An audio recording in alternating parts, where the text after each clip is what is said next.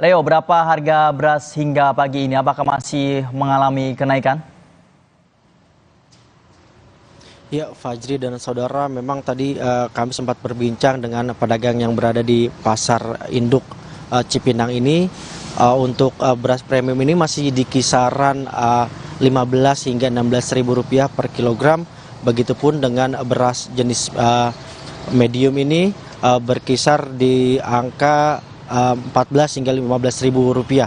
Memang berdasarkan panel harga pangan Badan Pangan Nasional atau Bapanas ini Selasa pada 27 Februari 2024 ini harga rata-rata nasional beras premium ini menyentuh di angka 16.570 per kilogram, atau harga ini kembali naik dari harga sebelumnya yaitu 16.530 rupiah. Begitupun dengan harga beras medium ini menyentuh harga 15.130 rupiah per kilogram, atau harga ini juga naik dari sebelumnya yaitu 14.180 rupiah per kilogram. Harga ini masih di atas harga eceran tertinggi yang ditetapkan pemerintah, yaitu di kisaran 13.900 hingga 14.800 rupiah per kilogram untuk beras premium, dan juga 10.900 hingga 11.800 per kilogram untuk beras medium. Memang sebelumnya Menteri Perdagangan yaitu Zulkifli Hasan mengklaim berkurangnya stok beras lokal ini terjadi akibat bergesernya musim panen. Zulhas memastikan Maret sebagian akan panen dan juga puncaknya April dan Mei ini stabil untuk beras lokal. Begitupun dengan Kepala Badan Pangan Nasional yaitu Arief Prasetyo Adi menjelaskan bahwa beras kemungkinan baru akan turun bila Indonesia bisa melakukan panen raya. Untuk panen raya ini targetnya yaitu di bulan Maret atau bulan depan, dengan produksi beras saat panen raya ini mencapai 3,5 juta ton. Dan harga beras ini baru akan turun sekitar 2 hingga 3 minggu setelah panen raya. Memang sementara Menteri Perdagangan yaitu Zulhas memastikan harga beras lokal ini terus akan mengalami kenaikan jika masyarakat tetap mencari beras lokal, misalnya beras Solok dan juga beras Cianjur. Sebagai solusi, Zulhas mengatakan beras bulog tersedia di pasaran dan tidak ada kenaikan harga. Saat ini beras bulog ini dijual dengan harga sekitar Rp14.000 per kilogram untuk beras komersil dan juga Rp55.000 per 5 kilogram untuk beras SPHP. Adapun beras bulog yang berasal dari impor ini pada tahun 2023 pemerintah mengimpor beras sebanyak 3,8 juta ton. Lalu pada tahun ini pemerintah juga berencana mengimpor beras ini hampir 3,6 juta ton beras, di mana 500.000 ton sudah dalam perjalanan menuju Indonesia. Fajri. Harga beras masih terus merangkak naik dan saat ini memang pemerintah sudah melakukan beberapa upaya agar masyarakat bisa membeli beras dan harga beras bisa normal kembali. Terima kasih Leo Taufik melaporkan langsung dari pasar di daerah Jakarta. Ya, saudara, usai jeda kami akan kembali dengan informasi menarik dan penting lainnya. Salah satunya sebuah rumah di kawasan Cilodong, Depok ludes terbakar pada Selasa dini hari. Diduga api muncul pertama kali akibat korsleting listrik.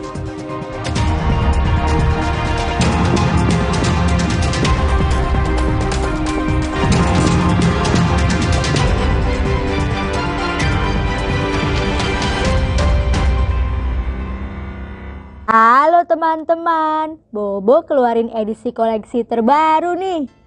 Edisi koleksi hadir lagi dengan 132 halaman.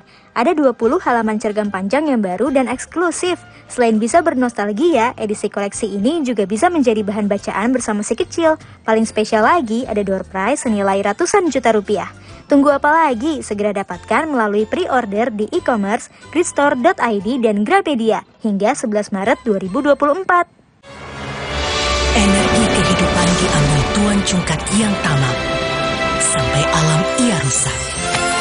Putri Hijau bertekad menyelamatkan, berbuka dan hidupkan harapan. Marja. Wah, populer kamera. Waktunya refreshing.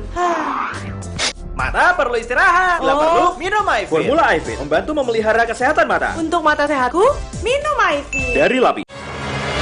Energi kehidupan diambil Tuan Cungkat yang tamak, rusak. Putri Hijau bertekad menyelamatkan, berbuka dan hidupkan harapan. Marja memaparkan ironi sosial. Jadi udah berapa tahun Bang ini jalan rusak nih? Udah lebih dari 20 tahun kan? Menguliti kejanggalan fakta. Jumlah sampahnya sangat besar. Mau sehancur apa lagi kita melihat laut Indonesia ini? Mengurai karut-marut keadilan. Nelayan perempuan kenapa tidak diakui? Apa kekurangannya? Berkas Kompas. Setiap Selasa pukul 11 malam di Kompas TV. energi kehidupan diambil Tuan Cungkat yang tamak, sampai alam ia rusak. Putri Hijau bertekad menyelamatkan, berbuka dan hidupkan harapan. Marja.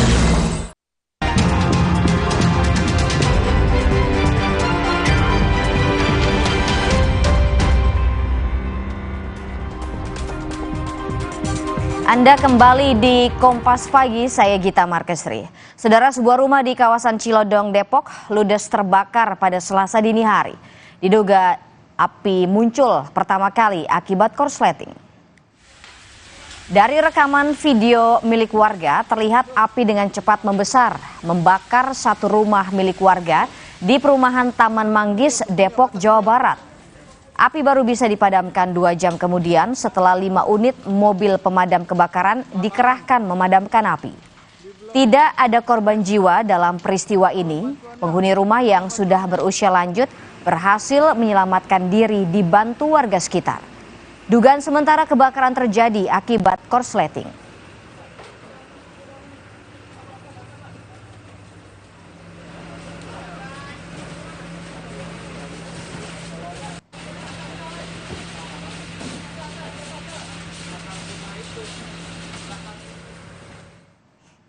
Saudara, teknologi sektor penerbangan berupaya menjadikan penerbangan lebih berkelanjutan dan membuat sejumlah perusahaan dirgantara mempertaruhkan komitmen pada teknologi perjalanan taksi udara dengan desain futuristik.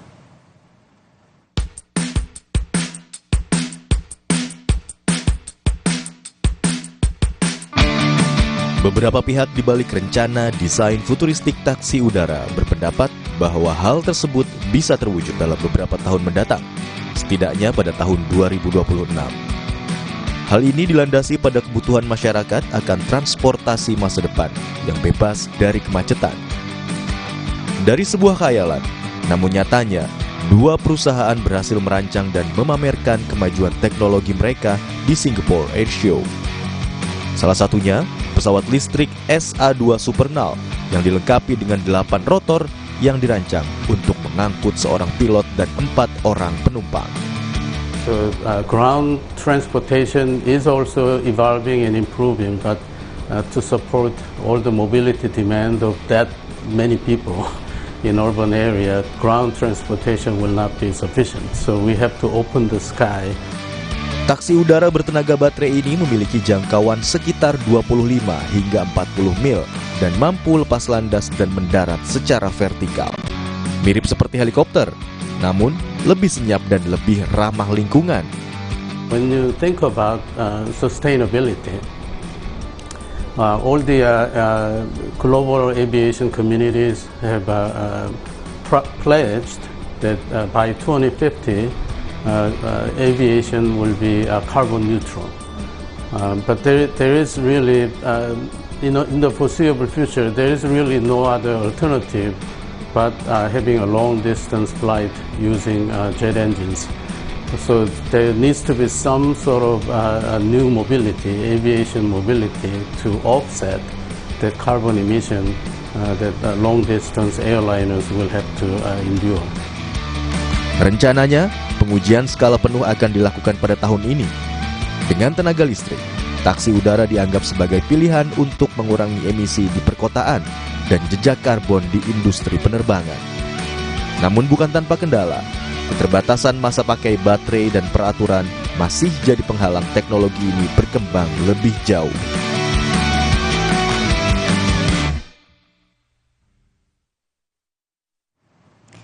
Ratusan spesies baru ditemukan di lepas pantai Chile. Spesies baru itu diantaranya terumbu karang, bulu babi, hingga lobster. Sekelompok ilmuwan internasional telah menemukan lebih dari 100 spesies baru yang hidup di lepas pantai Chili. Untuk mencapai kedalaman laut, ilmuwan menggunakan robot bawah air untuk menjelajah.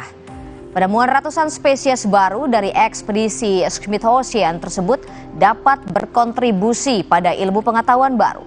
Asisten profesor di Universitas Texas Rio Grande Valley yang terlibat dalam ekspedisi tersebut menjelaskan, kini ilmuwan tengah melakukan penelitian bagaimana spesies dan komunitas hewan dasar laut dapat berubah dan berkembang biak.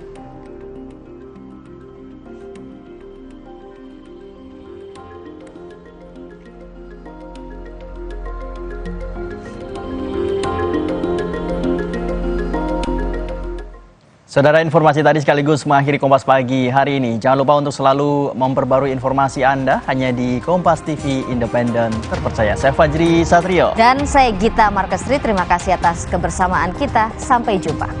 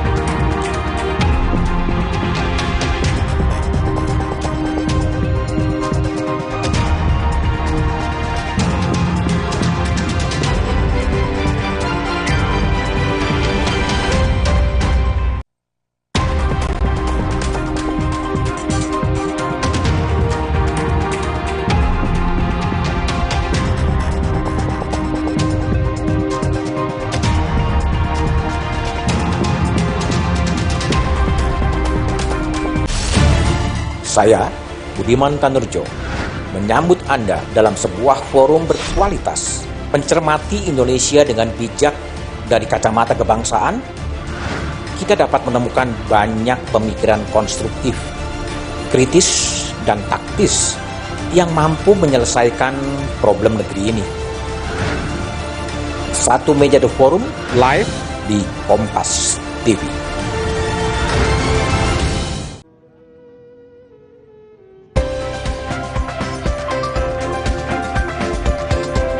Seorang pengendara motor di Bandung, Jawa Barat tewas akibat terjerat kabel seling yang menjuntai ke bawah. Polisi masih mencari pemilik kabel seling tersebut.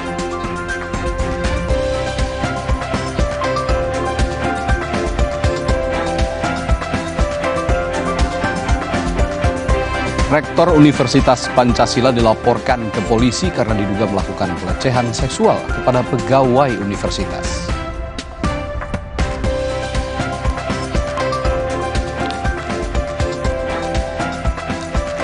Meski belum ada keputusan resmi KPU tentang hasil Pilpres, Istana sudah menggelar rapat membahas program makan siang dan susu gratis milik paslon nomor urut 2, Prabowo Gibran.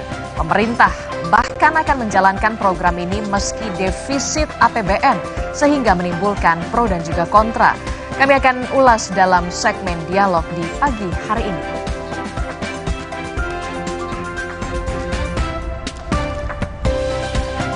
Harga beras melambung tinggi, warga di sejumlah daerah serbu bantuan beras Bulog.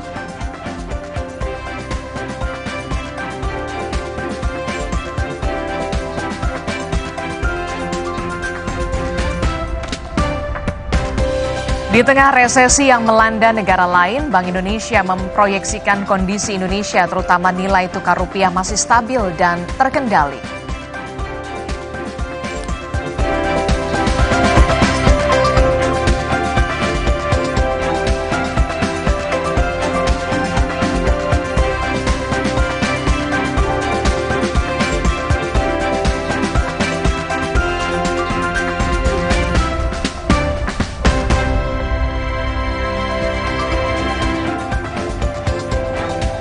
Halo, selamat pagi saudara, menemani sarapan pagi Anda. Pagi hari ini kami berdua kembali hadir di ruangan Anda dengan sejumlah informasi menarik dan juga penting untuk Anda simak di Sapa Indonesia Pagi bersama saya Radi Saputra. Dan saya Distila Harasati. Hari ini saudara, Selasa 27 Februari 2024 ada beragam informasi penting dan juga menarik. Salah satu yang kemudian masih menjadi sorotan adalah kemarin Presiden Joko Widodo bersama dengan para menterinya ini membahas atau menggelar rapat Kabinet Paripurna begitu ya. Ya. Yang salah satu adalah yang menarik dibahas adalah soal bagaimana rancangan kerja atau rancangan anggaran pendapatan belanja negara 2025 termasuk juga rencana kerja pemerintah yang kemudian disebut-sebut adalah juga mengakomodasi soal program ikonik nih Presiden dan juga Wakil Presiden terpilih 2024 ya.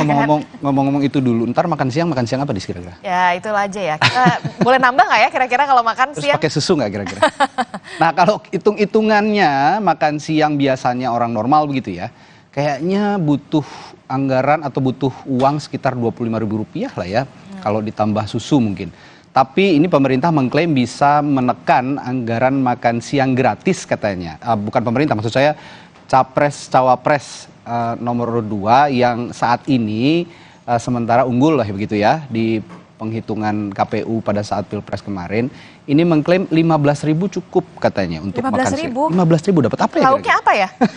Nah, kalau memang begitu juga kita harus menyiapkan segala sesuatunya, seperti juga beras yang sekarang sedang mahal-mahalnya, bisa nggak ditekan harganya supaya bisa memenuhi program makan siang dan susu gratis yang katanya nanti akan diakomodasi oleh RAPBN tahun 2025.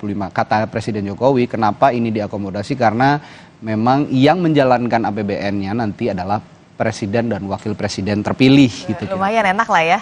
Iya, jadi nggak perlu pusing-pusing ya. Karena udah dirancang semuanya, gitu ya. udah disusun juga sama pemerintahan sebelumnya Pak Jokowi. Nah, yang kemudian menjadi sorotan adalah yang lain adalah bagaimana kemudian kasus dugaan pelecehan seksual yang diduga dilakukan oleh salah satu rektor sebuah universitas swasta di kawasan Jakarta Selatan ini memasuki babak baru. Kemarin seharusnya begitu sang rektor ini terduga pelaku ini menjalani pemeriksaan, tapi kalau tidak salah tidak hadir begitu ya? Ya, ini lagi-lagi ya institusi pendidikan yang seharusnya tercoreng, yang seharusnya memberikan pendidikan moral, pendidikan etika, lagi-lagi malah pimpinannya diduga, meskipun masih diduga melakukan pelecehan seksual.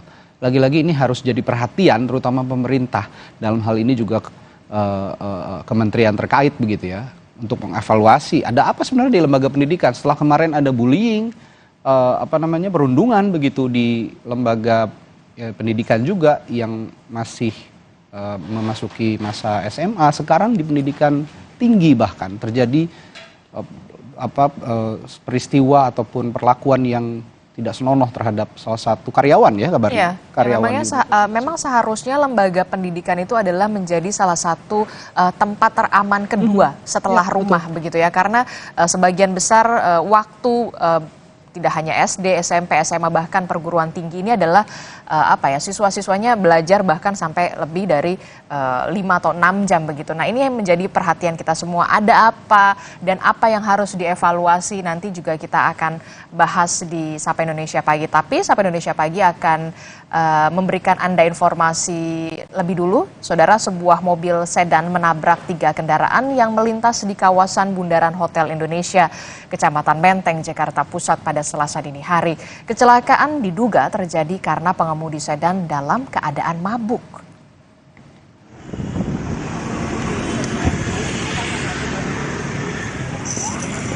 Kecelakaan melibatkan 4 kendaraan yang terdiri dari 2 mobil sedan dan 2 minibus. Keempat kendaraan mengalami kerusakan, terutama mobil sedan yang menjadi penyebab kecelakaan. Saksi mata mengatakan mobil sedan melaju dari arah Dukuh Atas menuju Sarinah. Saat berada di Bundaran Hotel Indonesia, mobil yang melaju dengan kecepatan tinggi tiba-tiba oleng hingga menabrak 3 kendaraan lain. Diduga pengemudi dalam keadaan mabuk hingga tak bisa menguasai kendaraan yang melaju dengan kecepatan tinggi. Itu mobil sedan yang itu tuh. Yang dari arah situ. Terus dia ngebut gitu, nabrak mobil yang ini. Habis itu nabrak mobil Alphard. Habis itu mobil Grand Max. Total ada berapa mobil yang? 3 mobil yang ketabrak. 3 mobil yang ketabrak. Ya. Itu kondisinya kenapa Bang? Informasinya bisa sampai nabrak gitu? Kalau informasinya sih katanya yang bawa mobil sedan itu dia posisinya kenceng gitu. Dia ngantuk atau dalam kondisi? Kalau nggak ngantuk keadaan mabok kayaknya dah. Oh gitu. Soalnya dia posisinya kenceng gitu. Peristiwa selanjutnya, berusaha kabur saat ditangkap seseorang yang masuk dalam daftar pencarian orang atau DPO kasus pencurian terpaksa dilumpuhkan Satuan Reserse Kriminal Polresta Padang dengan timah panas.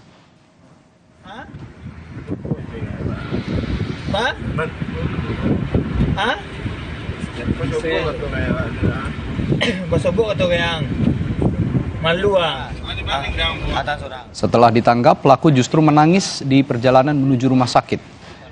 Kepada polisi, pelaku mengaku terlibat dalam kasus pencurian sepeda motor di sejumlah kawasan di Kota Padang, Sumatera Barat.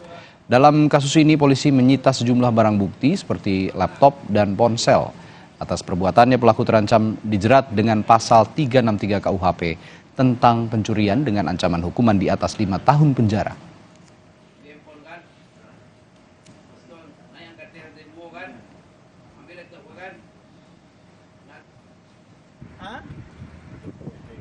Perkara begal yaitu 365 pencurian dengan kekerasan. Yang untuk perkara yang lain barang bukti masih kita telusuri, masih kita kejar karena menurut pengakuan setelah dijual kepada penadah yang identitasnya sudah kita kantongi, kita mencari keberadaan yang bersangkutan. Kita ke informasi selanjutnya, Saudara. Bencana tanah longsor terjadi di Kecamatan Bastem Utara, Kabupaten Luwu, Sulawesi Selatan. Material longsor menimbun 14 warga dan 4 diantaranya ditemukan dalam kondisi meninggal dunia. Video amatir warga memperlihatkan detik-detik saat tebing di Jalan Trans Sulawesi yang menjadi penghubung Kabupaten Luwu dan Palopo di Desa Bonglo, Bastem Utara, longsor.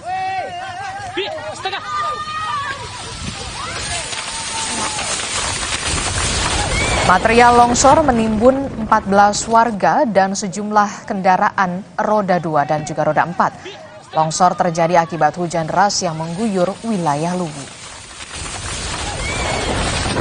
Korbannya ini ada 14 orang yang sudah dievakuasi, 4 yang MD meninggal dunia. Selebihnya itu ada dibawa ke selamat di puskesmas terdekat ini, Bastem Utara, dan ada ke rumah peduli juga ke keluarganya. Ini kira-kira penyebabnya apa Pak sampai terjadi longsor? Nah, ini hujan. Oh, hujan Deras untuk wilayah Luwu Raya ini. Tim SAR gabungan dari Basarnas, TNI, Polri, BPBD, dan juga PMI yang didatangkan ke lokasi terus melakukan pencarian terhadap korban yang tertimbun longsor di Desa Bonglo, Bastem Utara, Kabupaten Luwu. 2 unit alat berat telah dikerahkan ke lokasi untuk membantu proses pencarian terhadap korban. Saat ini 4 korban telah ditemukan dalam kondisi meninggal dunia, sementara 10 korban lainnya masih dalam pencarian.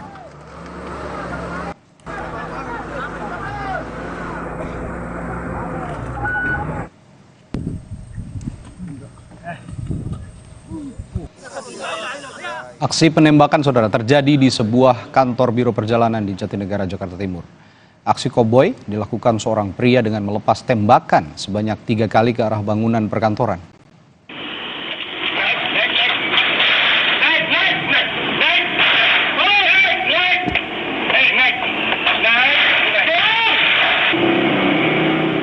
Keributan terjadi di depan kantor biro perjalanan di Jalan Jatinegara Timur, Jakarta pada 8 Februari lalu. 2 orang pria terlibat perselisihan hingga salah satu diantaranya mengeluarkan senjata api.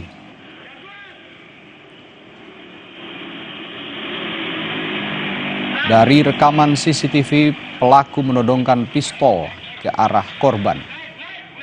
Korban yang ketakutan berupaya masuk ke dalam kantor. Pelaku emosi meluapkan kemarahannya. Pelaku bahkan melepas 3 kali tembakan, 2 diantaranya mengenai kaca.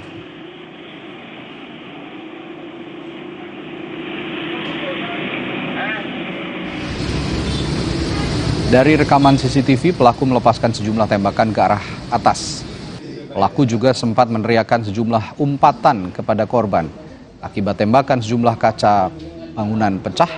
Saat ditemui di lokasi, korban mengaku mengenal pelaku. Keduanya memang tengah terlibat perselisihan. Namun ia tak menyangka pelaku nekat menodongkan senjata dan melepaskan tembakan ke arahnya. Korban yang trauma telah melaporkan kasus ini ke Polres Metro Jakarta Timur. Olah tempat kejadian perkara telah dilakukan penyidik, 2 selongsong peluru telah diamankan.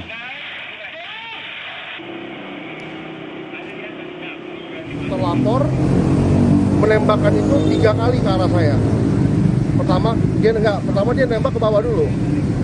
Entah sengaja ketembak atau apa, terus kedua baru diarahkan ke saya. Saya lagi duduk di atas itu, pas tuh di atas bangku itu ada peluru, saya menghindar.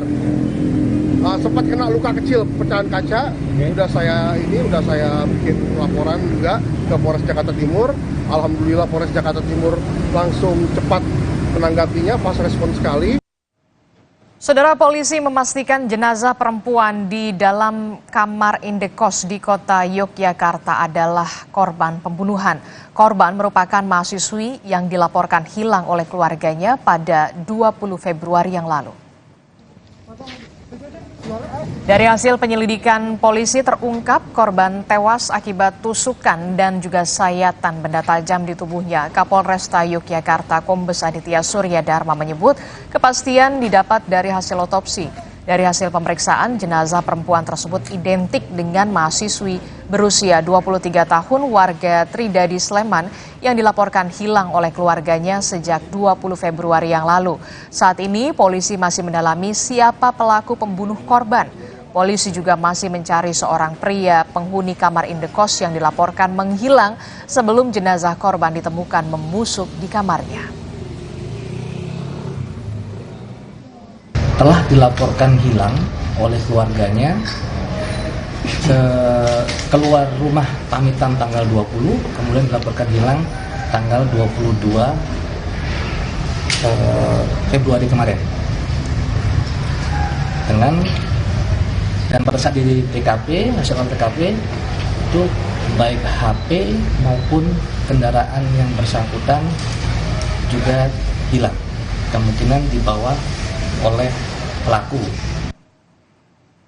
Seorang pengendara motor di Bandung, Jawa Barat tewas akibat terjerat kabel sling yang menjuntai ke bawah. Polisi masih mencari pemilik kabel sling tersebut. Informasinya kami hadirkan setelah jeda di Sapa Indonesia Pagi.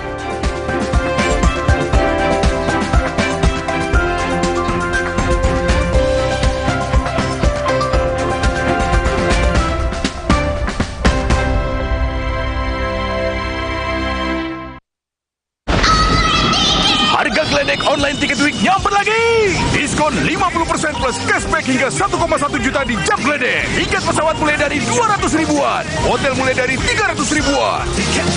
Sambar tiketmu sekarang. Alam permai di desa ini berasal dari energi kehidupan yang dilindungi Sang Penjaga. Tapi datang Tuan Cungkat, pembawa bencana. Ia ingin kuasai energi kehidupan. Putri Hijau bertekad, dia akan melindungi semua. Berbuka dan hidupkan harapan.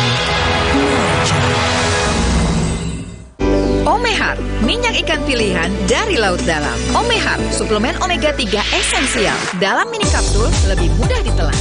Diproses dengan teknologi modern di Amerika. Bantu pelihara kesehatan tubuh kini dan nanti. Pak, ada kurma? Yakin cari kurma, Bu? Kan bukan Ramadan. Sari kurma Arab? Yakin ada di Sari Kurma TJ. Baik diminum kapan aja. Dipanen di Arab, dikemas di Indonesia. Sari Kurma TJ. Enak, halal. Yakin. Kakek mau yang itu juga dong. Tapi gigi kakek. Gak usah khawatir. Poliden adhesif membuat Anda bebas nikmati setiap gigitan dengan kuat dan cegah terperangkapnya sisa makanan. Poliden Cleanser, bunuh bakteri lebih kuat dari pasta gigi. Harga Gledek Online Ticket Week nyamper lagi. Diskon 50% plus cashback hingga 1,1 juta di Jam Gledek. Tiket pesawat mulai dari 200 ribuan. Hotel mulai dari 300 ribuan. Sambar tiketmu sekarang. Energi kehidupan diambil Tuan Cungkat yang tamak, sampai alam ia rusak. Putri Hijau bertekad menyelamatkan, berbuka dan hidupkan harapan. Marja. Only for those with unapologetic ambition. Let the legend takes you. Carving your legendary path with Suzuki Jimny. Jangan ada batuk di antara kita. Batuk berdahak Siladex ME, batuk pilek Siladex Cough and Cold, batuk tidak berdahak Siladex Antitusif atau Siladex DMP. Siladex, aktif redakan batuk, produksi Konimax. Energi kehidupan diambil Tuan Cungkat yang tamak, sampai alam ia rusak. Putri Hijau bertekad menyelamatkan, berbuka dan hidupkan harapan. Marja. Harga geledek online Tiket Week nyamper lagi. Diskon 50% plus cashback hingga 1,1 juta di jam geledek. Tiket pesawat mulai dari 200 ribuan. Hotel mulai dari 300 ribuan. Sambar tiketmu sekarang. Only for those with unapologetic ambition. Let the legend takes you. Carving your legendary path with Suzuki Jimny. Energi kehidupan diambil Tuan Cungkat yang tamak, sampai alam ia rusak. Putri Hijau bertekad menyelamatkan, berbuka dan hidupkan harapan. Marja.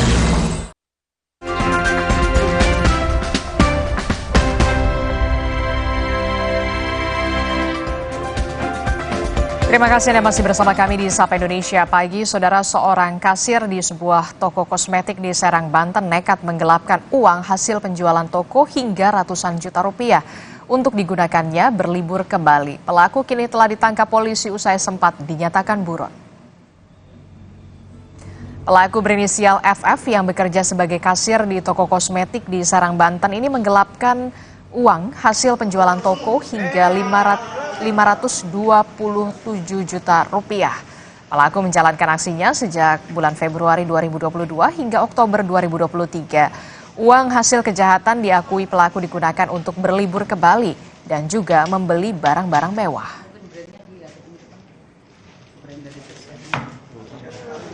Dari Februari sampai 2022 sampai Oktober 2023.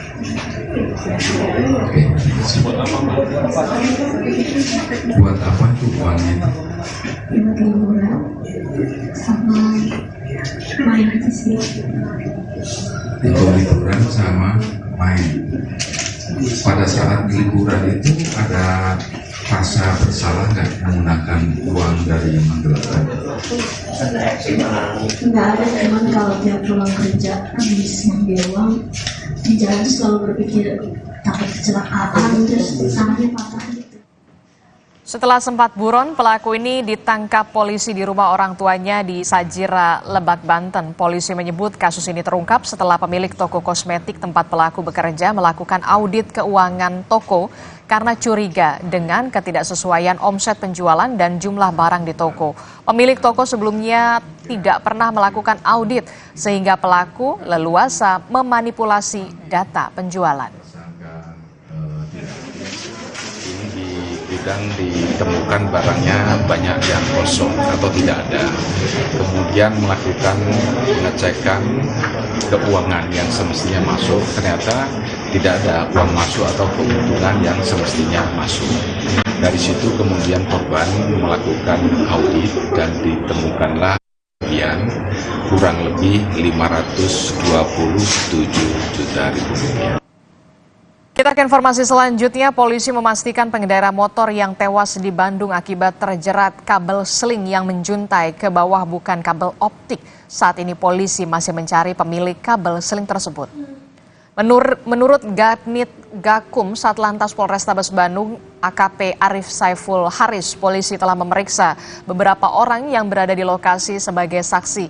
Saat ini polisi masih mencari siapa pemilik kabel seling yang menjuntai ke bawah hingga menjerat seorang pengendara sepeda motor hingga tewas. Korban meninggal dunia di lokasi kejadian dengan luka di bagian leher dan korban langsung dibawa ke Rumah Sakit Hasan Sadikin Bandung.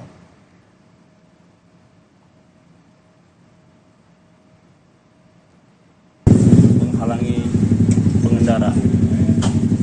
Sejauh ini berapa orang yang telah dimintai keterangan? Di lokasi sudah kita minta keterangan 2 orang termasuk pemilik warung di sekitar dan membenarkan atas kejadian ini. Kabel yang kita dapat di TKP itu masih dalam penyelidikan. Mudah-mudahan nanti dapat kita temukan untuk pemilik kabel seling tersebut. Dan untuk mengetahui bagaimana kondisi terkini di lokasi kejadian, kita tanyakan langsung kepada jurnalis Kompas TV, sudah ada Ninda Destiani. Ninda, selamat pagi. Ninda, bagaimana kondisi terkini di sana? Apakah kabel seling yang menjuntai ke bawah masih berada di posisi semula? Dan apakah di lokasi kejadian ini polisi sudah melakukan olah tempat kejadian perkara, Ninda? Selamat pagi Adisti dan juga saudara, saat ini kami melaporkan langsung di kawasan Jalan Peta, Kecamatan Bojongloa, Kota Bandung, di mana masyarakat luas lebih mengenal ini adalah perempatan Peta Kopo, yang mana ini merupakan tempat kejadian perkara pengendara motor tewas pada Minggu malam sekitar pukul 19.15 karena terjerat kabel listrik yang menjuntai ke jalan. Adapun kronologisnya setelah informasi yang kami dapatkan bahwasanya kejadian ini terjadi pada malam hari sekitar pukul 19.15 waktu Indonesia Barat. Kemudian seorang pengendara motor pria berusia 60 tahun ini sedang melaju dari arah timur di Jalan Peta menuju ke barat, yang mana kondisinya pun saat itu sedang turun hujan. Kemudian pengendara tersebut melaju yang mana paling depan posisinya sehingga terjerat kabel listrik yang menjuntai ke jalan. Kronologisnya pun ini sebetulnya tidak hanya satu motor saja yang jatuh, namun ini secara beruntun ada sejumlah motor di belakangnya yang ikut terjatuh, namun naas memang kabel listrik yang menjuntai ini harus terkena pada leher korban yang saat itu meninggal dunia di tempat dan kemudian langsung dilarikan ke Rumah Sakit Hasan Sadikin Bandung. Adapun kondisinya di tempat kejadian perkara, saudara, jika kami pantau dan lihat, bisa Anda lihat di belakang saya, sebetulnya di tempat kejadian perkara ini memang banyak dipenuhi oleh kabel yang terpasang di tiang-tiang, di udara maupun yang terlilit di pohon begitu. Kami tadi setelah melihat setiap sudut pojok-pojok ini masih ada beberapa sejumlah kabel yang menjuntai, namun ini berbentuk kabel potongan. Meskipun ini memang tidak sampai ke tanah, ke jalan, ke aspal begitu, namun ini berpotensi dapat membahayakan pengendara yang melaju ke jalan tersebut, di jalan sini begitu. Terutama mereka pengendara motor yang ini berpotensi terjadinya kecelakaan di tempat kejadian perkara ini, saudara. Dan setelah kami gali informasinya, apakah di sini seringkali terjadi kecelakaan serupa begitu, informasinya bahwasanya ini merupakan kecelakaan tunggal karena kabel ini yang pertama kali. Kemudian pada saat itu posisinya sedang turun hujan, yang mana korban juga mengenakan jas hujan, sehingga menurut polisi korban ini tidak sadar ataupun tidak mengetahui adanya kabel saat itu menjuntai ke jalan, sehingga korban diduga tidak mengetahui dan tidak sadar begitu. Kemudian selain itu mengenai penerangan jalan begitu ataupun JPU, seharusnya karena ini merupakan pusat kota di mana juga perempatan banyak, kemudian seharusnya pada malam hari ini terang, namun sebagian warga ataupun pengendara motor ini menyebut bahwa mereka bahkan masih kegelapan pada saat melaju atau melintas di tempat kejadian perkara ini. Nah, untuk menanggapi kejadian tersebut juga kami sudah langsung mencari informasi langsung ke Polrestabes. Kepala Unit Penegakan Hukum Satuan Lalu Lintas Polres Bandung, AKP Arif Saiful Haris, ini mengatakan bahwasanya saat ini sedang melakukan penyidikan. Kemudian juga sudah memeriksa saksi yang melihat kejadian tersebut dan saat ini sedang mencari informasi lebih lanjut dan menggali lebih dalam siapakah kepemilikan dari kabel listrik yang sempat menjuntai pada malam hari itu. Namun saat ini kabel listrik yang terlibat itu sudah dievakuasi, maksud kami sudah diamankan, namun memang masih ada beberapa kabel yang masih semrawut ataupun menjuntai ataupun potongan-potongan kabel yang ada di udara, begitu Adisti dan juga saudara. Dan selain itu juga dari manajer komunikasi dan TJSL PLN UID Jabar ini menegaskan bahwasannya kabel yang terjuntai ke jalan itu merupakan bukan kabel PLN, yang mana jika kabel PLN ini menengah 20.000 volt tegangannya. Kemudian juga ini dililit banyak 3 lilitan jenis kabel yang mana ini dibuat lebih rapi dan juga memudahkan dalam konstruksi sehingga dipastikan bahwa kabel yang melilit ke jalan itu merupakan bukan kabel PLN. Dan saat ini polisi masih menyelidiki kepemilikan tersebut dan adapun himbauan dari petugas kepolisian bagi pengendara yang melaju di jalan Peta atau tepatnya di perempatan Peta Kopo ini agar dapat lebih berhati-hati maupun di siang hari maupun malam hari, kemudian lebih menegakkan peraturan yang ada di jalan, kemudian lebih memperhatikan jalanan-jalanan yang memang ini rawan terjadi kecelakaan karena penerangan, apalagi saat ini kondisinya sedang banyaknya terjadi hujan maupun angin besar. Demikian sementara, Adisti. Hingga saat ini polisi masih mencari siapa pemilik kabel seling yang kemudian akhirnya ada korban tewas begitu ya karena terlilit seorang pemotor, dan kita harapkan tentu saja Pemkot setempat ini segera menertibkan kabel-kabel yang masih semrawut, jangan sampai membahayakan pengendara jalan. Terima kasih informasinya, jurnalis Kompas TV Ninda Setiani melaporkan langsung dari Bandung, Jawa Barat. Saudara, meski belum ada keputusan resmi KPU tentang hasil Pilpres, Istana sudah menggelar rapat untuk membahas program makan siang dan juga susu gratis milik paslon nomor urut 2 Prabowo Gibran. Pemerintah bahkan akan menjalankan program meski defisit APBN, sehingga menimbulkan pro dan juga kontra. Kami akan ulas dalam segmen Dialog Sapa Indonesia pagi ini bersama Radi Saputra.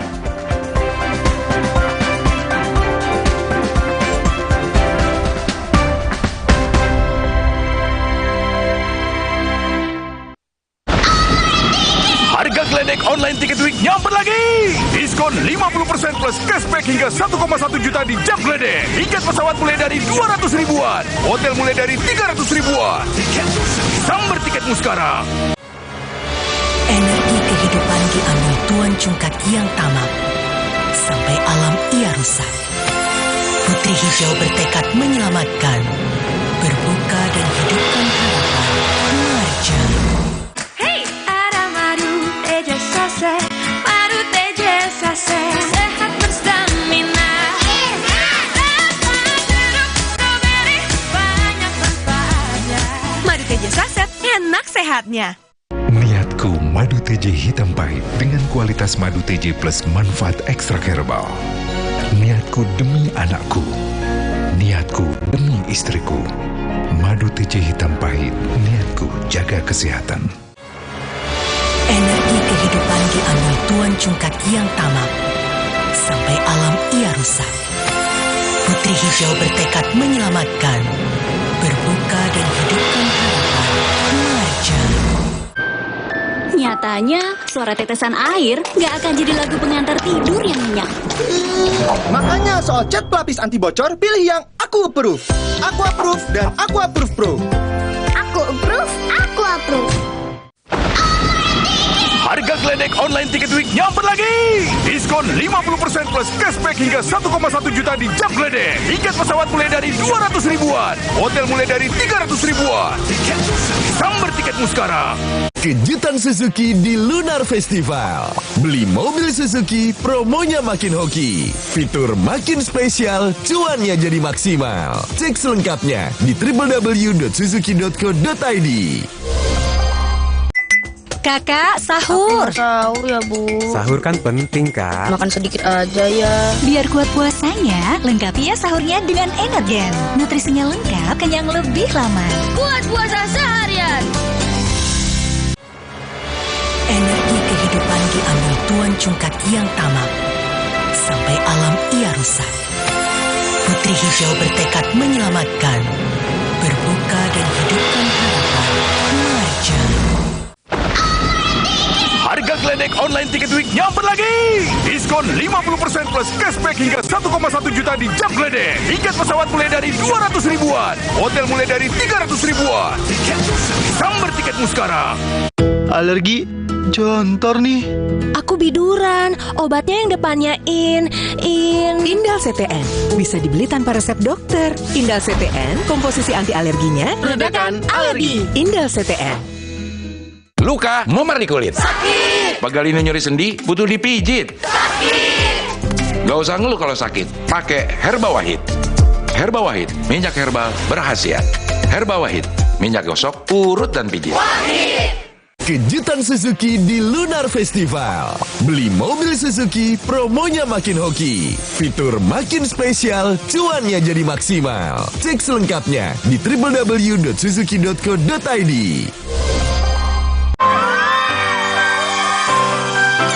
Jangan ada batuk di antara kita. Batuk berdahak, Siladex ME. Batuk pilek, Siladex Cough and Cold. Batuk tidak berdahak, Siladex Antitusif atau Siladex DMP. Siladex, aktif redakan batuk. Produksi Konimax.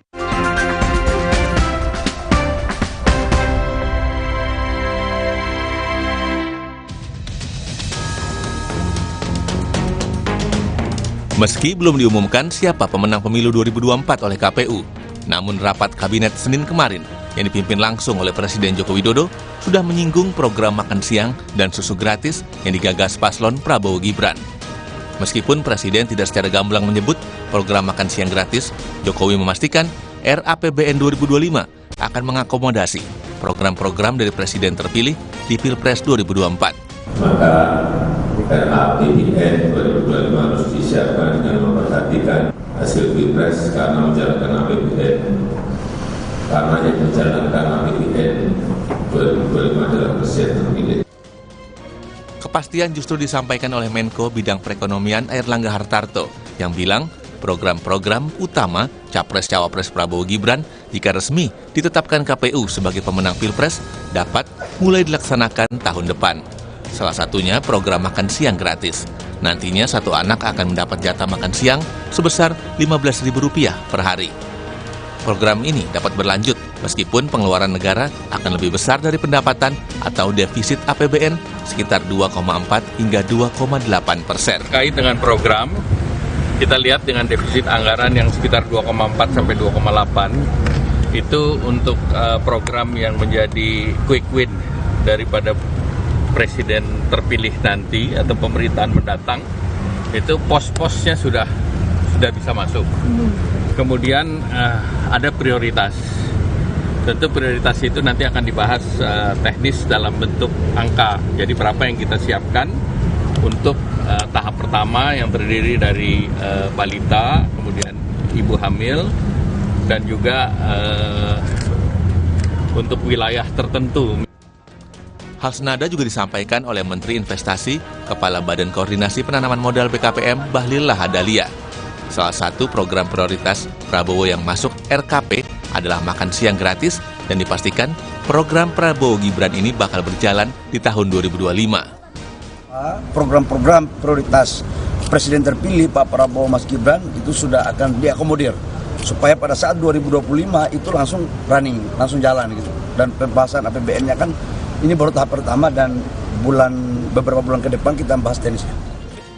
Merujuk kutipan Budiman Sujatmiko dari TKN Prabowo Gibran bahwa makan siang dan susu gratis bagi siswa sekolah per tahun membutuhkan beras sekitar 6,7 juta ton, sementara kebutuhan daging ayam per tahun mencapai 1,2 juta ton dan daging sapi 500.000 ton. Sementara kebutuhan ikan dan sayur mayur diperkirakan mencapai 1 juta ton per tahun. Untuk program susu gratis kebutuhannya sekitar 4 juta kiloliter per tahun. Perkiraan biaya makan siang gratis per porsi sekitar Rp10.000 hingga Rp30.000, sementara biaya susu gratis sekali saji sekitar Rp3.000 hingga Rp5.000. Jika diperkirakan total siswa yang menerima program makan siang gratis mencapai 47,5 juta siswa merujuk pada data Kementerian Pendidikan, maka total anggaran yang diperlukan per tahun mencapai sekitar 148,4 triliun hingga 399 triliun rupiah. Makan siang gratis menjadi salah satu program yang dijanjikan paslon Capres-Cawapres nomor urut 2 Prabowo Subianto Gibran Rakabuming Raka. Perkiraan dana untuk melaksanakan program tersebut sebesar 460 triliun rupiah. Tim Liputan Kompas TV.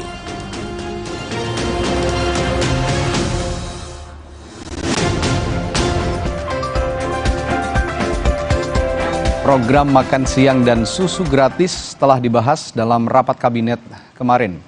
Program yang akan menggelontorkan anggaran yang konon mencapai 400 triliun rupiah ini harus diawasi dengan ketat agar tidak berimbas pada kendala ekonomi lainnya. Lalu bagaimana penganggaran program ini? Sudah realistiskah program yang dicanangkan oleh salah satu pasangan calon, yakni pasangan calon nomor urut 2 dalam Pilpres kemarin? Dan meski KPU belum mengumumkan siapa pemenang di pemilu 2024, nyatanya program yang digagas Prabowo Gibran ini sudah masuk di istana. Terburu-burukah? Kita akan bahas dengan sejumlah narasumber yang hadir. Dari virtual, ada tenaga ahli utama, staf kantor Presiden, Abraham Wirotomo, anggota Komisi 11 DPR RI, dari fraksi Partai Gerindra Kamarul Samad, dan Sekretaris Dewan Pakar Timnas Amin, Anies Muhaimin, Wijayanto Samirin yang hadir di studio. Selamat pagi Pak Wijayanto. Selamat pagi Mas. Pak Kamarul Samad, lalu Mas Abraham. Selamat pagi Bapak-Bapak. Iya. Selamat pagi. Saya langsung ke Mas Abraham sebagai orang yang berada di internal pemerintahan. Mas Abraham, program makan siang dan susu gratis ini saya konfirmasi ulang ya, sudah dibahas dalam sidang kabinet paripurna kemarin oleh Presiden Joko Widodo dan menteri-menterinya. Ya, berdasarkan catatan pimpinan kami, Pak Muldoko, terkait dengan sidang kabinet kemarin, tidak ada pembahasan program secara detail. Oke. Pada prinsipnya, Bapak Presiden meminta pada jajarannya untuk memulai menyusun RKP dan APBN untuk tahun 2025. Dan ini kan bisnis prosesnya biasanya sudah dimulai dari bulan Februari. Jadi ini suatu bisnis proses perencanaan penganggaran yang biasa. Nah, dalam arahan Bapak Presiden ada 3 hal, Mas. Pertama, beliau menekankan pentingnya aspek keberlanjutan pembangunan. Oleh karena itu, sembari menunggu hasil dari KPU, dalam pembahasan nanti kita akan melihat program-program yang untuk Presiden selanjutnya. Lalu yang berikutnya, yang kedua, Bapak Presiden juga menekankan pentingnya aspek kehati-hatian karena situasi ekonomi dunia sedang penuh dengan ketidakpastian. Ada Jepang dan Inggris yang masuk ke resesi, jadi kita harus berhati-hati namun tetap mengutamakan akselerasi. Lalu yang ketiga, arahan dari Bapak Presiden adalah kebijakan fiskal harus memperhatikan keberlanjutan transformasi ekonomi. Oleh karena itu kita optimis bahwa nanti ketika kick off-nya ini belum dimulai ya, kick off-nya itu nanti akan dilaksanakan secepatnya, mungkin seminggu 2 minggu ke depan akan dimulai kick off, lalu masuk ke tahap pembahasan untuk rencana kerja RKP 2025 dan untuk APBN 2025. Jadi tahapnya panjang Mas, ada 30 tahapan ini dalam penyusunan ini. Jadi yang Anda maksud kick off itu bukan langsung mengalokasikan anggaran atau merancang alokasi anggaran untuk programnya Prabowo Gibran makan siang gratis, tapi untuk RKP dulu ya, Bung Abraham ya? Betul, jadi setelah dari kick off, setelah itu ada rakor dengan gubernur tahapannya ya Mas, lalu ada Rakortek Renbang, setelah dari Rakortek Renbang ada rapat multilateral dengan para kementerian teknis terkait, setelah itu ada Renbang, jadi sampai ke penetapan rancangan itu nanti di bulan Mei, jadi tentu sudah menunggu hasil dari KPU karena rancangannya itu sampai bulan Mei, Mas. Ya, ini sepertinya masih makro, tapi pertanyaan saya selanjutnya begini Bung Abraham. Jika dalam masa transisi sebelumnya begitu ya, saya melihat sepertinya tidak ada pembahasan detail untuk anggaran yang akan dijalankan oleh presiden terpilih, begitulah katakan. Pada saat 2014 saya ingat sepertinya juga Pak SBY tidak langsung membahas gitu ya program-program yang akan dijalankan oleh Pak Jokowi. Kalau Pak Jokowi melanjutkan dari 2014 ke 2019 dan periode yang kedua maksud saya, itu saya paham karena beliau adalah incumbent pada saat itu. Tapi ini kan presiden baru bukan incumbent begitu. Apakah ini lazim seperti ini dibahas di sidang kabinet begitu untuk pemerintahan yang selanjutnya begitu? Jadi di dalam sidang kabinet kemarin dari arahan presiden tidak ada pembahasan program secara detail, Mas. Jadi presiden menyampaikan bahwa RKP tahun 2025 ini seperti untuk menjaga kesinambungan pembangunan. Oleh karena itu harus memperhatikan hasil pemilu yang kita tunggu ini. Karena pembahasannya ini kan sampai Mei, Mas Rudi. Jadi pembahasan terkait dengan RKP dan APBN itu bukan hanya kemarin, tapi pembahasannya akan berlangsung. Dan tadi tahapan-tahapannya ada rakor gubernur, ada rakortek Renbang, ada rakor Renbang, ada juga multilateral meeting, ada bilateral meeting, ada juga musrembang dengan provinsi, musrembang nasional sebelum nanti ada rancangan. Nah, rancangannya itu sekitaran bulan Mei biasanya baru dibawa ke DPR. Jadi sampai ke penetapan itu biasanya sampai Agustusan, nanti ada pemutakhiran lagi yang mana akan ditetapkan oleh presiden terpilih, karena itu sudah di atas bulan Oktober, biasanya November, Desember. Intinya begini, Bung Abraham, pertanyaan saya, berarti lazim pembahasan ini untuk pemerintahan selanjutnya jika memang masa pemerintahan yang sebelumnya sudah habis, begitu ya? Iya, karena proses bisnis proses perencanaan penganggaran ini membutuhkan waktu yang lama. Karena tidak bisa kita menyusun perencanaan dan penganggaran kita. Oleh karena itu, dalam sidang kabinet kemarin, harapannya kick off bisa segera dilakukan, pembahasan bisa segera dilakukan dengan 3 arahan tadi dari Bapak Presiden. Jadi Bapak Presiden tidak membahas detail setiap program, prinsipnya supaya ada keberlanjutan untuk RKP dan APBN tahun selanjutnya, Mas. Oke. Selanjutnya saya akan ke Pak Kamarus Samad sebagai orang yang duduk di DPR, terutama di Komisi 11, nanti juga akan membahas anggaran-anggaran pemerintah, termasuk pemerintahan selanjutnya setelah era Presiden Joko Widodo gitu. Pak Kamarus Samad, kalau Anda melihat anggaran 400 triliun begitu untuk program makan siang dan susu gratis milik Prabowo Gibran ini, bisa Anda jelaskan kepada publik di mana letak masuk akalnya? Karena ini anggaran yang sangat besar, bahkan Menteri Keuangan kemarin Sri Mulyani sudah mengatakan bahwa ini akan terjadi defisit anggaran sekitar 2,8 kalau nggak salah ya, 2,84%. Bagaimana Anda menjelaskan ini kepada publik, Bung Kamarus Samad? Iya, Mas. Pertama kita perlu meluruskan dulu bahwa apa yang dilakukan oleh pemerintah, kalau saya baca di media itu bagian daripada sirkulasi penyiapan APBN di 2025. Dan itu memang selalu dimulai di kuartal pertama di tahun berjalan, lalu kemudian dari situlah dirumuskan KEM PPKF, kerangka ekonomi makro dan pokok-pokok kebijakan fiskal. Nah, iya, KEM PPKF kan target pertumbuhan ekonomi kita, kemudian pengungkah kemiskinan dan target pengurangan angka pengangguran, terusnya termasuk nilai tukar rupiah. Nah, dari KEM PPKF itu biasanya pemerintah mengambil dari 3 sumber. Yang pertama, sumber yang dilakukan secara berjenjang melalui musrembang, tingkat kelurahan, desa, kecamatan, kabupaten, kota, provinsi, sampai musrembang nasional. Itu satu sumber. Sumber yang kedua berasal dari RPJMN, Rencana Pembangunan Jangka Menengah kita.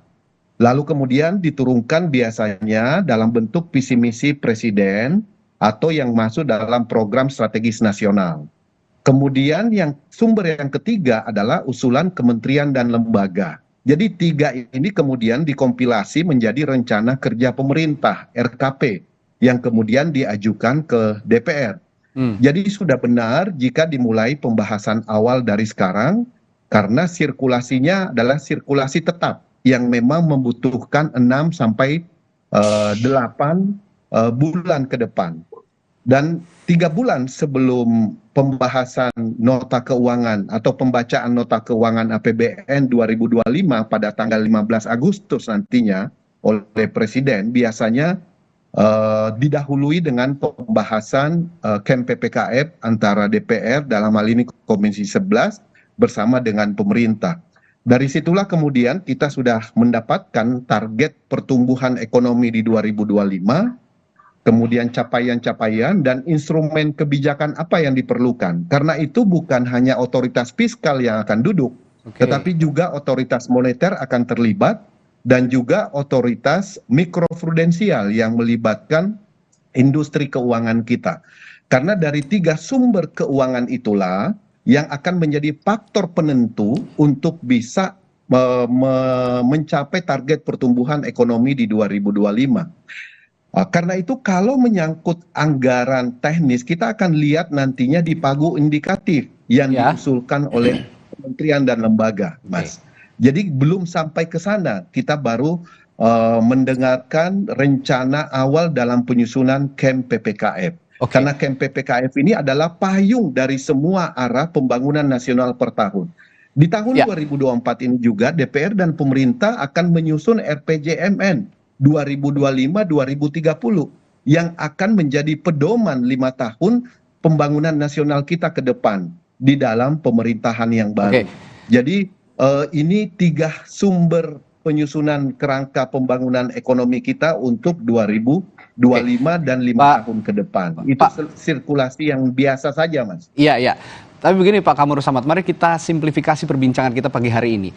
Bahwa ada anggaran 400 triliun yang harus disediakan oleh pemerintah. Dan publik yang terutama yang memilih Prabowo Gibran begitu, ini sudah terbuai dengan janji politik ya. Ini saya katakan janji politik, makan siang gratis dan susu gratis untuk anak-anak dan juga ibu hamil. Pertanyaan saya simpel tadi, dengan penjelasan Anda yang tadi, itu apakah memang sangat masuk akal ini dapat dianggarkan dan mencapai pertumbuhan ekonomi yang Anda katakan tadi akan bisa memenuhi semua penganggaran dan juga pembiayaan dalam program makan siang dan susu gratis ini? Jadi Mas, ruang fiskal kita nanti menentukan sejauh mana kemampuan fiskal kita untuk mengakomodasi program setiap tahun. Karena itu kita akan menghitung, melihat usulan pemerintah ke DPR, berapa besar target penerimaan negara. Kan begitu? Lalu kemudian berapa besar rencana belanja negara. Dari situ kemudian jika ada selisihnya baru kemudian kita lihat, oh defisitnya sekian persen. Sepanjang defisitnya di bawah 3%, itu juga masih dalam koridor ketentuan undang-undang. Nah, bagaimana memenuhi defisit tersebut? Biasanya selalu dengan menerbitkan surat utang negara yang kemudian dijual kepada pemerintah, dijual kepada masyarakat. Nah, jadi kita belum sampai ke sana, kita masih pada tahap penyusunan kerangka ekonomi makro dan pokok-pokok kebijakan fiskal. Tapi ruang fiskal kita tergantung arah kebijakan target pertumbuhan ekonomi kita di 2025. Nah, itu yang belum kita dapatkan dari pemerintah. Jadi kalau tiba-tiba ditanya sekarang dari 3.000 lebih APBN kita misalnya di 2024 dan diperkirakan akan meningkat di 2025, tentu ruang fiskalnya kita akan lihat arah kebijakan pemerintah yang diusulkan kepada DPR.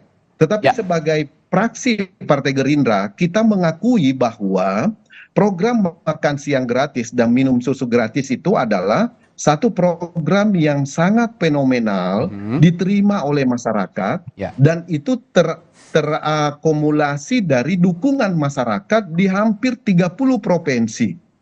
Prabowo Gibran memenangkan kontestasi ini, berarti program ini direspon secara positif itu yang saya maksud. Nah, kalau itu sudah diserap, maka kita punya optimisme bahwa pemerintah akan mengakomodasi dalam kebijakan fiskalnya terhadap usulan dari DPR nantinya. Begitu, Mas? Kalau mencatat pernyataan Anda tadi Pak Kamru Samad, ini kan akan dilihat dulu target penerimaan negaranya berapa begitu dengan anggaran yang biasanya range-nya itu ada di 3.000 triliun ya kalau saya tidak salah per tahun begitu. Apakah ini mampu atau tidak ya nanti dilihat dulu begitu kira-kira. Tapi pertanyaan selanjutnya ke Pak Wijayanto. Ini kan sudah ya seperti yang diakui juga oleh Pak Kamru Samad bahwa pemilihnya Pak Prabowo Gibran ini sudah benar-benar melihat program ini secara kedekatan dengan masyarakat yang secara emosional ini program yang memang dibutuhkan oleh masyarakat begitu. Tapi jangan sampai juga tidak terrealisasi. Ini kan akan mengecewakan juga untuk masyarakat. Nah, saya sebelum bertanya apakah ini realistis atau tidak, saya minta komentar Anda dulu sebenarnya dengan dibahasnya seorang presiden membahas keberlanjutan anggaran untuk pemerintahan selanjutnya. Respons Anda seperti apa untuk itu? Jadi yang pertama saya ingin mengucapkan terima kasih ke Mas Abraham ya, yang sudah mengklarifikasi bahwa program salah satu capres belum mulai dibahas. Itu adalah statement yang sangat penting. Clear ya? Karena kalau itu dilakukan memang menjadi sangat tidak bijaksana. Betul. Karena KPU baru mengumumkan secara resmi tanggal 20 Maret ini. Ya. Nah, kemudian terkait dengan program-program sendiri, saya sebenarnya mengusulkan Pilpres kali ini adalah Pilpres yang berbeda dengan Pilpres sebelumnya. Ya. Karena sangat didominasi oleh adu gagasan. Banyak kritik, banyak ide-ide baru, ide-ide segar. Kenapa tidak selain mempertimbangkan ide dari cawapres terpilih nantinya, siapapun itu, juga memasukkan berbagai kritik dan ide-ide terobosan yang ada dalam visi misi paslon 1, 2, 3 itu sebagai bagian dari masukan. Karena kalau saya lihat ada begitu banyak program yang sebenarnya menarik, efisien secara anggaran, berdampak bagi masyarakat. luas. Kalau ini dilakukan, ini merupakan tren baru. Pelibatan paslon lain dalam membangun negeri ini tidak hanya dengan menunjuk perwakilan mereka dalam pemerintahan, tapi justru lebih penting bagaimana ide-ide baru, ide-ide segar itu diakomodasi. Nah, kalau ini dilakukan, ini akan menjadi satu terobosan dan tren baru di Indonesia. Berbicara masalah program itu sendiri, karena ini merupakan program unggulan yang digaungkan oleh salah satu paslon, maka ini harus dilakukan, harus dilaksanakan. Itu ya saya maksud. Jangan sampai tidak dilakukan. Jangan sampai ditunda atau tidak dilakukan. Karena ini masalah trust. Nilainya luar biasa ketika masyarakat tidak trust lagi kepada janji-janji politik yang disampaikan dalam suatu proses politik yang namanya Pilpres. Jadi ini betul-betul harus dilaksanakan. Nah, catatan saya terkait dengan program ini, kita harus hati-hati. Pertama, kita memang memasuki koridor ekonomi sulit. Ekonomi global akan slow down. World Bank merevisi target pertumbuhan global dari 2,7% ke 2,4%. Ini penurunan luar biasa. World Bank juga memprediksikan pertumbuhan ekonomi kita hanya 4,9%. Dugaan saya sangat mungkin itu juga akan direvisi nantinya melihat kondisi global. Harga komoditi pasti akan turun. Dan ini cukup penting bagi kita. Kalau kita berbicara ekspor, kita berbicara penerimaan negara, PNBP, pajak, dan lain sebagainya. Termasuk nilai tukar rupiah. Jadi berbagai faktor itu harus dipertimbangkan. Belum lagi kita punya program IKN, yang kalau ini dilanjutkan pasti juga akan menyita cukup banyak proporsi dari APBN untuk mewujudkannya. Sehingga semua itu harus dipikirkan. Saya cenderung begini, jangan sampai kemudian kita menggunakan patokan defisit 3% itu sebagai pembelaan. Selama defisitnya itu kurang dari 3%, ya nggak masalah. Kalau bisa malah ditekan terus kan gitu ya? Kalau bisa, iya. Defisitnya. Karena utang kita itu sudah sangat tinggi. Kita jangan berbicara debt to GDP ratio, tapi debt service ratio. Ini sudah di atas 40%. Jadi rasio antara pengeluaran bunga, cicilan pokok dibanding dengan penerimaan negara. Nah, kalau ini tidak kita carikan solusi, maka rating kita akan buruk. Kalau kita menerbitkan hutang, bahkan SUN, bunganya akan tinggi dan ini semakin membebani APBN. Sekarang itu SUN sudah 6,43% bunganya.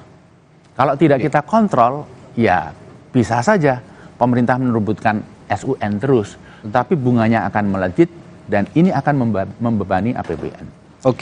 Baik. Yang terakhir, masukan terkait programnya itu sendiri. Karena begini, permasalahan gizi masyarakat kita itu ada masalah kurang gizi, masalah stunting, tapi tren yang sekarang sedang melejit adalah obesity. Obesitas, sudah 20% anak-anak kita itu obesitas. Perlu dipertimbangkan betul dengan sangat matang, jangan sampai program yang mahal ini justru memperburuk dari aspek obesity. Yang ketiga, yang lain terkait program adalah kita mempunyai keterbatasan anggaran. Jadi kita harus memastikan program ini tepat sasaran. Jangan sampai keluarga yang sebenarnya tidak perlu dibantu dengan makan siang gratis, dibantu juga. Ya, ini saya juga berkaca dulu pada kasus Bansos begitu. Bansos juga banyak yang tidak tepat sasaran kan? Ya, banyak yang tidak tepat sasaran. Kemudian juga begini, ada kecenderungan pemerintah kita itu menggunakan program-program yang direct untuk membantu rakyat. Program tangan di atas. Makan siang gratis, bansos, dan lain sebagainya. Kosnya luar biasa bagi kita. Dalam bentuk apa? Mentalitas tangan di bawah. Karena programnya program tangan di atas. Sehingga ini juga harus dipikirkan, jangan sampai masyarakat kita itu kemudian semangat juang untuk memandirikan ekonominya itu kemudian menjadi berkurang dan menghilang begitu. Saya cenderung mengusulkan agar program-program membantu masyarakat dalam bentuk empowerment kemandirian ekonomi itu lebih ditekankan. Misalnya, bagaimana petani di-empower dengan pupuk yang terjangkau, dengan benih yang berkualitas, dengan kontrak farming, dan lain sebagainya. Atau bagaimana kita meng-empower UMKM dengan dukungan modal yang terjangkau. Bagaimana kita meng-empower sektor retail pasar kita dengan perbaikan pasar, perbaikan jaringan distribusi, sistem logistik, dan lain sebagainya. Hal-hal seperti ini menurut saya harus dilakukan secara seimbang. Jangan sampai program kita itu betul-betul program tangan di atas yang akan melahirkan masyarakat dengan mentalitas tangan di bawah. Ya, kalau saya lihat juga dari Pak Wijayanto ini sejumlah program-program yang sebenarnya juga dicanangkan oleh Anies Muhaimin ya pada saat Pilpres kemarin, dan jika memang nanti, ya kita masih menantilah ya hasil di KPU, apakah siapa yang menjadi pemenang Pilpres, apakah nanti juga jika memang akhirnya tidak dilantik menjadi Presiden dan Wakil Presiden, Anies Muhaimin ini tetap akan memberikan sumbangsi idenya kepada pemerintah. Ya, intinya begini Mas. Ini perlu dicatat juga dan intinya bisa memasukkan positif. Merangkul berbagai pihak itu tidak hanya dengan menjadikan mereka bagian dari pemerintah. Yang lebih penting adalah ide-idenya yang baik itu diadopsi. Kritiknya didengarkan. Ya, saya kembali ke Mas Abraham. Bung Abraham, kemarin selain membahas soal RAPBN 2025, Presiden Joko Widodo juga mengingatkan kita semua, termasuk kabinet begitu ya, menteri-menteri Pak Jokowi, ini soal jurang resesi yang sudah dialami oleh Jepang, Inggris, dan negara-negara lainnya. Ini diwanti-wanti betul oleh Presiden, jangan sampai kita juga masuk ke dalam jurang yang sama. Nah, bagaimana kira-kira suasana kabinet setelah ada instruksi atau imbauan khusus dari Presiden soal peringatan resesi ini? Tapi jangan dijawab dulu, Mas Abraham. Saya akan tanyakan ini setelah jeda di Sapa Indonesia Pagi. Tetaplah bersama kami.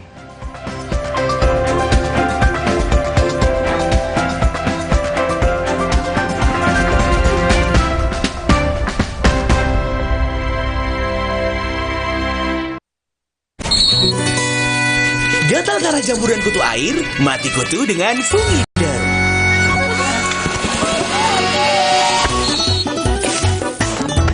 Fungider, aktif basmi jamur. Produksi Konimax. Harga geledek online Ticket Week nyamper lagi. Diskon 50% plus cashback hingga 1,1 juta di jam geledek. Tiket pesawat mulai dari 200 ribuan. Hotel mulai dari 300 ribuan. Sambar tiketmu sekarang. Jadi motornya kenapa, Mas? Mesinnya aus, Mbak. Oh, sama. Capek. Pergi dari capek ganti oli. Dengan motor listrik Polytron Fox R. Alam bawa kebaikan. Batuk, kakak minum Wibert Herbal Batuk Plus dari bahan alam pilihan, redakan batuk plus hidung tersumbat, pilek, sakit tenggorokan. Hangat. Kamu ngantuk? Enggak dong. Wibert, obat batuk herbal pilihanku. Hidup jadi nggak penuh beban lagi karena dia. Pakai Telkomsel Lite, 25.000 dapat 6 GB dan kuota 1 GB tiap bulan. Telkomsel Lite, dibawa relax aja. Aqua percaya akan kebijaksanaan dan keajaiban alam. Aqua berasal dari gunung-gunung terpilih, bukan tempat yang mudah tercemar. Aqua disaring oleh lapisan bebatuan pelindung tanpa proses rekayasa. Aqua mengandung mineral alami tanpa tambahan zat berbahaya. Sehingga Aqua terasa dingin tanpa didinginkan. Jelaskan kalau tak semua air itu Aqua. Aqua 100% murni. Energi kehidupan diambil Tuan Cungkat yang tamak, sampai alam ia rusak. Putri Hijau bertekad menyelamatkan, berbuka dan hidupkan harapan. Marja. Nyatanya, suara tetesan air nggak akan jadi lagu pengantar tidur yang nyenyak. Makanya soal cat pelapis anti bocor, pilih yang Aku Approve. Aku Approve dan Aku Approve Pro. Aku approve, aku approve. Harga Gledek online tiket week nyamper lagi. Diskon 50% plus cashback hingga 1,1 juta di jam Gledek. Tiket pesawat mulai dari 200 ribuan. Hotel mulai dari 300 ribuan. Sambar tiketmu sekarang. Kakak, sahur. Sahur ya, Bu. Sahur kan penting, Kak. Makan sedikit aja ya. Biar kuat puasanya, lengkapi ya sahurnya dengan Energen. Nutrisinya lengkap, kenyang lebih lama. Kuat puasa seharian. Energi kehidupan diambil Tuan Cungkat yang tamak, sampai alam ia rusak. Putri Hijau bertekad menyelamatkan, berbuka dan hidupkan harapan. Marja. Minum 1 kaplet Carnalflex setiap hari bila perlu. Carnalflex mengandung glukosamin plus kalsium, vitamin D3, magnesium, dan zinc untuk bantu jaga kesehatan tulang dan sendi. Carnalflex bergerak dengan tulang dan sendi sehat. Produksi oleh Medicon.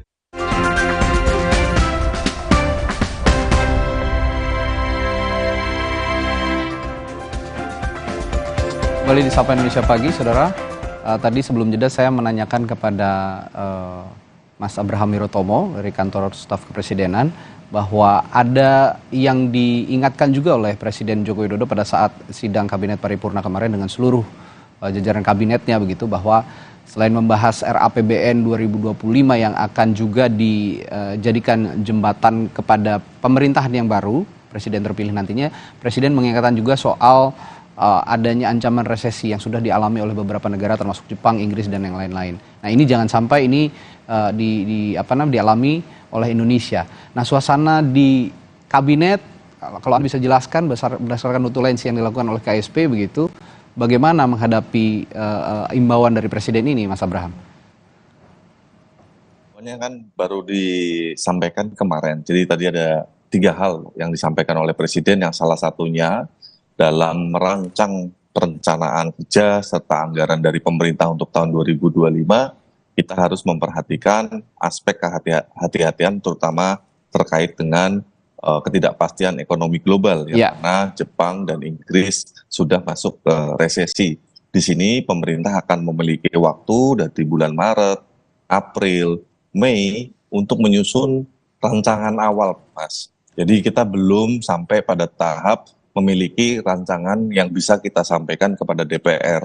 Jadi pemerintah dari bulan Maret, April sampai Mei ini prosesnya pasti dalam tahap pembahasan. Jadi ini serupa juga untuk program-program yang berkait dengan keberlanjutan, karena dalam keberlanjutan kita Presiden mengarahkan mengakomodasi program-program untuk Presiden terpilih. Artinya di bulan Maret, April, Mei itu nanti selain mengakomodasi program-program Presiden terpilih, juga memperhatikan aspek ketidakpastian global. Lalu yang ketiga, Presiden juga mengingatkan untuk menjaga keberlanjutan transformasi ekonomi. Jadi 3 hal itu yang menjadi arahan Bapak Presiden kepada seluruh jajaran. Tentu perkembangannya seperti apa, kita harus menunggu dulu rapat-rapat yang akan dilaksanakan oleh kementerian dan lembaga teknis terkait, Mas Radi. Iya, tapi Bung Abraham, ancang-ancang tetap saja harus dilakukan kan kalau memang kita ingin benar-benar terhindar dari jurang resesi begitu. Setidaknya pemerintah punya kebijakan garis besar kebijakan yang umum dulu begitu untuk menghadapi ancaman resesi ini, terutama jika memang tadi Pak Presiden mengatakan program-program yang akan dilanjutkan oleh Presiden terpilih nanti ini akan diakomodasi juga di RAPBN 2025. Nah, kira-kira langkah apa yang akan sudah ditetapkan, yang sudah disampaikan itu baru tema, Mas Adi. Jadi tema terkait untuk rencana kerja pemerintah untuk tahun 2025 adalah akselerasi pertumbuhan ekonomi yang inklusif dan berkelanjutan. Jadi tiga item itu akselerasi sehingga kita tetap optimis pertumbuhan ekonomi akan tetap baik, lalu juga inklusif, artinya memastikan seluruh masyarakat Indonesia juga turut menikmati pembangunan yang ada. Lalu yang ketiga adalah berkelanjutan, dan berkelanjutan ini tadi yang sebagaimana disampaikan awal ada aspek bahwa nanti di tahun 2025 kita akan mendapatkan pemimpin yang baru, tentu rancangan yang ada harus mengakomodasi program-program dari presiden terpilih. Sekali lagi Mas, jadi ini proses rancangan awalnya saja ini belum ada nih. Kita belum, pemerintah baru memulai tadi tiga arahan besar itu, sehingga menurut saya terlalu terburu-buru untuk kami menyampaikan detail rencananya seperti apa, karena rancangan awalnya nanti baru Mei, Mas. Oke, baik. Ya, saya kembali ke Pak Kamru Samad kalau gitu. Ini kembali bahas program Prabowo Gibran yang kemungkinan besar nanti akan diakomodasi ya, kalau memang ada lampu hijau dari presiden seperti itu, kemungkinan besar akan diakomodasi oleh RAPBN 2025. Pak Kamru Samad, ini kemarin juga sempat ada ungkapan begitu ya dari sejumlah tim ses Prabowo Gibran bahwa akan ada kementerian koordinator khusus yang menangani atau mengurusi masalah makan siang atau program makan siang dan susu gratis ini.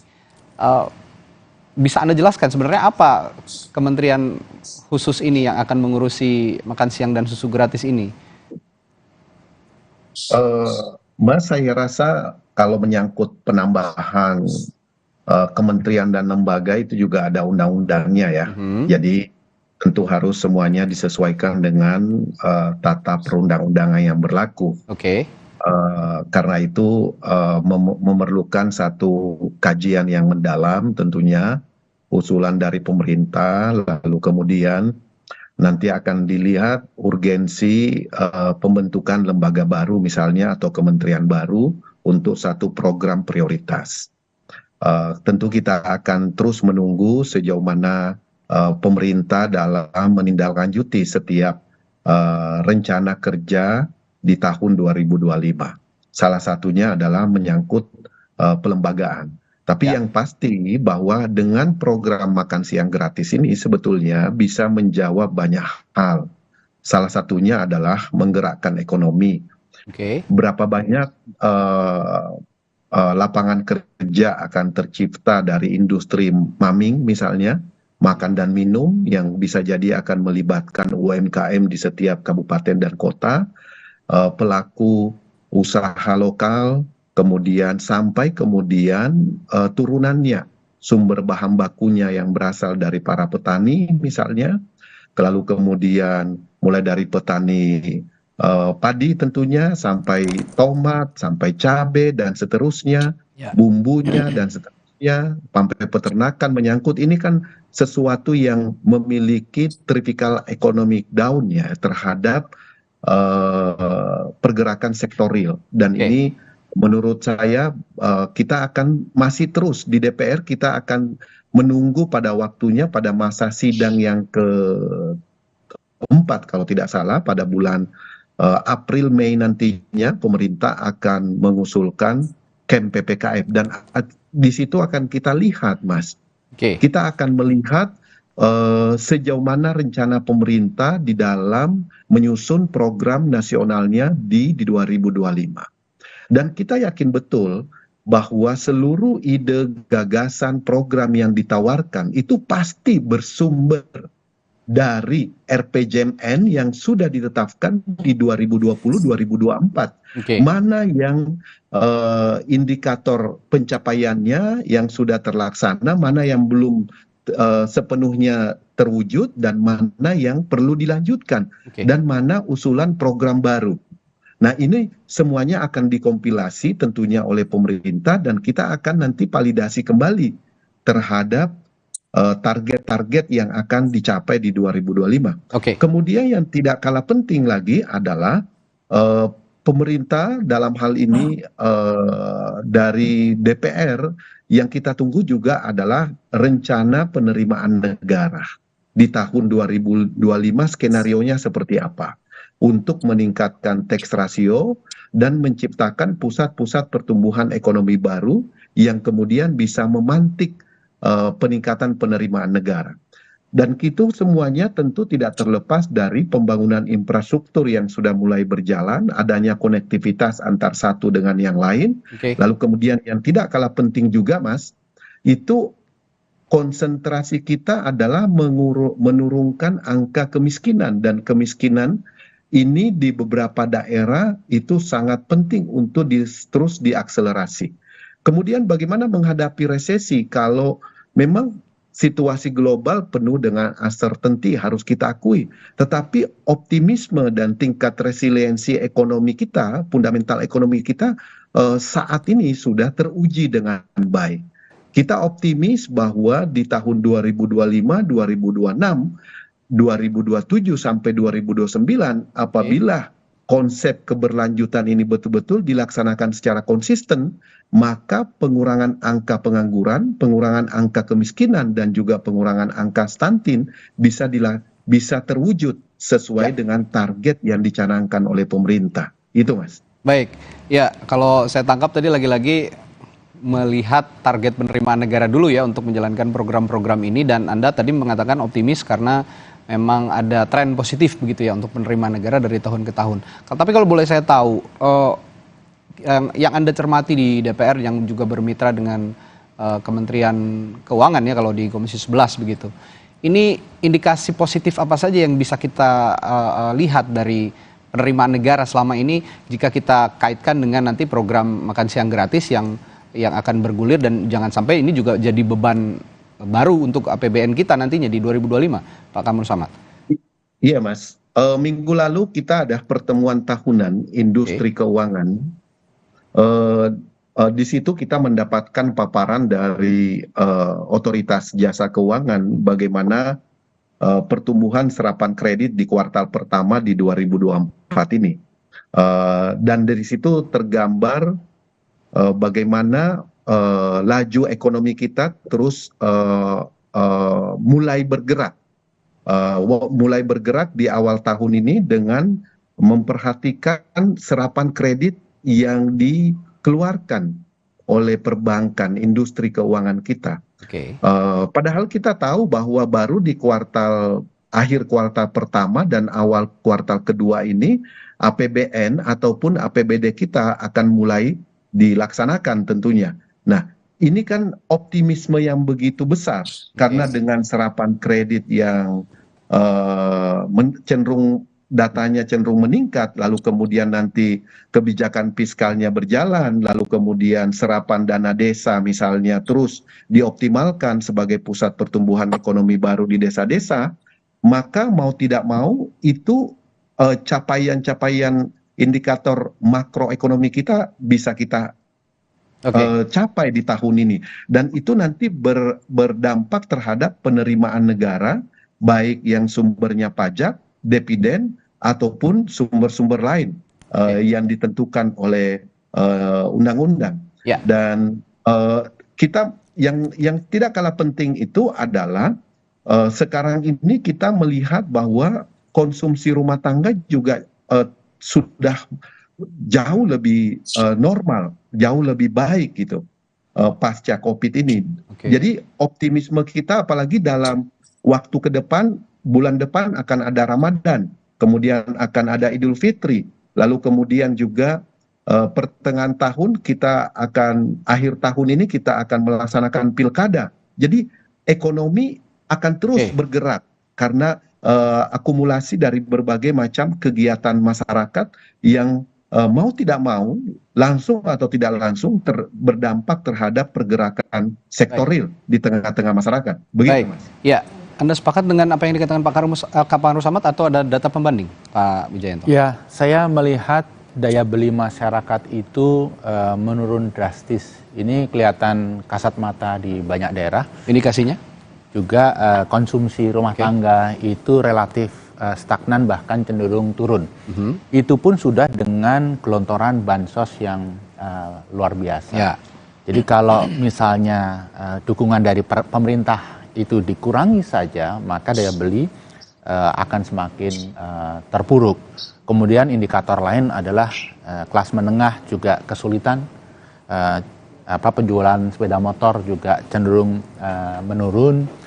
Faktor-faktor yang lain juga kita harus antisipasi.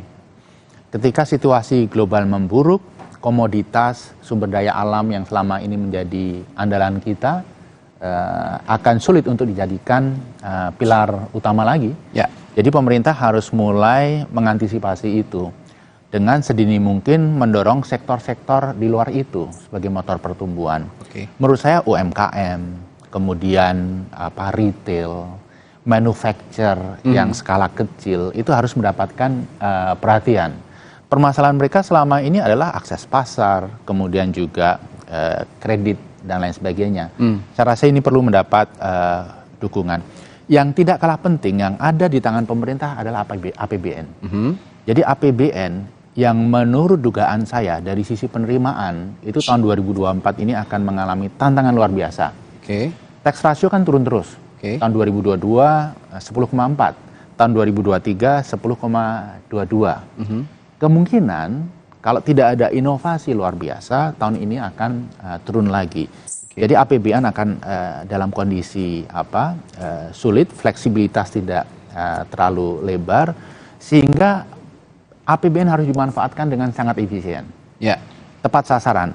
Program-program yang akan dijalankan hindari betul duplikasi. Jadi seperti makan siang susu gratis tadi, kalau Pak Prabowo akhirnya terpilih, itu harus hindarkan duplikasi dengan program-program pemerintah daerah, Kementerian Kesehatan, Kementerian Sosial yang sejenis. Misalnya sekarang ini sudah ada bantuan gizi sehat melalui puskesmas dari Kementerian Kesehatan. Bagaimana? Kemudian juga governance-nya. Jangan sampai ketika ada program besar yang digelontorkan, implementasinya tidak govern sehingga mohon maaf ada markup dan lain sebagainya. Intinya ketika kondisi ekonomi sulit, peran APBN kan makin penting. Jadi governance, efisiensi, menghindari duplikasi ini merupakan prioritas utama. Ya, kalau saya lihat tadi juga berarti yang saya tangkap jangan sampai ada tumpang tindih program di kementerian lain begitu ya, seperti di Kementerian Kesehatan, Kementerian Sosial, supaya nanti pos-pos anggaran yang ada di kementerian itu ya kalau memang ingin menggulirkan makan siang gratis dan susu gratis bisa dialihkan ke situ, begitu maksudnya Pak? Saya ingin cerita pengalaman ya, ketika Pak JK sebagai Wakil Presiden, saya staf khusus bidang ekonomi. Waktu itu Pak JK memimpin satu program menurunkan stunting. Seluruh kementerian yang terlibat, badan yang terlibat diundang. World Bank hadir sebagai observer dan menganalisis. Akhirnya muncul program penurunan stunting. Mas tahu anggarannya berapa? Berapa, Pak? Negatif. Karena bisa negatif? Dengan mengintegrasikan program-program 7 kementerian lebih tersebut, kita bisa muncul suatu program yang lebih efektif dengan biaya yang lebih rendah. Saya rasa hal-hal seperti ini juga bisa kita lakukan untuk berbagai sektor, termasuk bantuan-bantuan terkait dengan makan siang gratis atau program apapun. Ini bisa jadi contoh juga kalau memang nanti program makan siang gratis dan susu gratis ini kemudian bergulir gitu ya di tahun 2025 yang sudah diancang-ancangkan oleh pemerintah sepertinya yang saat ini akan diakomodasi dalam RAPBN 2025. Baik, pagi hari ini perbincangan kita ada optimisme, ada catatan kritis dari Pak Wijayanto, tapi juga ada realitas yang kita harus hadapi, ya ini jurang resesi dan juga masalah-masalah perekonomian negara lainnya yang harus kita hadapi di tahun 2025 nanti. Jika memang program makan siang dan susu gratis ini bergulir, jangan sampai juga catatan kritisnya tadi membebani APBN di tengah ancaman jurang resesi yang juga sudah diperingatkan oleh Presiden Joko Widodo. Baik, terima kasih narasumber saya pagi hari ini ada Abraham Wirotomo dari KSP, lalu dari anggota Komisi 11 DPR fraksi Partai Gerindra Kamru Samad, dan Pak Wijayanto dari Tim Mas Amin sudah berbagi perspektifnya makasih banyak pagi hari ini. Terima kasih Bapak-Bapak, sehat selalu. Terima kasih. Saudara, masih ada informasi lainnya di Sapa Indonesia Pagi yang patut Anda simak setelah jeda. Ada Rektor Universitas Pancasila dilaporkan ke polisi diduga karena melakukan pelecehan seksual kepada pegawai universitas. Kami akan berbincang langsung dengan kuasa hukum korban setelah jeda bersama Adisti Larasati di Sapa Indonesia Pagi. Tetaplah bersama kami.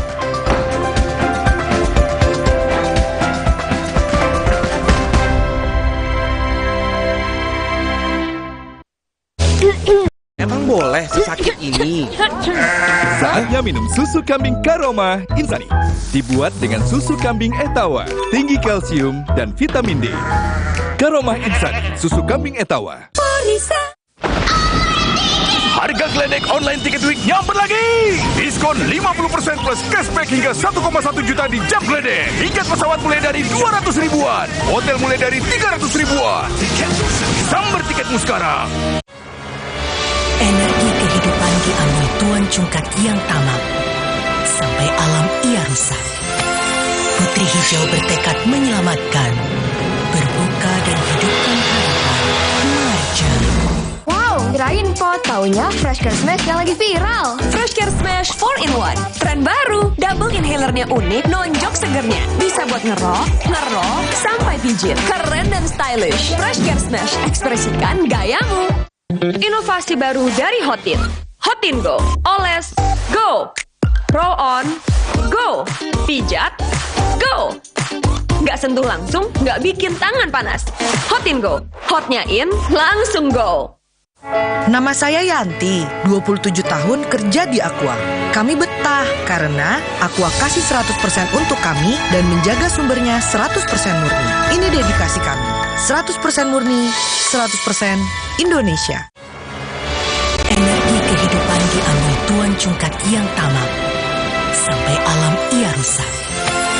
Putri Hijau bertekad menyelamatkan, berbuka dan hidupkan harapan. Marja. Harga geledek online Tiket Week nyamper lagi. Diskon 50% plus cashback hingga 1,1 juta di jam geledek. Tiket pesawat mulai dari 200 ribuan. Hotel mulai dari 300 ribuan.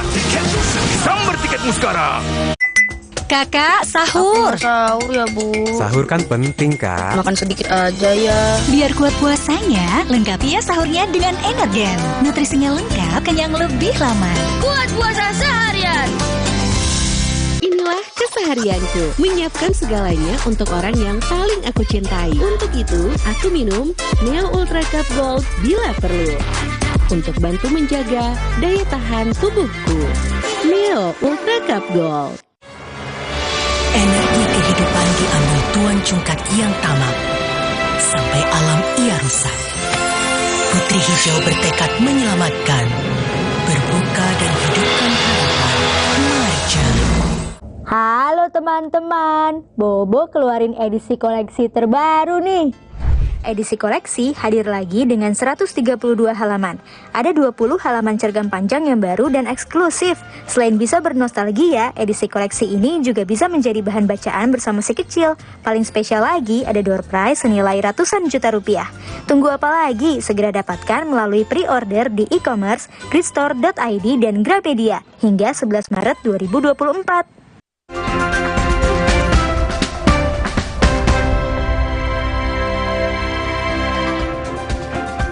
Terima kasih Anda masih bersama kami di Sapa Indonesia Pagi. Saudara, dugaan pelecehan yang dilakukan oleh Rektor Universitas Pancasila berbuntut panjang. Pada Senin siang, sejumlah mahasiswa menggelar aksi menuntut rektor untuk mundur dari jabatannya hingga proses hukum selesai.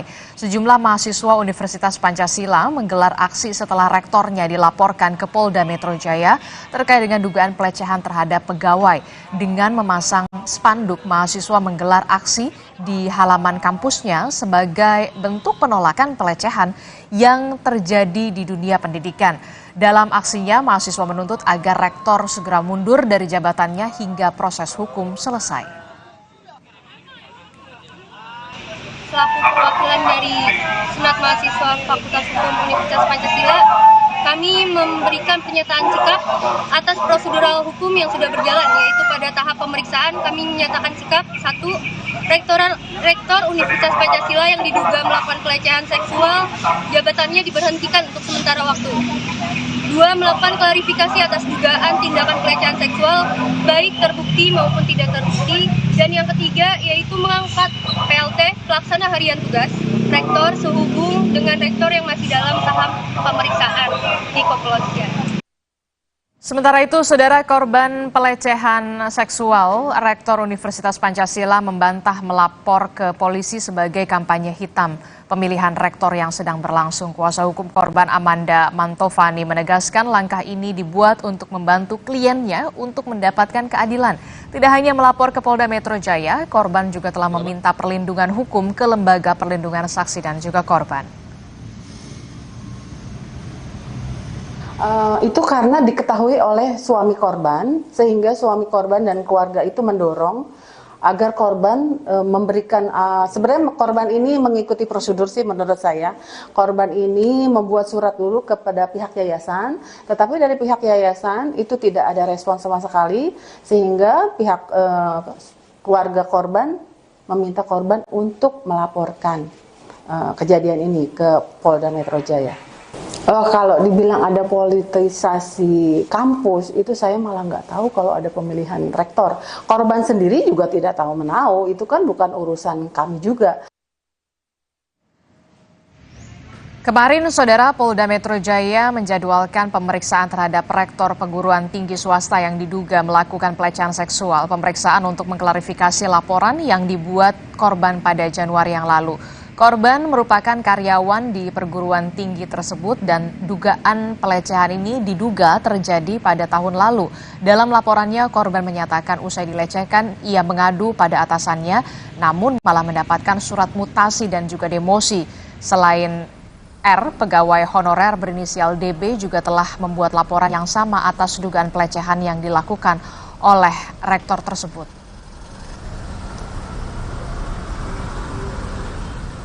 Lalu bagaimana sebenarnya duduk perkara terkait dengan dugaan kasus pelecehan seksual yang diduga dilakukan oleh salah satu rektor dari universitas di swasta di kawasan Jakarta Selatan? Kita tanyakan langsung kepada kuasa hukum korban, yakni Amanda Mantovani. Selamat pagi, Mbak Amanda. Baik, sepertinya audionya masih di-mute, Mbak Amanda. Ya, selamat pagi, Mbak. Iya, Mbak Amanda, jadi kita ingin lebih jelas lagi sebenarnya, jadi klien Anda ini ada berapa orang yang menjadi diduga menjadi korban dari pelecehan seksual ini? Awalnya klien saya ada satu, Mbak. Lalu setelah beberapa waktu ada satu lagi itu menghubungi saya terkait pelecehan yang sama dilakukan oleh orang yang sama. Jadi sekarang ini saya ada 2 korban yang memang saya sebagai kuasa hukum. Oke, jadi ada 2 korban yang kemudian melaporkan ke Polda Metro Jaya terkait dengan dugaan pelecehan seksual ya? Sebenarnya kalau yang pertama itu dia melapor di Polda, tapi yang satunya melapor di Mabes Polri, Mbak. Oh, oke. Nah, Mbak Manda, bisa diceritakan sebenarnya awal mula dari kasus ini bisa terungkap seperti apa, namun tidak perlu secara detail dan juga spesifik karena ini agak sensitif sekali soal pelecehan seksual. Iya, sebenarnya kejadiannya hampir sama. Dua korban itu dengan cara yang sama dipanggil ke ruangan rektor gitu. Nah, di dalam itu rektor itu berdalih bahwa dia ada tugas lah, dikasih tugas.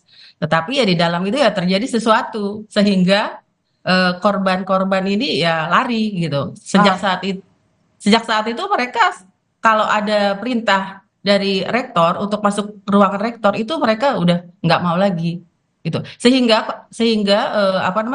korban yang satunya itu juga mengalami depresi yang sangat berat, traumatis gitu. 2 korban Anda ini saling mengenal berarti satu sama lain atau seperti apa? Ya, kebetulan memang mereka saling mengenal sama satu sama lain, Mbak. Oke, ini kan bisa dikatakan mereka saling mengenal. Nah, 2 korban ini apakah semuanya masih ada di bekerja sebagai staf di kampus tersebut, ataukah kemudian sudah ada yang resign atau bisa diceritakan setelah terungkap ini? Iya. Yang satu itu memang sudah resign karena memang dia rasa ketakutan traumatis yang agak mendalam gitu. Tapi yang satunya masih bertahan dengan kondisi yang memang traumatis banget gitu loh, Mbak. Jadi yang satu ini memilih untuk keluar dari pekerjaannya di kampus tersebut, namun yang satu lagi ini berarti masih bekerja ya, aktif ya? Ya, yang satunya itu justru di bulan yang sama dimutasi ke S2. Oke, nah kedua korban ini apakah sempat melapor ke pihak kampus sebelum akhirnya melapor ke polisi? Adakah tanggapan dari pihak kampus atau seperti apa sampai saat ini? Ya, sebenarnya korban itu sebelum membuat LP ke Mabes maupun ke Polda, korban ini sudah secara resmi bersurat kepada pihak yayasan.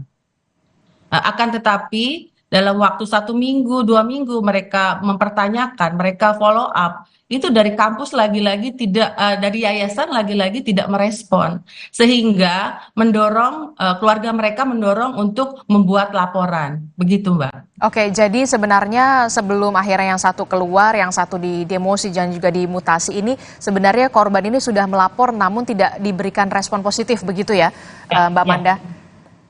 Ya, Mbak Manda, terkait dengan kasus ini, dugaan kasus pelecehan ini, sudah ada berapa orang saksi dari pihak Mbak Manda yang kemudian sudah diajukan selain dari 2 korban ini? Untuk saat ini kita kemarin saksi itu sudah ada sekitar 6 orang ya yang di BAP, Mbak. Sudah ada 6 orang saksi ya? Itu termasuk dari pegawai kampus tersebut berarti? Ya, rata-rata memang dari kampus, dari pegawai kampus.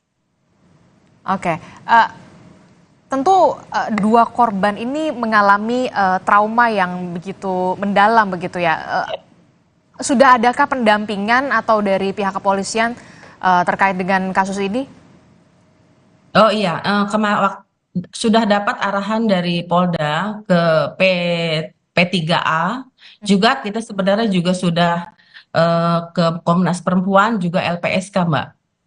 Jadi sudah ke LPSK, kemudian ke Komnas Perempuan. Nah, ini yang juga saya ingin gali lagi begitu ya, soal yang satu resign, memilih keluar, kemudian yang satu lagi korban masih bertahan, tapi justru dimutasi dan juga didemosi. Nah, mengapa demikian? Justru tanggapannya seperti itu, kalau dari korban sendiri? Kalau korban yang resign itu kebetulan memang masih agak muda ya, 24 tahun. Dia itu staf honorer di sana. Ya kan harapan dia ingin bekerja, tapi ternyata dia mendapat perlakuan seperti itu. Ini lagi-lagi terkait relasi kuasa, Mbak. Artinya seseorang penguasa yang melakukan kepada bawahannya atau stafnya yang sehingga membuat korban itu merasa marah, merasa mungkin jijik, tapi tidak bisa melakukan apapun. Nah, yang DF ini akhirnya dia tidak kuat, ya dia mengundurkan diri, gitu. Kalau Mbak yang bertahan itu karena dia nggak berani menceritakan kepada suaminya. Kebetulan punya suami yang satunya ya Mbak, dia nggak berani ceritakan kepada suaminya, kepada keluarganya, tetapi dia harus menjaga mental ya, traumatisnya yang harus dia kendalikan. Sampai akhirnya dari suaminya korban ini merasa aneh, loh ini istri saya kok agak berubah, ada terjadi perubahan yang agak aneh di pribadi istrinya, sehingga suaminya itu mendesak, ada apa? Akhirnya dia bercerita, memberanikan diri. Nah, dari situ akhirnya terungkapnya, Mbak.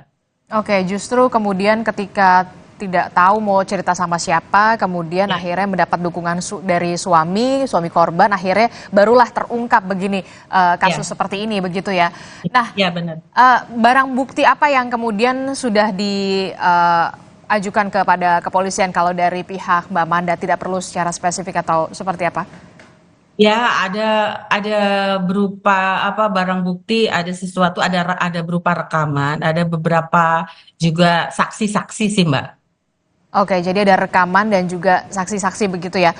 Nah, Mbak Manda, ini kan kejadian terjadi pada 2023, kemudian baru dilaporkan pada awal Januari 2024 kalau tidak salah. Kenapa begitu ada rentang waktu yang cukup lama, Mbak Manda? Ataukah memang karena ada dugaan intimidasi di sana atau seperti apa?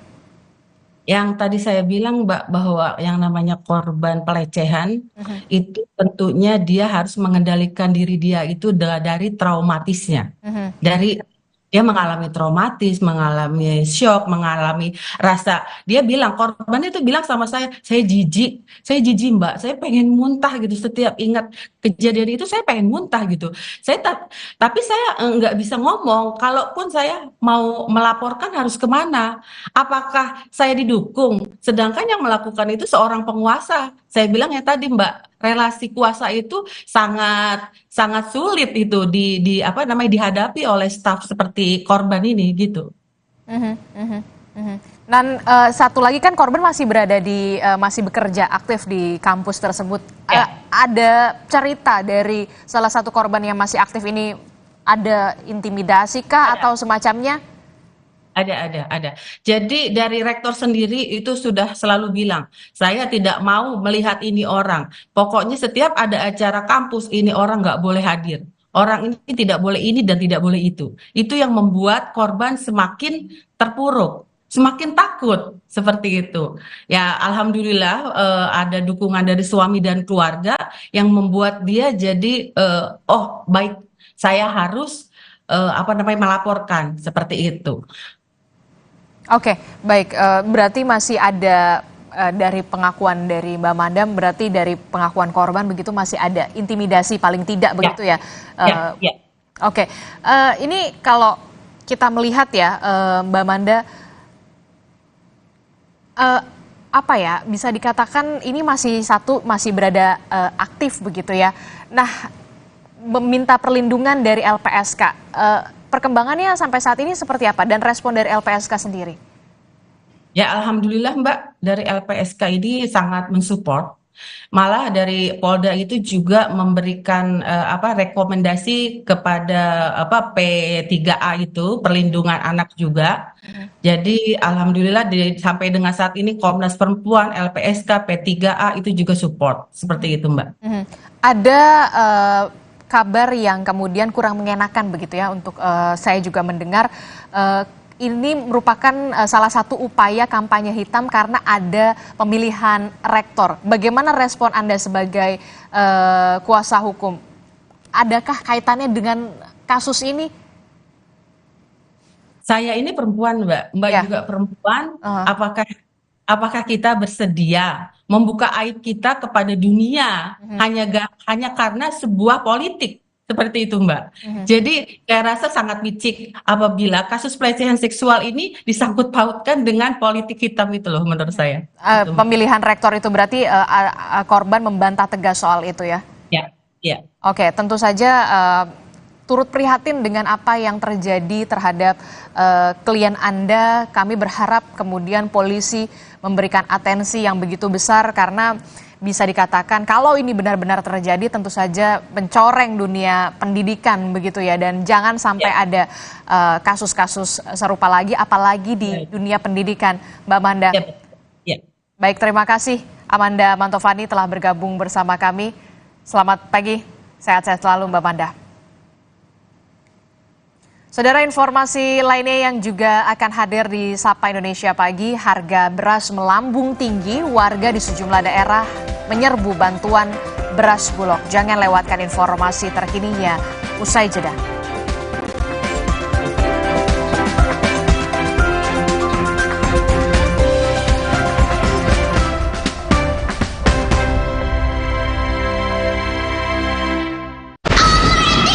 Harga Gledek online tiket week nyamper lagi. Diskon 50% plus cashback hingga 1,1 juta di Jam Gledek. Tiket pesawat mulai dari 200 ribuan. Hotel mulai dari 300 ribuan. Sambar tiketmu sekarang. Emang boleh seengap ini? Saatnya minum susu kambing Karoma Insani. Dibuat dengan susu kambing Etawa, tinggi kalsium dan vitamin D. Karoma Insani, susu kambing Etawa. Energi kehidupan diambil Tuan Cungkat yang tamak, sampai alam ia rusak. Putri Hijau bertekad menyelamatkan, berbuka dan hidupkan harapan. Marja. Jalan yuk! Usia nambah, gerak susah ya. Kesehatan sendi harus diperhatikan. Rajin gerak badan tak berlebihan. Bila perlu, minum Wellmove. Diproduksi dengan teknologi modern, higienis, dan halal. Wellmove, bergerak itu nikmat. Untuk membantu atasi capek, pegal, dan nyeri otot, pakai Hotin Cream. Kalau untuk meredakan nyeri sendi, rematik dan keseleo, nah, itu pakai Hotin DCL baru. Bahan aktif DCL-nya efektif mengobati rematik, linu, dan nyeri sendi. hotnya Hotin banget deh. Nama saya Yanti, 27 tahun kerja di Aqua. Kami betah karena Aqua kasih 100% untuk kami dan menjaga sumbernya 100% murni. Ini dedikasi kami. 100% murni, 100% Indonesia. Energi kehidupan diambil Tuan Cungkat yang tamak, sampai alam ia rusak. Putri Hijau bertekad menyelamatkan, berbuka dan hidupkan harapan. Mengajar. Harga Gledek online tiket week nyamper lagi. Diskon 50% plus cashback hingga 1,1 juta di Jam Gledek. Tiket pesawat mulai dari 200 ribuan. Hotel mulai dari 300 ribuan. Sambar tiketmu sekarang. Daus mendengar. Mulai dari 0 ya, Pak? Bukan, saya dari Salatiga. Capek. Pergi dari capek isi bensin dengan Polytron Fox Air. Energi kehidupan diambil Tuan Cungkat yang tamak, sampai alam ia rusak. Putri Hijau bertekad menyelamatkan, berbuka dan hidupkan harapan. Mengajar. Harga Gledek online tiket week nyamper lagi. Diskon 50% plus cashback hingga 1,1 juta di Jam Gledek. Tiket pesawat mulai dari 200 ribuan. Hotel mulai dari 300 ribuan. Sambar tiketmu sekarang. Dulu, aku percaya hidup itu penuh beban. Tapi, semua berubah karena dia. di bawah Relax aja pakai Telkomsel Lite. 25.000 dapat 6 giga dan kuota 1 giga tiap bulan. Telkomsel Lite, di bawah Relax aja.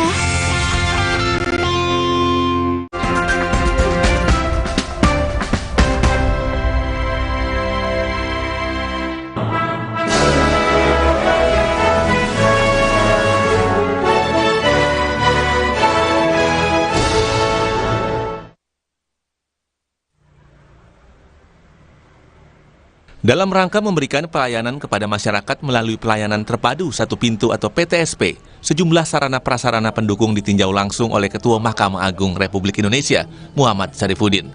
Salah satunya yang ditinjau adalah Gedung Balai Agung Pengadilan Tinggi Denpasar. Bangunan Gedung Balai Agung serta segenap fasilitas di dalamnya merupakan bantuan dana hibah dari pemerintah Provinsi Bali. Hal ini menunjukkan semangat dan sinergitas antara Pengadilan Tinggi Denpasar bersama jajaran Forkopimda Bali sudah terjalin dengan baik. Diharapkan kehadiran gedung serbaguna ini bisa mendukung kegiatan pelayanan yang melibatkan banyak pihak, mengingat Pengadilan Tinggi Denpasar selaku pengadilan tingkat banding dan juga berfungsi sebagai kawal depan atau forpost. Tak hanya itu, Ketua MA juga mengingatkan pentingnya integritas melayani dalam pengadilan. Diharapkan, Pengadilan Tinggi Denpasar dapat meningkatkan kinerja sumber daya manusia dan integritasnya dari predikat wilayah bebas dari korupsi atau WBK untuk menuju wilayah birokrasi bersih melayani atau WBBM. Saya, Ketua Mahkamah Agung Republik Indonesia, telah melihat PTSP, PT Denpasar. Ternyata sudah berubah. Dari beberapa bulan mungkin yang lalu saya datang kemari. Karena itu tadi sudah dilaporkan bahwa PTSP kita ini kemarin dapat harapan berapa? Harapan 2 nasional. Memang sudah, saya lihat sudah terapi, ruang tunggu sudah ada, untuk pelayanan di Papua juga sudah ada di sini. Oleh karena itu memang sudah pada tempatnya PTSP, PT Denpasar itu mendapat harapan luar. Tapi ke depan saya berharap ini lebih ditingkatkan lagi. Memiliki gedung serbaguna, Balai Agung dengan ornamen full ukiran di setiap penjuru ruangan menggambarkan filosofi Dewata Nawasangha, di mana dalam kosmologi dan keyakinan Hindu di Bali, semua yang hadir di semesta ini diciptakan, dipelihara, dan dimusnahkan melalui kekuatan energi ketuhanan atau kedewataan.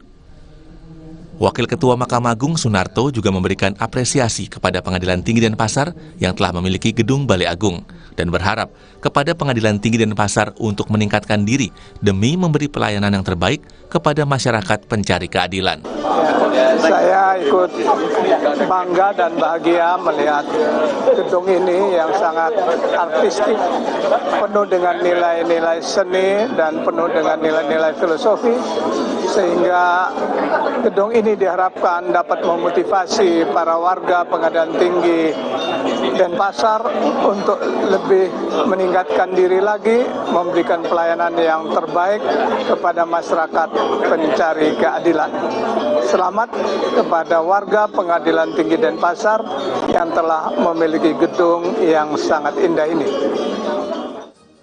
Dalam kunjungannya ini, Ketua dan Wakil Ketua MA juga menandatangani kata-kata bijak yang akan dipajang di gedung Balai Agung. Kemudian kunjungan diakhiri dengan pembinaan kepada seluruh jajaran peradilan umum wilayah Bali. Hadir dalam peninjauan ini, PJ Gubernur Bali Irjen Purnawirawan Sang Made Mahendra Jaya, Gubernur Bali periode 2018-2023 Wayan Koster, serta Wakil Ketua Pengadilan Tinggi Denpasar Wayan Karya beserta jajaran. Komang Sumarbawa, Kompas TV Denpasar, Bali.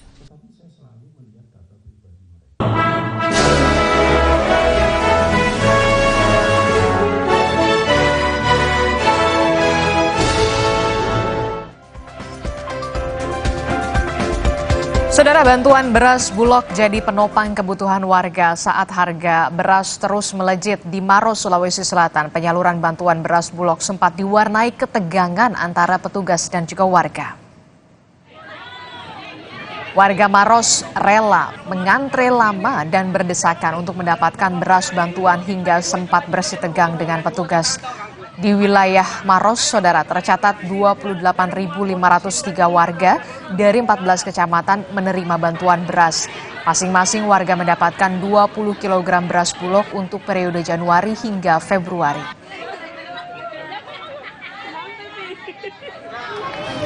Ratusan warga di desa Kabuna Belu, Nusa Tenggara Timur mengantre menerima beras bantuan cadangan pemerintah lantaran harga beras di pasaran semakin mahal.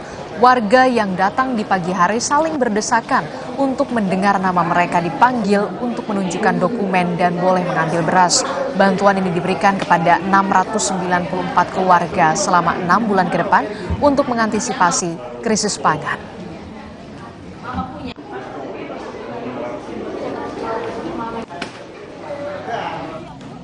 Sementara pasar murah yang digelar di halaman kantor Disperindak Provinsi Jawa Timur juga ramai diserbu warga Surabaya. Warga rela mengantre sejak pagi untuk mendapatkan beras dengan harga Rp51.000 untuk kemasan beras Bulog SPHP 5 kg. Kita pantau, saudara, harga beras di Pasar Induk Cipinang, Jakarta Timur. Sudah ada jurnalis Kompas TV, Leo Taufik di sana. Selamat pagi, Leo. Leo, bisa Anda ceritakan bagaimana pantauan harga beras di pagi hari ini? Apakah masih mahal, Leo? Ya, Adisti dan saudara, memang tadi kami sempat berbincang dengan beberapa pedagang di Pasar Induk Beras Cipinang ini. Dan para pedagang menyatakan bahwa memang pada hari ini untuk harga beras jenis premium ini masih di kisaran harga Rp15.000 hingga Rp16.000. Sementara untuk beras yang berjenis medium ini berkisaran harga Rp10.000 hingga Rp11.000. Memang dari pantauan kami di hari sebelumnya, yaitu berdasarkan harga beras kemarin atau di hari sebelumnya di pasar induk beras Cipinang ini, untuk jenis premium ini di kisaran harga Rp11.180 dan juga medium yaitu Rp10.617. Untuk hari ini akan dirilis pada pukul 10 pagi nanti.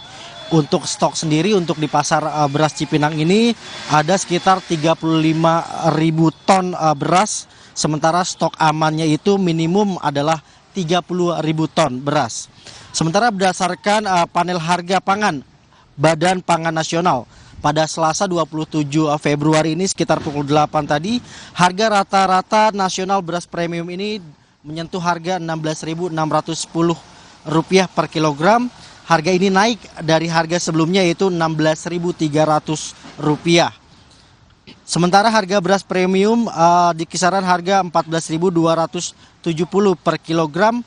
Harga ini naik dari harga sebelumnya yaitu Rp14.180 per kilogram.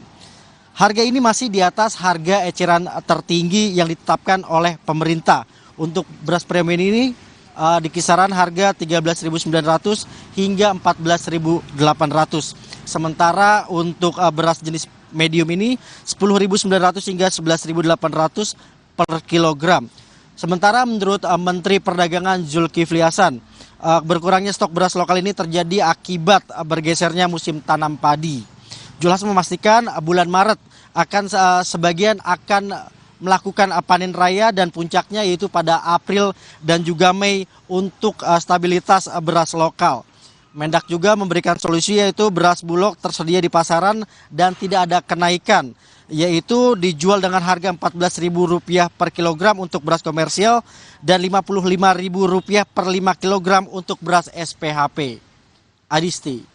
Jadi bisa dikatakan untuk beras premium saja masih relatif mahal begitu ya, 15.000 sampai 16.000, sementara untuk beras medium mulai dari 11.000 sampai 12.000. Stoknya pun bisa dikatakan tadi mengatakan hanya 5.000 ton kalau tidak salah, dan kita harapkan tentu saja ada upaya dari pemerintah secepatnya untuk menangani supaya beras ini harganya stabil, apalagi ini menjelang bulan Ramadan. Terima kasih informasinya jurnalis Kompas TV Leo Taufik melaporkan langsung dari Pasar Induk Cipinang, Jakarta Timur. Kita beralih ke sorotan lain, Saudara. Penjabat Gubernur Jawa Tengah Nana Sujana secara simbolis melakukan panen padi di Desa Tunjungan, Kecamatan Ngombol, Kabupaten Purworejo.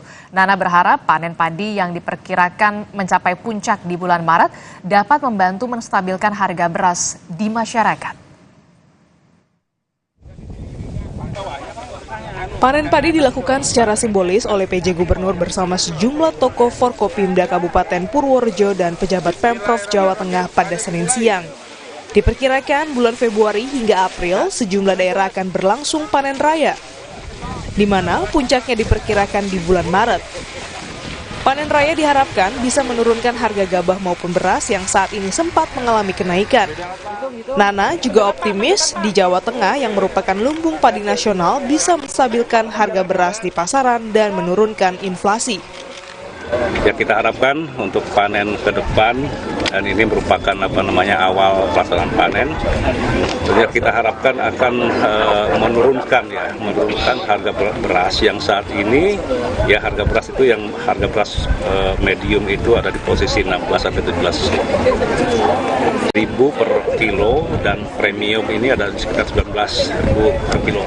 Ya, kita harapkan ini akan dapat menurunkan kembali, menstabilkan inflasi dengan pelaksanaan panen ini. Dan panen di Purworejo ini secara keseluruhan ada sekitar 51.161 hektar ya di Purworejo. Ini kita harapkan tentunya akan panen raya ini dapat berhasil dan tentunya akan mendapatkan suatu keuntungan yang cukup besar bagi para petani gitu. Dalam kunjungannya, PJ Gubernur Jawa Tengah Nana Sujana juga memberikan bantuan keuangan kepada Pemkab Purworejo senilai Rp71 miliar. Hantoro Wibowo, Kompas TV, Purworejo, Jawa Tengah. Saudara, di tengah resesi yang melanda negara lain, Bank Indonesia memproyeksikan kondisi Indonesia terutama nilai tukar rupiah masih stabil dan juga terkendali. Informasinya akan hadir dalam Kompas Bisnis bersama rekan saya, Askali Siswari.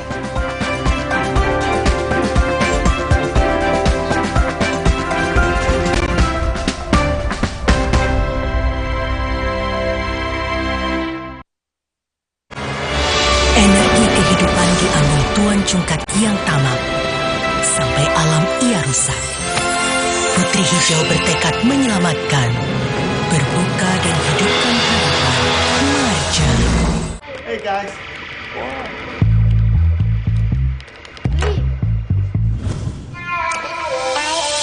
Hey, lihat aku, putar celup jadi seru. Hey, lihat aku. cungkat yang tamak sampai alam ia rusak. Putri Hijau bertekad menyelamatkan, berbuka dan hidupkan harapan mulai jari. Aqua percaya akan kebijaksanaan dan keajaiban alam. Aqua berasal dari gunung-gunung terpilih, bukan tempat yang mudah tercemar. Aqua disaring oleh lapisan bebatuan pelindung tanpa proses rekayasa. Aqua mengandung mineral alami tanpa tambahan zat berbahaya. Sehingga Aqua terasa dingin tanpa didinginkan. Jelaskan kalau tak semua air itu Aqua.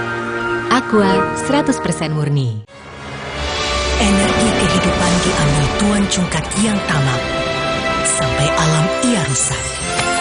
Putri Hijau bertekad menyelamatkan, berbuka dan hidupkan harapan mulai jari. Aqua percaya akan kebijaksanaan dan keajaiban alam. Aqua berasal dari gunung-gunung terpilih, bukan tempat yang mudah tercemar. Aqua disaring oleh lapisan bebatuan pelindung tanpa proses rekayasa. Aqua mengandung mineral alami tanpa tambahan zat berbahaya. Sehingga Aqua terasa dingin tanpa didinginkan. Jelaskan kalau tak semua air itu Aqua. Aqua 100% murni. Energi kehidupan diambil tuan cungkat yang tamak sampai alam ia rusak. Putri Hijau bertekad menyelamatkan, berbuka dan hidupkan harapan mulai jari. Mau mengiklankan usaha kamu dengan harga terjangkau? Langsung aja ke pasangiklan.com. Pasang iklan segampang upload, bayar, tayang. Ada beragam paket yang bisa kamu pilih di pasangiklan.com. Mulai dari harga Rp50.000 sampai harga Rp1.000.000. Iklan kamu akan tayang di jaringan media milik Kompas Gramedia. Jadi, iklan kamu berpotensi dilihat oleh 270 juta pembaca. Di pasangiklan.com, kamu bisa memilih jenis iklan yang ingin ditayangkan. Kamu bisa memilih iklan untuk ditayangkan di website, Instagram, atau iklan baris di koran Kompas. Di pasangiklan.com, kamu nggak perlu khawatir, karena setelah iklan ditayangkan, kamu akan mendapatkan informasi mengenai perkembangan iklan berupa laporan performa untuk iklan digital dan Instagram, serta notifikasi penayangan untuk iklan baris di koran Kompas. Jadi, mau pasang iklan yang dilihat banyak orang dengan harga terjangkau? Segampang upload, bayar, lalu tayang? Tunggu apa lagi? Langsung aja ke pasangiklan.com. Energi kehidupan diambil tuan cungkat yang tamak sampai alam ia rusak. Putri Hijau bertekad menyelamatkan, berbuka dan hidupkan harapan mulai jari.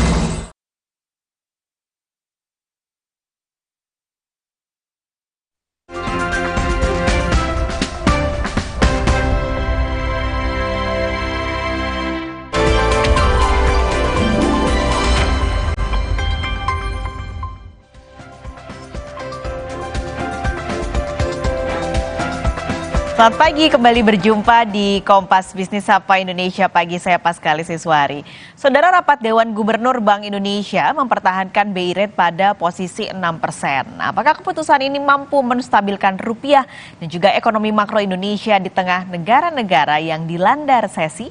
Pagi ini kami sudah bersama Firman Mohtar, Kepala Departemen Kebijakan Ekonomi dan Moneter Bank Indonesia. Pak Firman, selamat pagi. Selamat pagi Mbak Riri, salam sehat. Salam sehat juga Pak Firman, tapi kayaknya negara lain lagi nggak sehat Pak. Jepang, Inggris masuk resesi, ekonomi Tiongkok juga lagi melambat. Nah ini sebenarnya adakah mulai terasa begitu dampak rambatannya ke Indonesia? Sejauh ini kita melihat bahwa memang kondisi global di 2024 ini diperkirakan lebih rendah dari kondisi tahun 2023 Mbak Riri.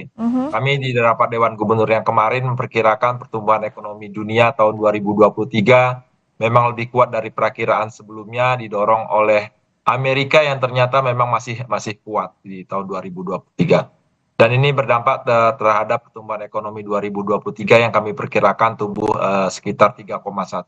Tahun 2024 ekonomi Amerika memang masih lebih kuat dari perakiraan. Namun demikian seperti disampaikan oleh Mbak Riri tadi bahwa kondisi global memang 2024 akan lebih lambat dari tahun 2023 ini. Kondisi terkait dengan technical recession di Jepang, kemudian di UK, ini memang salah satu indikasinya, termasuk Tiongkok yang ternyata memang belum kuat Dan untuk tahun 2023 ini 2024 kami perkirakan akan mencapai 3,0. Angka ini setidaknya lebih baik dari perkiraan kami, Mbak Riri, di tahun 2024 ini. Sebelumnya kami perkirakan ekonomi dunia akan mencapai 2,8 di tahun 2024. Hitung-hitungan ini pada gilirannya tentu akan berpengaruh kepada pertumbuhan ekspor kita di tahun 2024 yang kami perkirakan akan lebih baik dari perakiraan sebelumnya.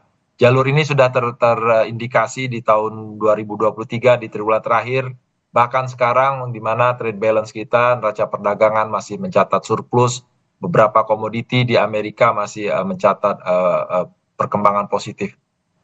Oke, itu kondisi secara global. Tapi di saat yang sama, Pak, kalau di domestik di Indonesia, ini yang lagi bergejolak adalah harga bahan pokok, terutama yang lagi jadi fokus adalah beras dan juga cabai merah. Ini apakah akan berpengaruh pada pencapaian sasaran inflasi 2,5 plus minus 1% di tahun ini? Ya, kami terus mencermati perkembangan berbagai volatile food price tersebut, termasuk beras, kemudian cabai dan bawang. Hitungan kami perkembangan terkini memang menunjukkan inflasi masih terkendali di dalam kisaran. Di Januari kemarin inflasi IHK dalam level 2,6 yang berarti di sekitar midpoint kisaran target Bank Indonesia di 2,5 plus minus 1 atau 1,5 sampai dengan 3,5. Yang menjadi faktor yang mempengaruhi adalah inflasi inti yang masih tetap terkendali baik 1,7% year on year number. Memang untuk inflasi volatile food dipengaruhi oleh beras, kemudian bawang di bulan Januari kemarin yang meningkat sehingga berpengaruh ke inflasi volatile food menjadi sekitar 7%. Hitungan kami, Mbak Riri, untuk ke depan kami perkirakan bahwa inflasi inti akan tetap baik, sementara berbagai upaya akan terus dilakukan, disinergikan Bank Indonesia dengan pemerintah melalui TPIP, TPID di daerah dan ditopang oleh penguatan Gerakan Nasional Inflasi Pangan.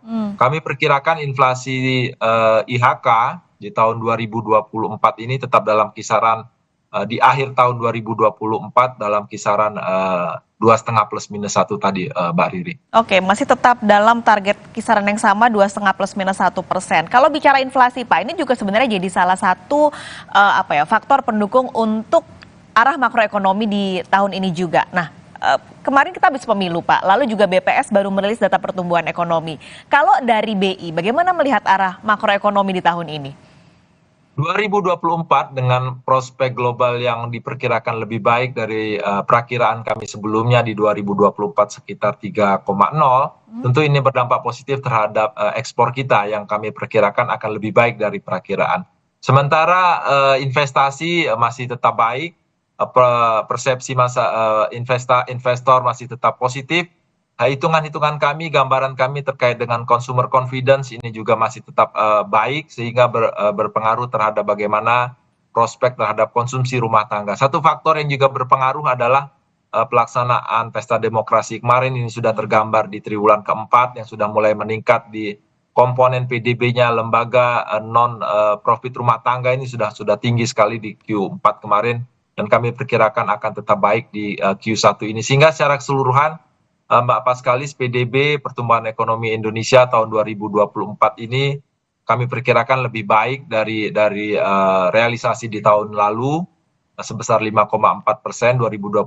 2024 ini kami perkirakan lebih tinggi tapi dalam kisarannya 4,7 hingga 5,5%.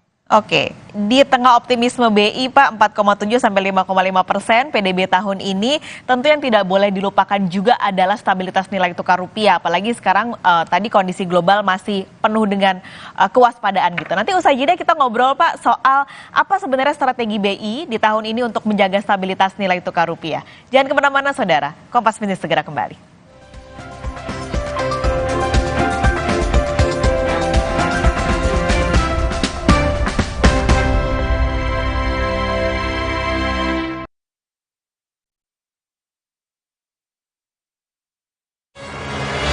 Energi kehidupan diambil Tuan Cungkat yang tamak, sampai alam ia rusak. Putri Hijau bertekad menyelamatkan, berbuka dan hidupkan harapan. Marjan. Hey guys.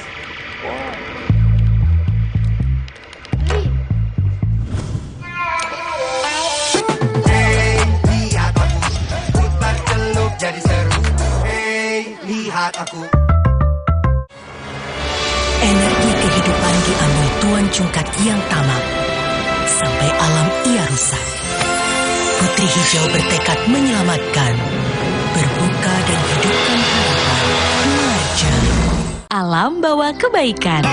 Batuk, kakak minum Wibert Herbal Batuk Plus dari bahan alam pilihan, redakan batuk plus hidung tersumbat, pilek, sakit tenggorokan. Hangat. Kamu ngantuk? Enggak dong. Wibert, obat batuk herbal pilihanku.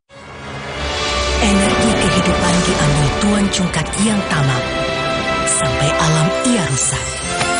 Putri Hijau bertekad menyelamatkan, berbuka dan hidupkan harapan. Marja. Jatuh, Jen. Hujan emas.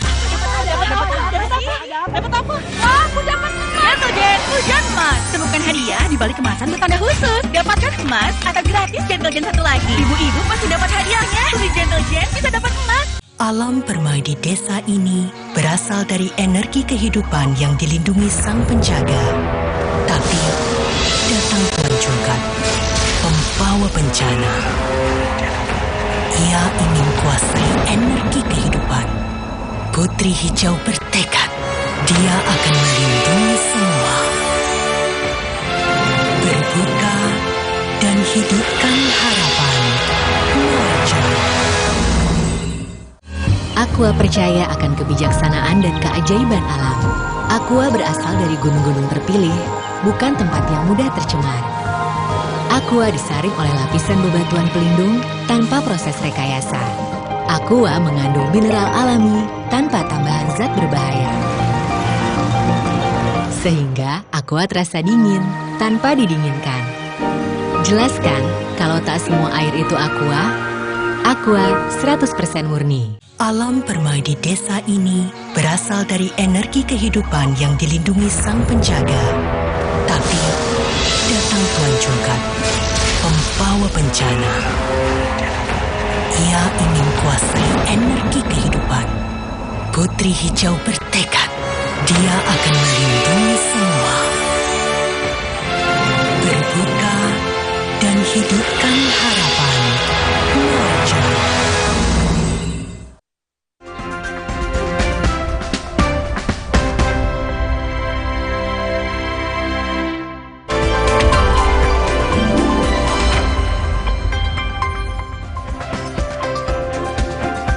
Pagi ini Kompas Bisnis masih bersama Kepala Departemen Kebijakan Ekonomi dan Moneter Bank Indonesia Firman Mohtar. Pak Firman, kita ngobrol-ngobrol lagi ini terutama soal beberapa pekan lalu rapat Dewan Gubernur memutuskan untuk mempertahankan BI Rate di angka 6%. Sebenarnya apa Pak faktor yang jadi pertimbangan untuk mempertahankan BI Rate di tengah kondisi saat ini? Apakah memang itu bisa dinilai bisa menjaga stabilitas nilai tukar dan juga target inflasi? Jadi Mbak Riri, perkembangan ekonomi global tentunya menjadi perhatian kita di tengah kondisi domestik yang memang secara umum masih terjaga baik dengan pertumbuhan ekonomi yang terus membaik, meningkat dengan inflasi yang terjaga meskipun terkait dengan volatile food menjadi cermatan kita. Di tengah kondisi gini kita harus terus memastikan agar inflasi tersebut dengan sesuai sasaran kita di 2,5 plus minus 1%. Perkembangan terakhir dalam di RDG kemarin kami juga melihat kondisi global khususnya terkait dengan ketidakpastian pasar keuangan global. Beberapa hal yang menjadi pertimbangan kami adalah kita menjadi cermatan adalah bagaimana pelaku pasar di pasar keuangan global menilai perkembangan arah Fed Fund Rate ke depan. Hal ini tentunya menjadi berpengaruh bagaimana perkembangan volatilitas di pasar keuangan. Berbagai indikator dari pasar keuangan global ketidakpastiannya meningkat seperti VIX, DXY, dan lain sebagainya. Satu hal yang juga menjadi cermatan adalah bagaimana yield USD dari government bond-nya Amerika Serikat yang terus meningkat di tengah ketidakpastian tersebut. Ada hal lain yang juga menjadi timbangan kami adalah bagaimana eskalasi geopolitik di terusan Suez yang bisa saja berpengaruh terhadap perkembangan harga pangan, harga komoditi, dan harga energi yang pada gilirannya tentunya akan berpengaruh terhadap kondisi ketidakpastian pasar keuangan global ini. Dan perkembangan Januari kita memang melihat tekanan rupiah agak meningkat Namun di tengah kondisi tersebut, Bank Indonesia selalu berada di pasar, memastikan agar stabilitas nilai tukar rupiah terjaga.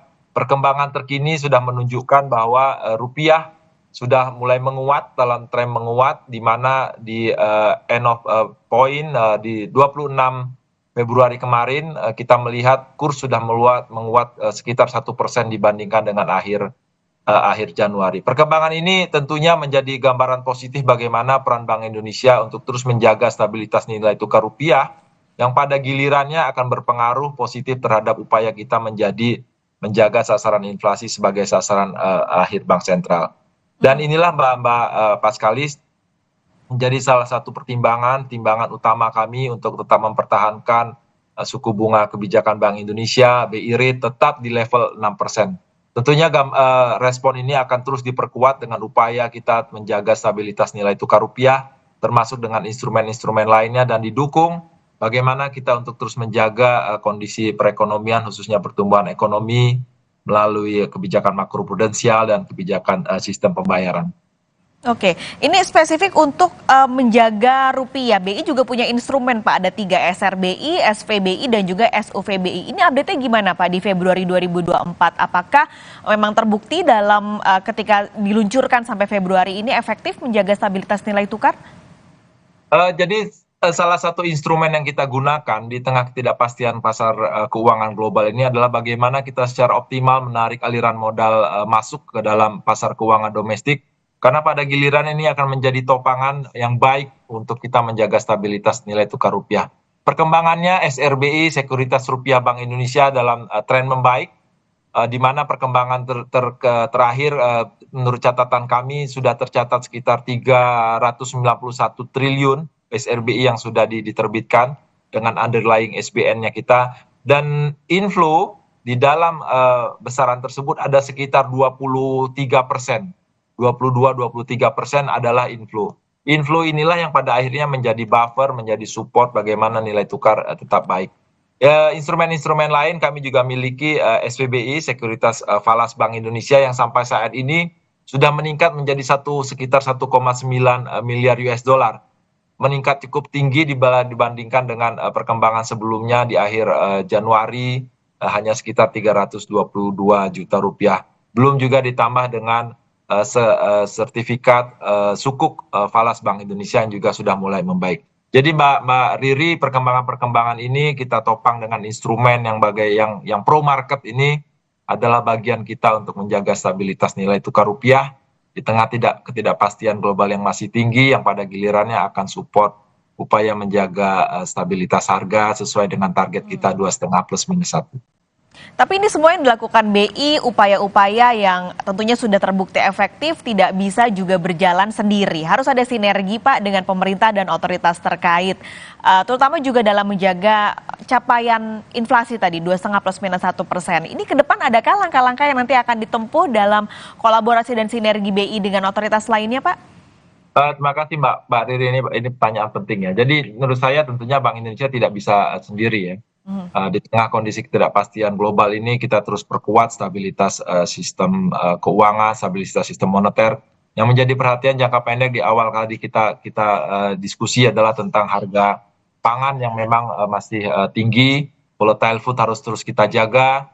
Dan dalam kaitan ini gerakan nasional inflasi, pengendalian inflasi pangan menjadi salah satu upaya keras kami bersama-sama dengan pemerintah dalam naungan TPIP, Tim Pengendalian Inflasi Pusat, dan Tim Pengendalian Inflasi Daerah. Ini akan terus kami lakukan. Dan kami akan terus optimalkan 46 kantor cabang Bank Indonesia di berbagai daerah untuk melakukan sinergi dengan pemerintah daerah untuk terus memastikan agar inflasi volatile food tersebut terjaga melalui upaya kita memperkuat pasokan, meningkatkan distribusi, dan yang pasti memastikan keterjangkauan harga melalui komunikasi yang baik dengan masyarakat. Upaya-upaya ini Mbak Riri memang akan kami terus lakukan. Termasuk satu hal yang terus secara reguler kami lakukan adalah dalam koordinasi kami melalui Komite Stabilitas Sistem Keuangan bersama Kementerian Keuangan, kemudian OJK dan LPS. Mbak Riri. Jadi ini akan terus dilakukan terutama dengan 2024 tentu masih banyak kewaspadaan yang harus diperhatikan di tahun ini. Pak Firman Mohtar, Kepala Departemen Kebijakan Ekonomi dan Moneter BI, terima kasih sudah bergabung pagi ini di Kompas Bisnis. Sehat selalu Pak. Terima kasih Mbak Riri, sehat selalu. Sapa Indonesia Pagi akan segera kembali usai jeda. Kami punya informasi untuk Anda. Ketua Bapilu Partai Persatuan Pembangunan Sandiaga Uno mengisyaratkan P3 siap bergabung ke pemerintahan presiden terpilih jika diminta.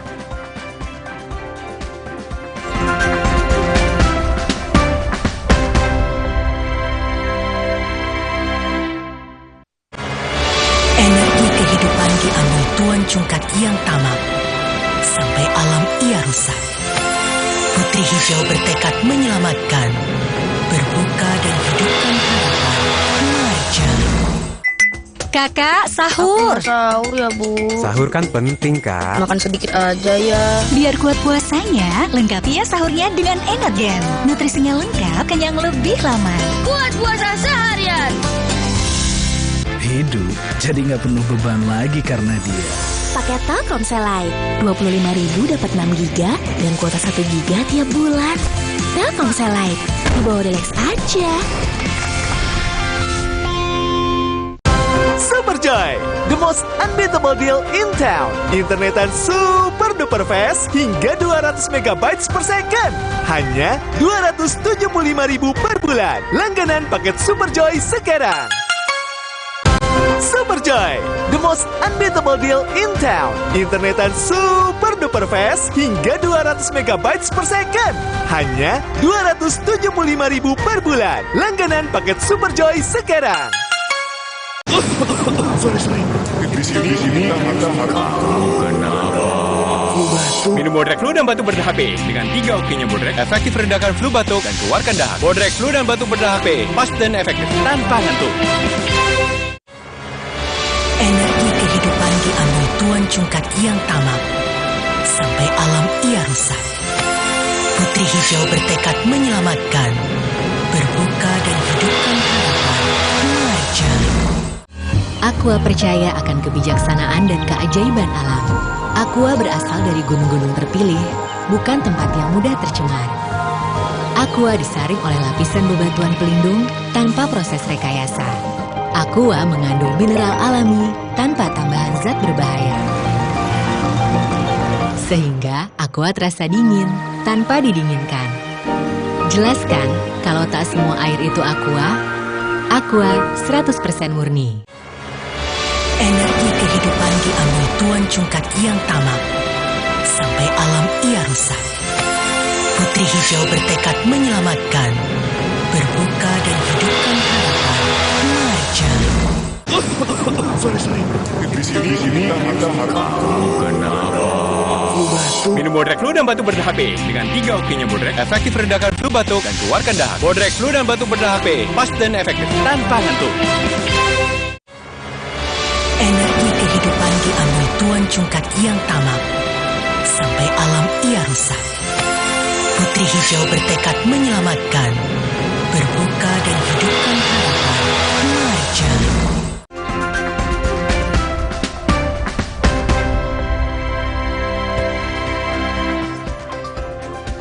Kembali di Sapa Indonesia Pagi, Saudara. Ketua Badan Pemenangan Pemilu Partai Persatuan Pembangunan P3, Sandiaga Uno, mengisyaratkan P3 siap bergabung ke pemerintahan presiden terpilih jika diminta. Hal ini dinyatakan Sandiaga usai mengikuti sidang Kabinet Paripurna di Istana dalam tugasnya sebagai Menteri Pariwisata dan Ekonomi Kreatif. Sandi menyatakan secara pribadi dirinya menilai sesuai nama partainya, P3 memang seharusnya ikut terlibat aktif dalam pembangunan bangsa. Saat ini di Pilpres 2024, P3 berada di barisan pengusung Capres-Cawapres Ganjar Mahfud.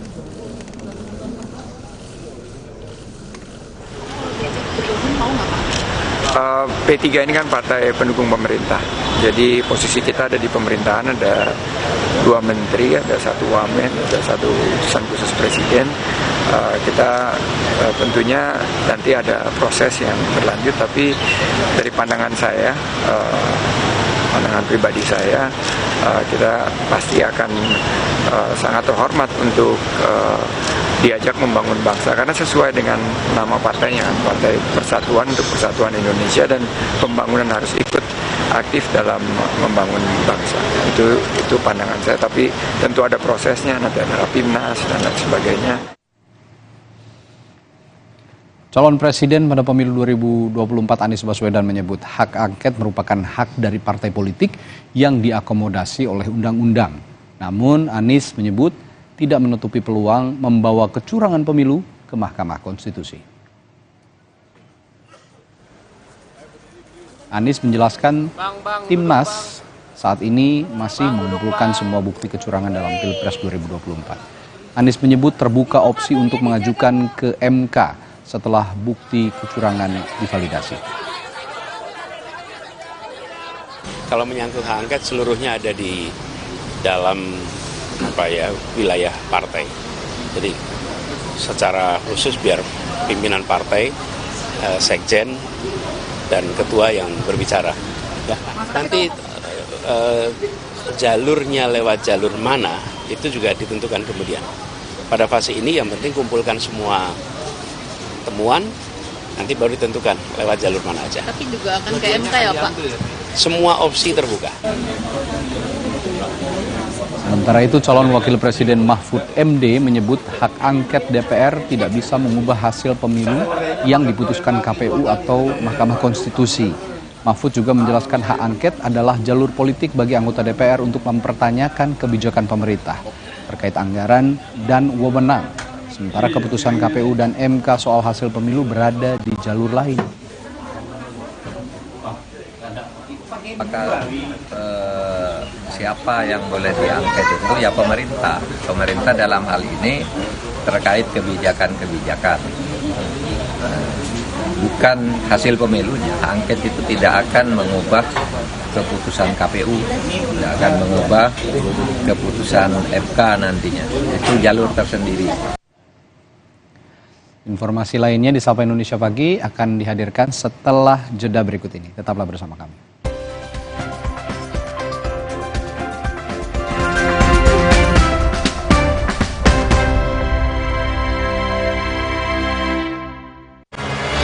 Energi kehidupan diambil tuan cungkat yang tamak, sampai alam ia rusak. Putri Hijau bertekad menyelamatkan, berbuka dan hidupkan harapan. Saya harus kuat setiap hari. Mulai usia 40, tubuh kehilangan 33% massa otot. Saya minum Ensure Gold dengan dual action. HMB plus triple protein dukung kekuatan otot. Ensure Gold for everyday strength. Energi kehidupan diambil tuan cungkat yang tamak, sampai alam ia rusak. Putri Hijau bertekad menyelamatkan, berbuka dan hidupkan harapan. Marja. Hey guys.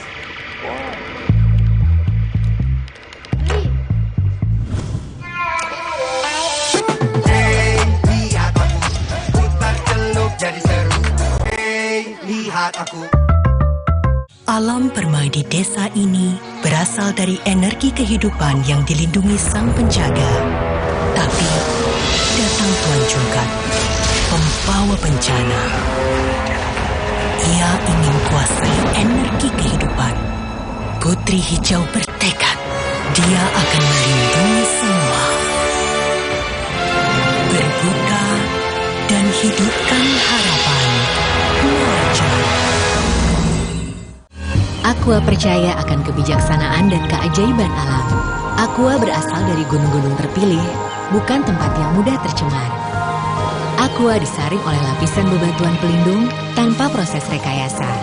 Aqua mengandung mineral alami tanpa tambahan zat berbahaya. Sehingga Aqua terasa dingin tanpa didinginkan. Jelaskan kalau tak semua air itu Aqua. Aqua 100% murni.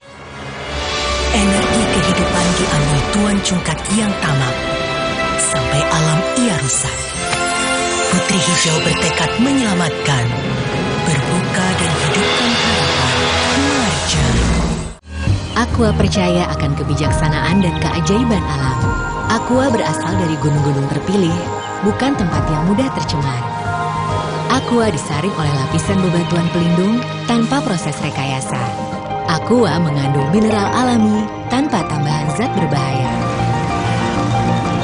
Sehingga Aqua terasa dingin tanpa didinginkan. Jelaskan kalau tak semua air itu Aqua 100% murni. Energi kehidupan diambil Tuan Cungkat yang tamak, sampai alam ia rusak. Putri Hijau bertekad menyelamatkan, berbuka dan hidupkan harapan keluarga.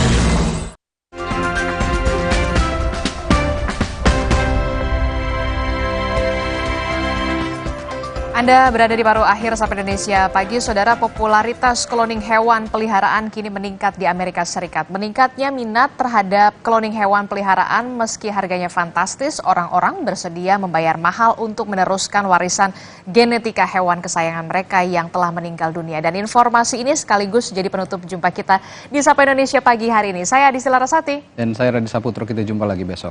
Terima kasih, sampai jumpa. My original cat was named Chai, and she was what I can only explain as my soulmate pet. I have never had a relationship with an animal like I did with her in my life ever before or since. Ikatan emosional pelatih hewan Kelly Anderson dengan kucingnya begitu kuat, sehingga ia memutuskan untuk mengkloningnya. I struggled with depression when I had her. She saved my life more times than I can count. So it was very rough when she passed. Kelly pergi ke Viagen Pets and Equine, sebuah perusahaan kloning kucing, anjing, dan kuda yang berbasis di Amerika Serikat. Upon receiving the sample, we'll do a cell culture. We use a portion of the cells we've preserved to create cloned embryos, and then those are transferred to surrogate moms, and then from there it's a normal pregnancy period. Butuh waktu 4 tahun untuk mengkloning kucingnya. Kelly mengatakan meskipun lama, menunggu kucing itu datang, ibarat setitik cahaya di dalam kegelapan. When I got the call that they had actually finally cloned her, I think I was in shock more than anything. Belle has different markings and her personality is different. I love her so much and she is definitely like my heart cat, but it's not the same connection at all. And I never expected that or never wanted that. So the feedback that we get is that, the temperament and personality is quite similar, but they are still going to be their own unique individual. Cloning tidaklah murah. 6 tahun yang lalu, Kelly membayar $25.000 atau 390-an juta rupiah. I definitely took out a loan because I don't have that kind of money laying around. I'm just a broke dog trainer. I'm not Paris Hilton. Selebritas Paris Hilton menggunakan Viagen untuk mengkloning anjingnya dan menghasilkan 2 anak anjing baru. Musisi Barbara Streisand juga mendapatkan 2 anjing hasil cloning dari Coton de Tuileries kesayangannya. Kelly, yang memiliki akun Instagram untuk Belle bernama Clone Kitty, mengatakan meskipun ia dapat banyak cacian di media sosial, ia tidak menyesal. It was never about resurrecting her, reincarnating her. It was, I just wanted a piece of her to carry on. Belle is that small piece of her.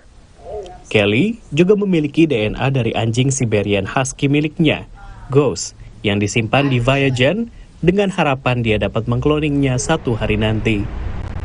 Isu kloning hewan, baik untuk penelitian maupun komersial, masih menjadi pro kontra di Amerika Serikat. Sebuah survei pada 2018 oleh Statista menunjukkan 51% responden menganggap kloning hewan salah secara moral, dan hanya 40% yang menganggapnya bisa diterima. Dari Washington DC, saya Rio Tuasikal dan tim VOA. Mencari tahu, mendengarkan lebih utuh dan mendalam, mempertanyakan rasa keadilan. Saya mau minta klarifikasi. Klarifikasi.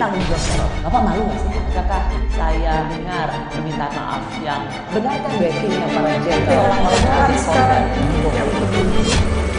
Kita mengingatkan penguasa, menghibur yang papa. Rosi.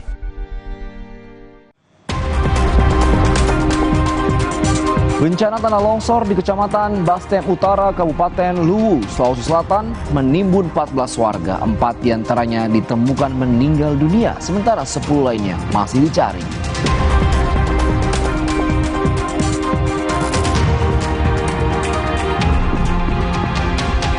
Aksi koboi dilakukan seorang pria dengan melepas tembakan sebanyak 3 kali ke arah bangunan perkantoran di Jatinegara, Jakarta Timur.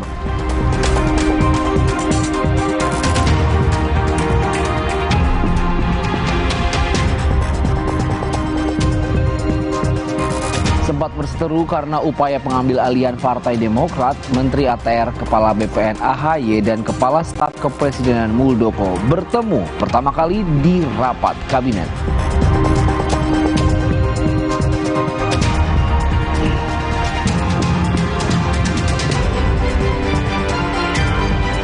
Halo saudara, apa kabar Anda? Kilas Kompas kembali hadir berjumpa dengan sejumlah informasi yang telah kami rangkum sepanjang hari ini. Selain 3 informasi utama tadi, bersama saya Andre Sinaga, inilah Kilas Kompas lengkapnya di Kompas TV, independen, terpercaya.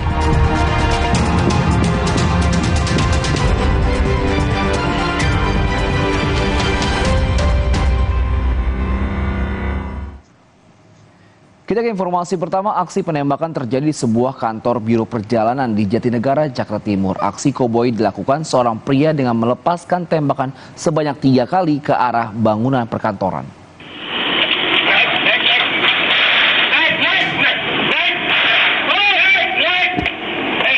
Keributan terjadi di depan kantor biro perjalanan di Jalan Jatinegara Timur, Jakarta pada 8 Februari lalu. 2 orang pria terlibat perselisihan hingga salah satu diantaranya mengeluarkan senjata api. Dari rekaman CCTV, pelaku menodongkan pistol ke arah korban. Korban yang ketakutan berupaya masuk ke dalam kantor. Pelaku pun emosi dan meluapkan kemarahannya. Pelaku bahkan melepaskan 3 kali tembakan, 2 diantaranya mengenai kaca.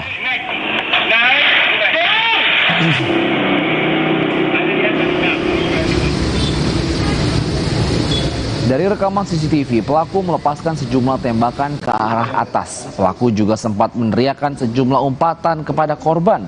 Akibat tembakan ini, sejumlah kaca bangunan pecah. Dan saat ditemui di lokasi, korban mengaku mengenal pelaku. Keduanya memang tengah terlibat perselisihan, namun ia tak menyangka pelaku nekat menodongkan senjata dan melepaskan tembakan ke arahnya. Korban yang trauma telah melaporkan kasus ini ke Polres Metro Jakarta Timur. Olah TKP telah dilakukan oleh penyidik. 2 selongsong peluru telah diamankan. Pelapor menembakkan itu 3 kali ke arah saya. Pertama dia nembak ke bawah dulu, entah sengaja ketembak atau apa. Terus kedua baru diarahkan ke saya. Saya lagi duduk di atas itu, pas tuh di atas bangku itu ada peluru. Saya menghindar. Sempat kena luka kecil, pecahan kaca. Udah saya bikin laporan juga ke Polres Jakarta Timur. Alhamdulillah Polres Jakarta Timur langsung cepat menanggapinya, pas respon sekali. Kita ke informasi lainnya, bencana tanah longsor terjadi di Kecamatan Bastem Utara, Kabupaten Luwu, Sulawesi Selatan. Material longsor menimbun 14 warga, 4 diantara ditemukan dalam kondisi meninggal dunia. Semakin banyak nih.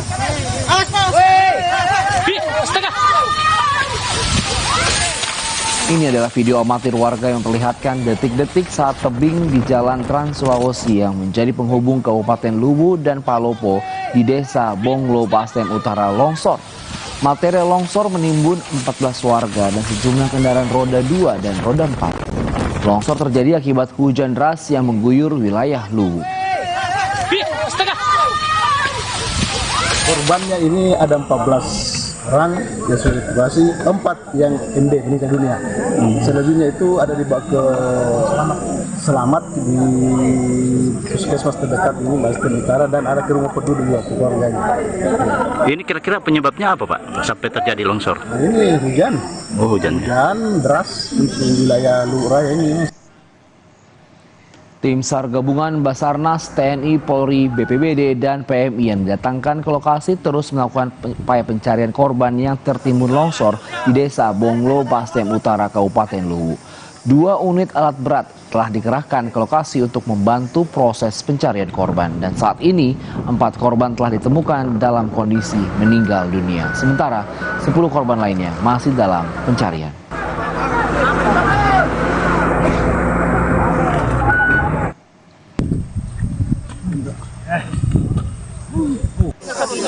La ilaha Detik-detik talut longsor di Sleman, Yogyakarta terekam kamera pemantau. Peristiwa ini terjadi hari Minggu kemarin saat hujan deras melanda sebagian besar wilayah Yogyakarta.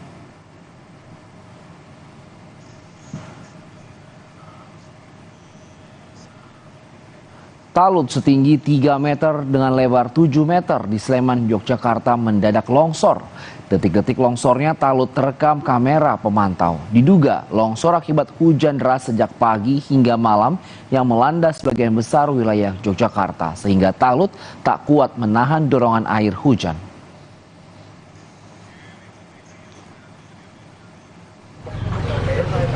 Tidak ada korban jiwa atau luka-luka akibat kejadian ini, namun satu rumah dan sebuah warung rusak.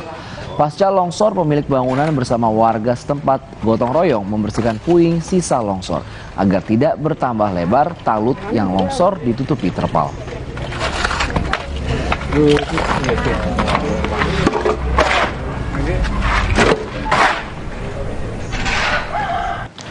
Selanjutnya saudara, polisi pastikan pengendara motor yang tewas di Bandung akibat terjerat kabel seling yang menjuntai ke bawah bukan kabel optik. Saat ini polisi masih mencari pemilik kabel seling tersebut. Menurut Kanit Gakum Satlantas Polrestabes Bandung, AKP Arif Saiful Haris, polisi telah memeriksa beberapa orang yang berada di lokasi sebagai saksi. Saat ini, polisi masih mencari siapa pemilik kabel seling yang menjuntai ke bawah hingga menjerat seorang pengendara motor hingga tewas.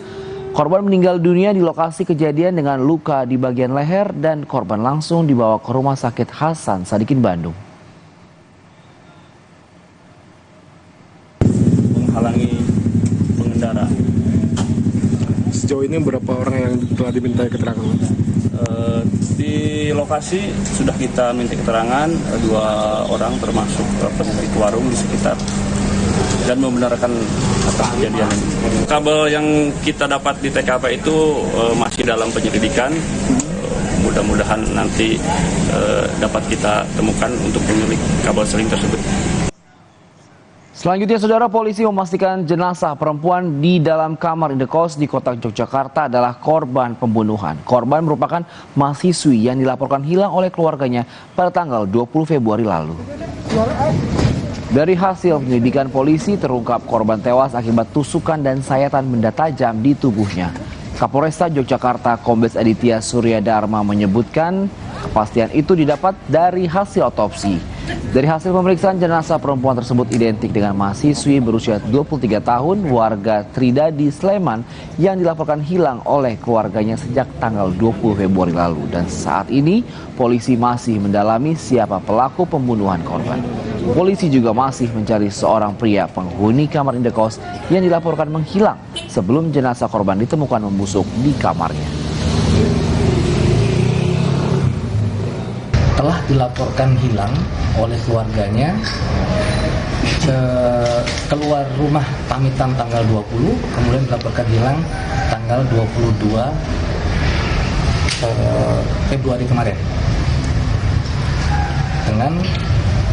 Dan pada saat di TKP, hasil TKP itu baik HP maupun kendaraan yang bersangkutan juga hilang, kemungkinan dibawa oleh pelaku. Saudara, seorang kasir di sebuah toko kosmetik di Serang, Banten nekat menggelapkan uang hasil penjualan toko hingga ratusan juta rupiah untuk digunakan berlibur ke Bali. Pelaku kini telah ditangkap polisi usai sempat dinyatakan buron. Pelaku berinisial FF yang bekerja sebagai kasir toko kosmetik di Serang, Banten menggelapkan uang hasil penjualan toko hingga 527 juta rupiah. Pelaku menjalankan aksinya sejak Februari 2022 lalu hingga Oktober 2023. Uang hasil kejahatan tersebut diakui pelaku digunakan untuk berlibur ke Bali, membeli barang-barang mewah. Mungkin brandnya dia, brand dari tersebut. Awas dari Februari sampai Maret sampai Oktober. Buat apa Mbak? Buat apa tuh uangnya? Buat liburan sama main aja sih. Itu liburan sama main. Pada saat liburan itu ada rasa bersalah nggak menggunakan uang dari yang menggelapkan? Nggak ada, cuman kalau tiap pulang kerja habis ngambil uang di jalan selalu berpikir takut kecelakaan, terus tangannya patah gitu.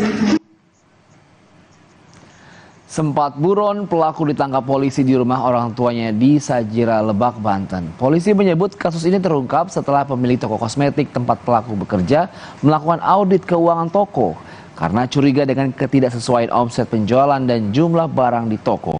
Pemilik toko sebelumnya tak pernah melakukan audit sehingga pelaku leluasa memanipulasi data penjualan.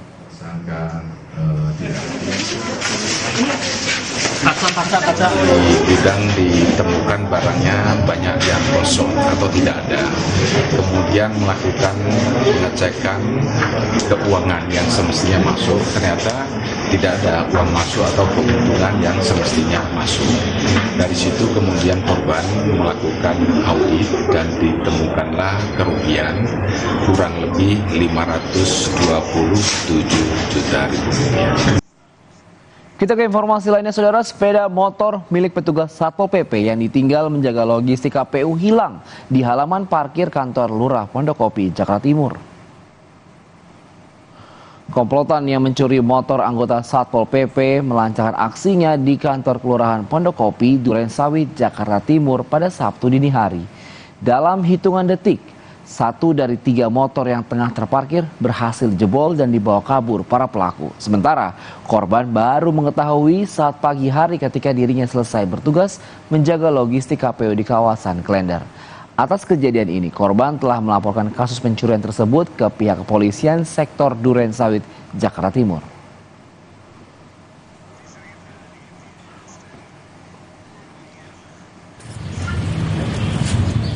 Sempat berseteru karena upaya pengambil alihan Partai Demokrat. Menteri ATR, Kepala BPN AHY, dan Kepala Staf Kepresidenan Muldoko bertemu untuk pertama kalinya di rapat kabinet. Usai jeda, kami hadir. Tetaplah bersama kami di Kilas Kompas.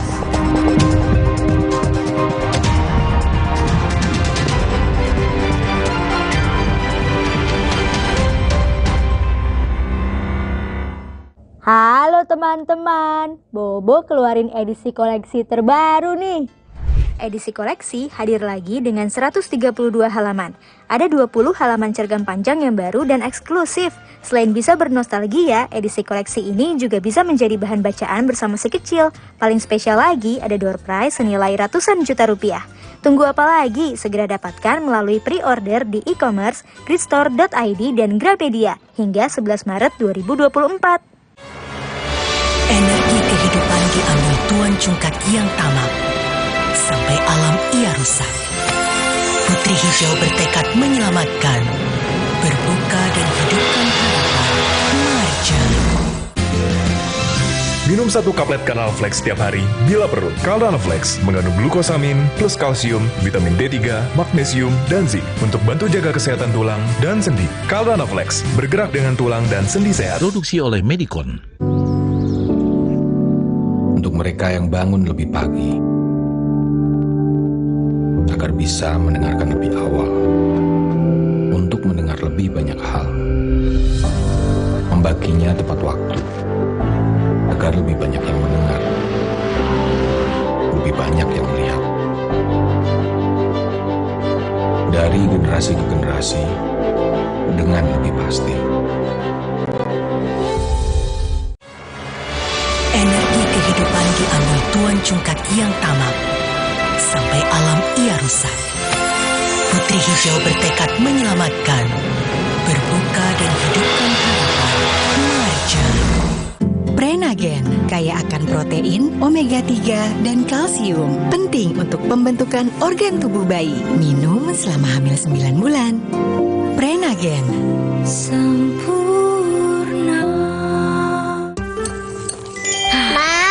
Minum dulu biar nggak capek. Senang kan melihat anak tumbuh dengan baik bersama Morinaga Cilgo. Nutrisi berkualitas untuk dukung daya tahan tubuh, bantu tumbuh kembangnya. Morinaga Cilgo. Hidup jadi nggak penuh beban lagi karena dia. Pakai Telkomsel Lite, 25.000 dapat 6 GB dan kuota 1 GB tiap bulan. Telkomsel Lite. Di bawah relax aja. Energi kehidupan diambil Tuan Cungkat yang tamak, sampai alam ia rusak. Putri Hijau bertekad menyelamatkan, berbuka dan hidupkan harapan. Marja.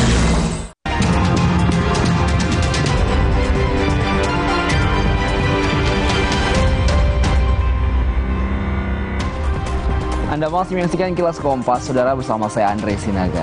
Presiden Joko Widodo memastikan akan mengakomodasi program-program yang dicanangkan Presiden terpilih di RAPBN 2025. Hal ini disampaikan Presiden Jokowi saat memimpin sidang Kabinet Paripurna membahas rencana kerja pemerintah, kerangka ekonomi makro dan pokok-pokok kebijakan fiskal 2025 yang jadi acuan penyusunan APBN 2025. Meskipun Presiden tidak secara gamblang menyebut sidang kabinet kali ini membahas program makan siang gratis, namun Jokowi memastikan RAPBN 2025 akan mengakomodasi program-program dari Presiden terpilih di Pilpres 2024.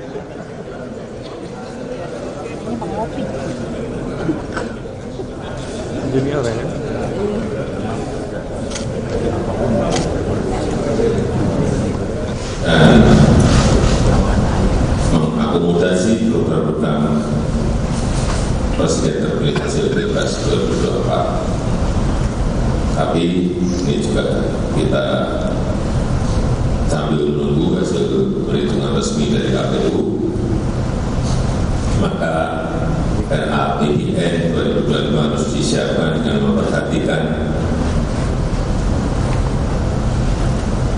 hasil Pilpres karena menjalankan APBN. Karena yang menjalankan APBN 2025 adalah Presiden terpilih.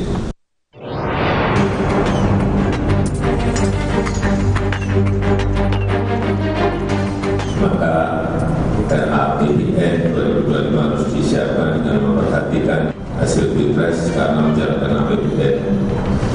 Karena yang menjalankan APBN 2025 adalah Presiden terpilih. Meskipun Presiden tidak secara gamblang menyebut program makan siang gratis, namun Jokowi memastikan RAPBN 2025 akan mengakomodasi program-program dari Presiden terpilih di Pilpres 2024. Kepastian justru disampaikan oleh Menko Bidang Perekonomian Erlangga Hartarto yang bilang program-program utama Capres-Cawapres Prabowo Gibran jika resmi ditetapkan KPU sebagai pemenang Pilpres dapat mulai dilaksanakan tahun depan, salah satunya program makan siang gratis.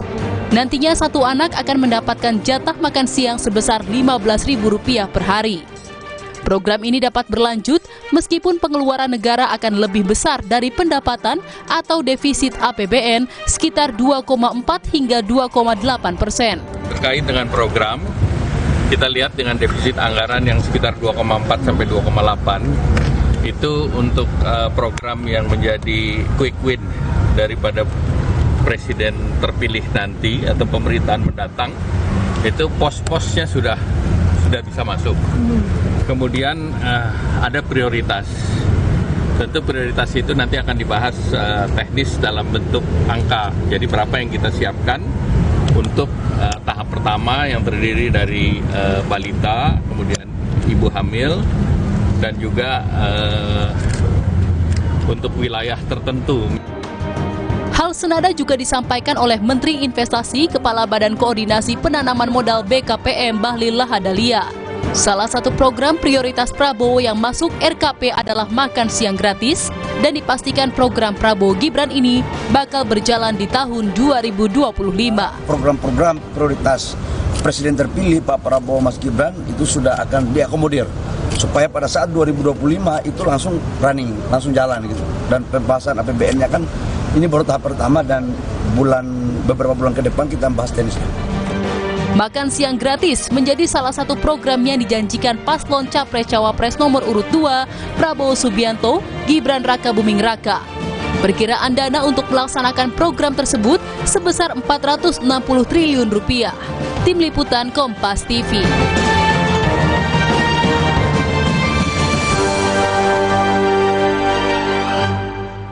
Kita ke informasi lainnya, sempat berseteru karena upaya pengambil alihan Partai Demokrat. Agus Harimurti Yudhoyono dan Muldoko kini berada dalam satu perahu. Usai perseteruan, keduanya pertama kali bertemu hari ini saat rapat kabinet di Istana Negara.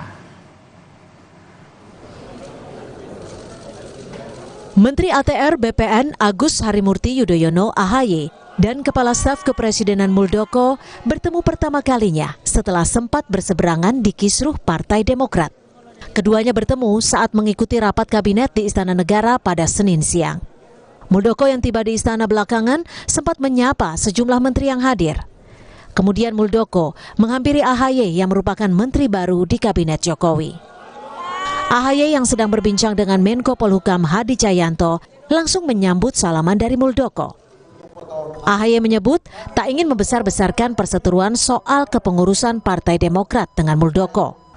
Terkait dualisme Partai Demokrat beberapa waktu lalu, AHY menyebut hal itu jadi pelajaran dalam perjalanan politiknya. Ini saya tidak ingin membesar-besarkan apa yang sudah lewat, karena kalau itu berarti kita nggak maju-maju dong. Yang jelas itu semua sudah kita lewatin, sebuah bagian dari perjalanan politik, dari perjalanan Partai Demokrat juga. Saya anggap itu sebagai sebuah hal yang berharga untuk kita jadikan sebagai lessons learned.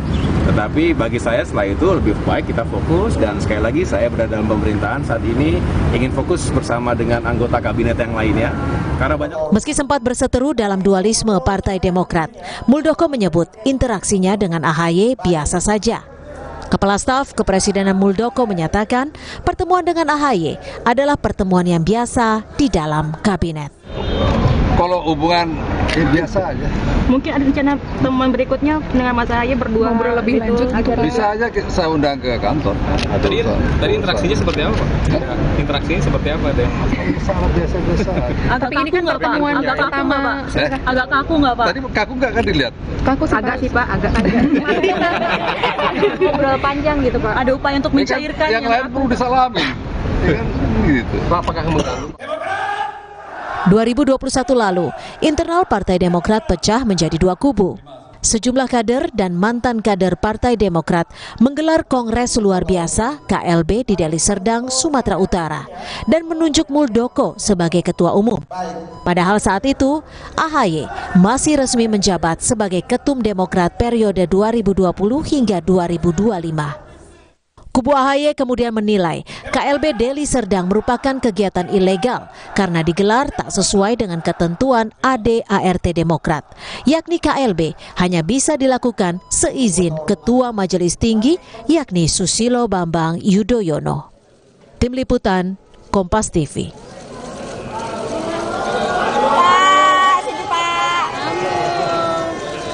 Tiga bangunan di bantaran Kali Baru Pasar Rebo, Jakarta Timur roboh akibat fondasi yang tak kuat menahan arus sungai. Informasi selengkapnya kami rangkum dalam Kilas Nusantara.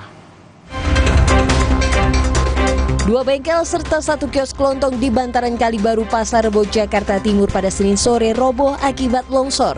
Fondasi ketiga bangunan yang berdiri di bantaran Kali Baru ini tak kuat menahan aliran air. Sejumlah barang dagangan pun hanyut. Selain itu, satu orang dilaporkan terluka tertimpa material bangunan. Akibat angin kencang, sejumlah pohon tumbang di Gianyar, Bali. Seorang pengendara motor yang tengah melintas tertimpa pohon yang tumbang dan telah dibawa ke rumah sakit terdekat. Kejadian ini menyebabkan kemacetan panjang jalur wisata menuju Ubud dari arah kota Gianyar dan sebaliknya. Hujan deras selama berjam-jam di Sragen, Jawa Tengah mengakibatkan longsor dan menimpa rumah serta kandang ternak. Saat kejadian, pemilik rumah berhasil menyelamatkan diri. Warga bersama TNI dan Polri bergotong royong membersihkan material longsor. Usai jeda, Rumah Sakit Arab di Kota Gaza mengalami kelebihan pasien hingga kekurangan peralatan medis, perawat, dan dokter.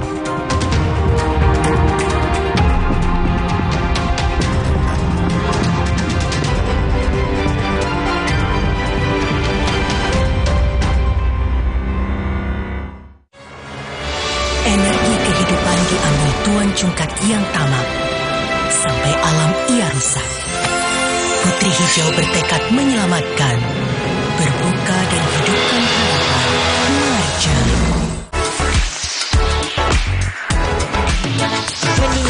makan sugar free dulu, bikin kamu worry free.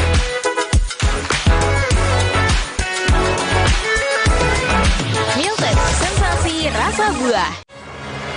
Energi kehidupan diambil Tuan Cungkat yang tamak, sampai alam ia rusak. Putri Hijau bertekad menyelamatkan, berbuka dan hidupkan harapan. Marja. Kakak, sahur. Sahur ya, Bu. Sahur kan penting, Kak. Makan sedikit aja ya. Biar kuat puasanya, lengkapi ya sahurnya dengan Energen. Nutrisinya lengkap, kenyang lebih lama. Kuat puasa seharian. Hidup jadi nggak penuh beban lagi karena dia. Pakai Telkomsel Lite, 25.000 dapat 6 GB dan kuota 1 GB tiap bulan. Telkomsel Lite, dibawa relax aja. Alam permai di desa ini berasal dari energi kehidupan yang dilindungi sang penjaga. Tapi datang Tuan Cungkat, pembawa bencana. Ia ingin kuasai energi kehidupan. Putri Hijau bertekad, dia akan melindungi semua. Berbuka dan hidupkan harapan. Marja. Saya harus kuat setiap hari. Mulai usia 40, tubuh kehilangan 33% massa otot. Saya minum Ensure Gold dengan dual action. HMB plus triple protein dukung kekuatan otot. Ensure Gold for everyday strength. Aqua percaya akan kebijaksanaan dan keajaiban alam. Aqua berasal dari gunung-gunung terpilih, bukan tempat yang mudah tercemar. Aqua disaring oleh lapisan bebatuan pelindung tanpa proses rekayasa. Aqua mengandung mineral alami tanpa tambahan zat berbahaya. Sehingga Aqua terasa dingin tanpa didinginkan. Jelaskan kalau tak semua air itu Aqua. Aqua 100% murni. Energi kehidupan diambil Tuan Cungkat yang tamak, sampai alam ia rusak. Putri Hijau bertekad menyelamatkan, berbuka dan hidupkan harapan. Marja.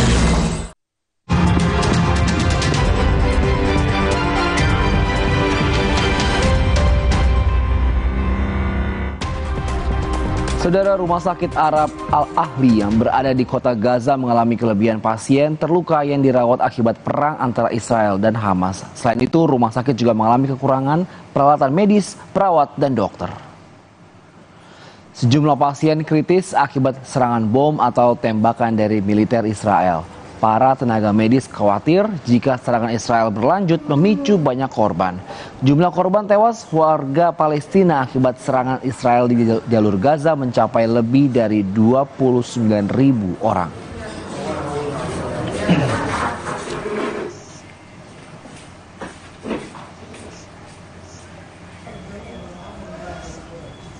Demikian kilas Kompas pada malam hari ini. Saya Andri Sinaga bersama tim yang bertugas mengucapkan terima kasih dan tetaplah di Kompas TV, independen, terpercaya.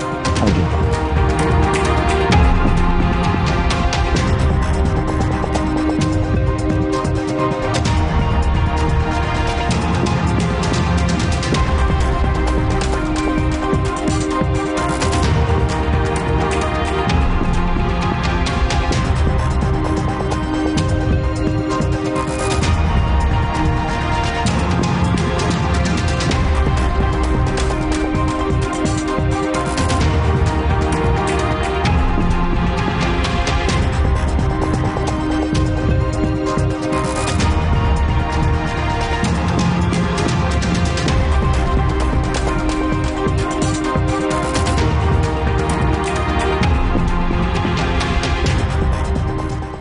Sesaat lagi Anda akan menyaksikan Kompas Update yang didukung oleh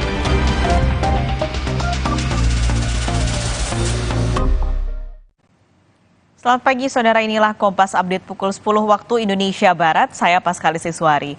Ratusan warga Palestina yang putus asa berkumpul di antara reruntuhan kota Gaza untuk menunggu bantuan yang sangat mereka butuhkan. Lembaga-lembaga kemanusiaan mengaku banyaknya pembatasan oleh militer Israel menyulitkan penyaluran bantuan ke banyak wilayah di Gaza. Sejak awal perang, sebagian besar komunitas internasional telah menekan Israel agar mengizinkan lebih banyak bantuan kemanusiaan masuk ke Gaza. Program Pangan Dunia, World Food Program, terhambat mengirimkan makanan untuk anak-anak di Gaza Utara yang mengalami kekurangan gizi akut. Perang telah membuat 1/4 dari 2,3 juta penduduk Gaza menderita kelaparan.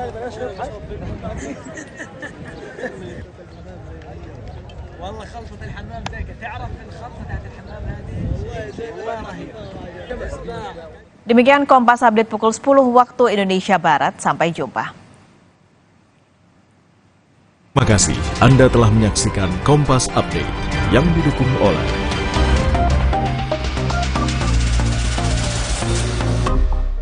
Ciptaden FlexiClean, zigzag bulu sikatnya, kasih sikat sela giginya. Bulu sikat zigzag lebih fleksibel, bersihkan sela sempit hingga gigi terdalam. Gigi bersih maksimal. Ciptaden FlexiClean baru, zigzag bulu sikatnya, clean maksimal hasilnya. Ciptaden FlexiClean, gigi makin bersih, makin kuat. memaparkan ironi sosial. Jadi udah berapa tahun Bang ini jalan rusak nih? Lebih dari 20 tahun kan? Menguliti kejanggalan fakta. Jumlah sampahnya sangat besar. Mau sehancur apa lagi kita melihat laut Indonesia ini? Mengurai karut-marut keadilan. Nelayan perempuan kenapa tidak diakui? Apa kekurangannya? Berkas Kompas. Setiap Selasa pukul 11 malam di Kompas TV.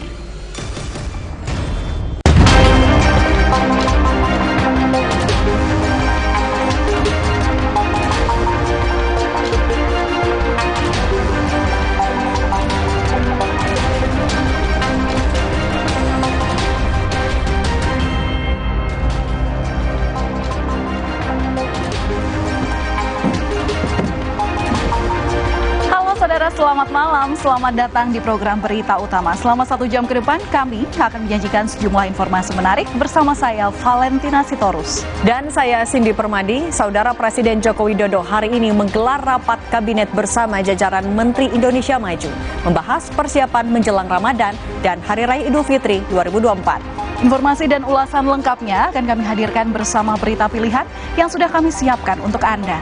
Dan berita lain yang aktual untuk Anda simak antara lain,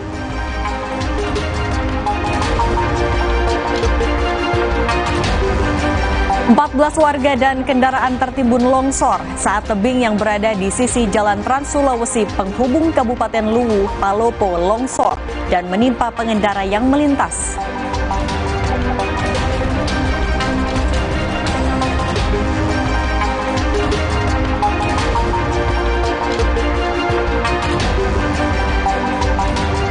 Setelah sempat berkonflik dalam kisruh Partai Demokrat, Menteri ATR, Kepala BPN Agus Harimurti Yudhoyono atau AHY, dan Kepala Staf Kepresidenan Muldoko saling bertegur sapa untuk pertama kalinya dalam sidang kabinet.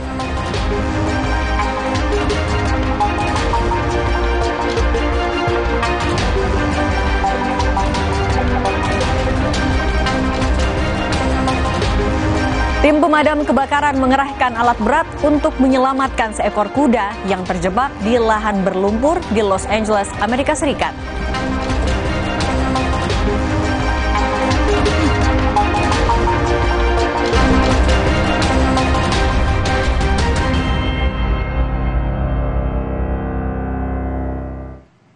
Berita pertama malam ini, saudara, akibat mengalami kecelakaan tunggal, sebuah truk tangki pengangkut BBM terbakar di Jalan Gatot Subroto, Kota Dumai, Riau.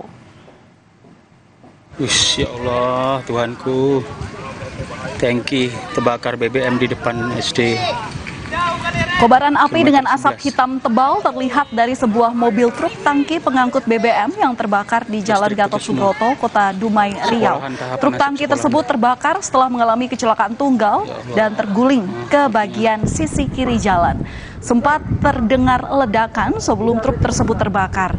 Pihak Pertamina Persero memastikan kebutuhan BBM untuk masyarakat wilayah Dumai dan di sekitarnya aman pasca terbakarnya mobil tangki BBM yang terjadi pada Minggu siang. Ya Allah, Tuhanku. Kebakaran hebat melanda 2 unit ruko berlantai 4 di kawasan Cengkareng, Jakarta Barat pada Senin dini hari.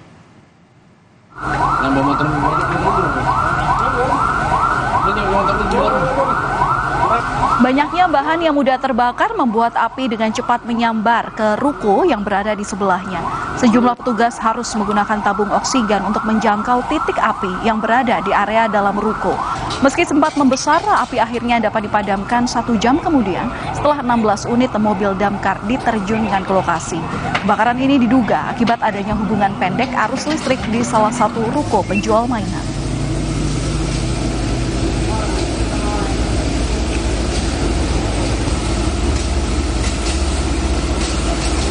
Sebuah mobil terseret arus saat banjir melanda kota Makale, Kabupaten Tanah Toraja, Sulawesi Selatan pada Minggu malam.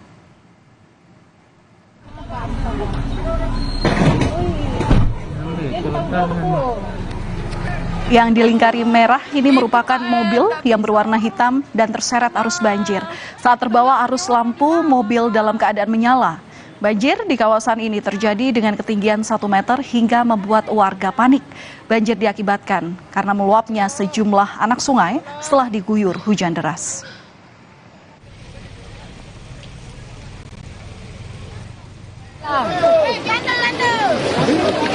Banjir juga mengakibatkan sejumlah rumah warga terendam. Tim SAR gabungan Basarnas, BPBD, TNI, dan Polres Tanah Toraja, Sulawesi Selatan pada Minggu malam mengevakuasi 4 orang korban banjir. Setelah dievakuasi ke tempat yang lebih aman, korban kemudian dilarikan ke rumah sakit terdekat untuk mendapat pertolongan medis.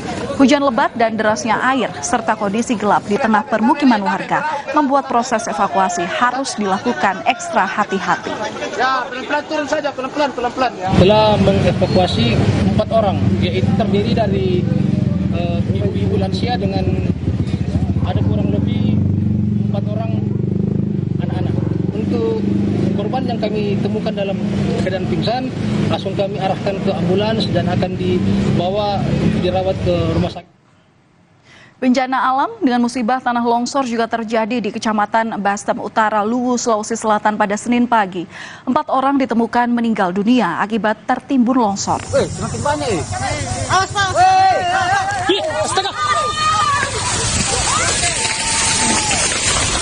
Inilah detik-detik saat tebing yang berada di sisi Jalan Trans Sulawesi penghubung Kabupaten Luwu, Palopo longsor dan menimpa pengendara yang melintas. Terlihat warga seketika panik berusaha untuk menyelamatkan diri. Sekitar 14 warga dan kendaraan tertimbun longsor. Longsor ini disebabkan oleh hujan deras yang mengguyur Kabupaten Luwu pada Senin dini hari. Semakin banyak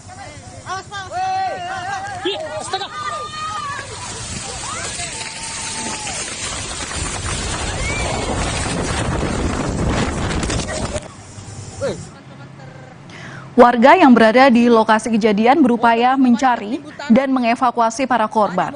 Tim SAR gabungan Basarnas, TNI, Polri telah menerjunkan 2 unit alat berat untuk mencari korban longsor. Dari 14 korban yang tertimbun longsor, 4 korban ditemukan dalam kondisi meninggal dunia dan 10 lainnya masih dalam pencarian.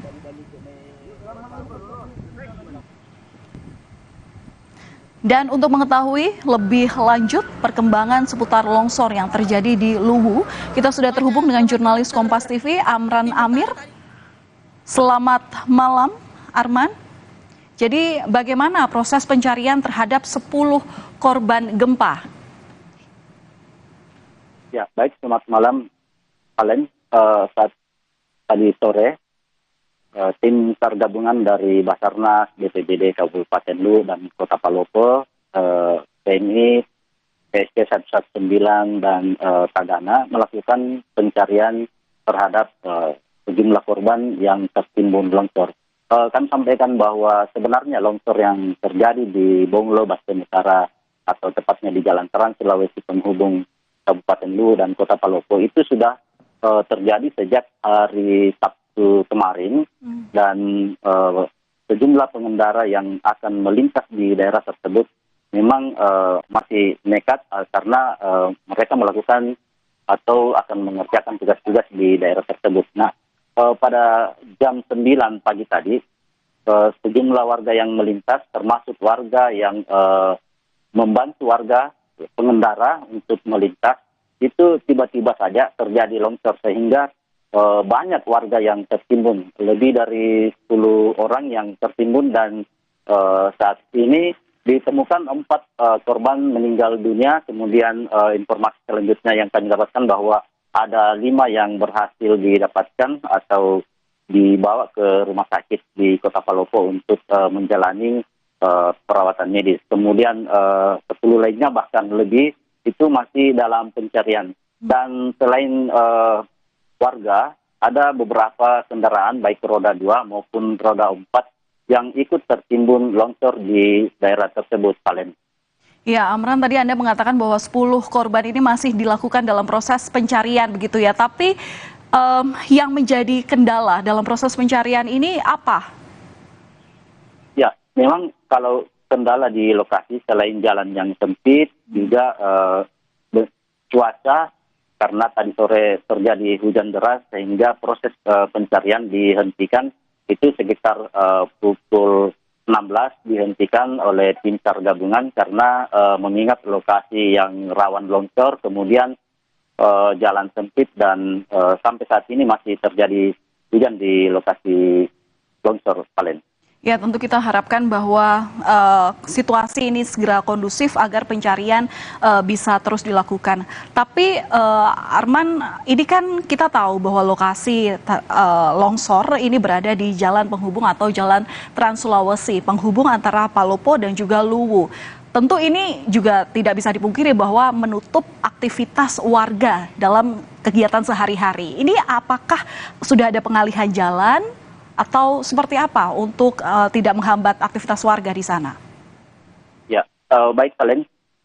Jalan tersebut merupakan jalan satu-satunya penghubung antar kabupaten kota dari Luwu atau Basten menuju Kota Palopo. Nah, hanya ada satu jalan sehingga proses pengalihan jalan itu tidak ada. Nah, kemudian kami sampaikan bahwa proses pencarian atau evakuasi, proses pencarian warga akan dilanjutkan besok pagi jika kondisi cuaca memungkinkan, Palen.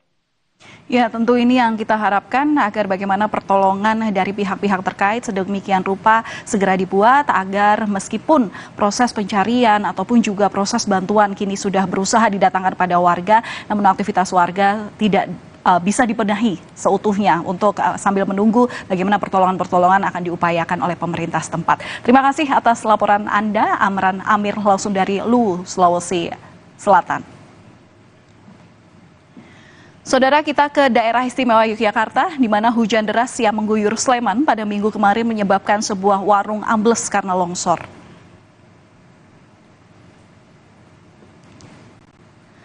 CCTV ini, saudara, merekam detik-detik saat dinding talut setinggi 3 meter longsor dan membuat bangunan warung di atasnya ambles.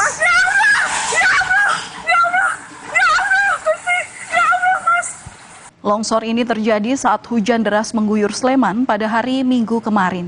Diduga talut tak kuat menahan debit air hujan sehingga mengakibatkan longsor. Tidak ada korban jiwa, namun bangunan warung mengalami kerusakan parah. Agar tidak bertambah lebar, untuk sementara talut yang longsor ini ditutup dengan terpal.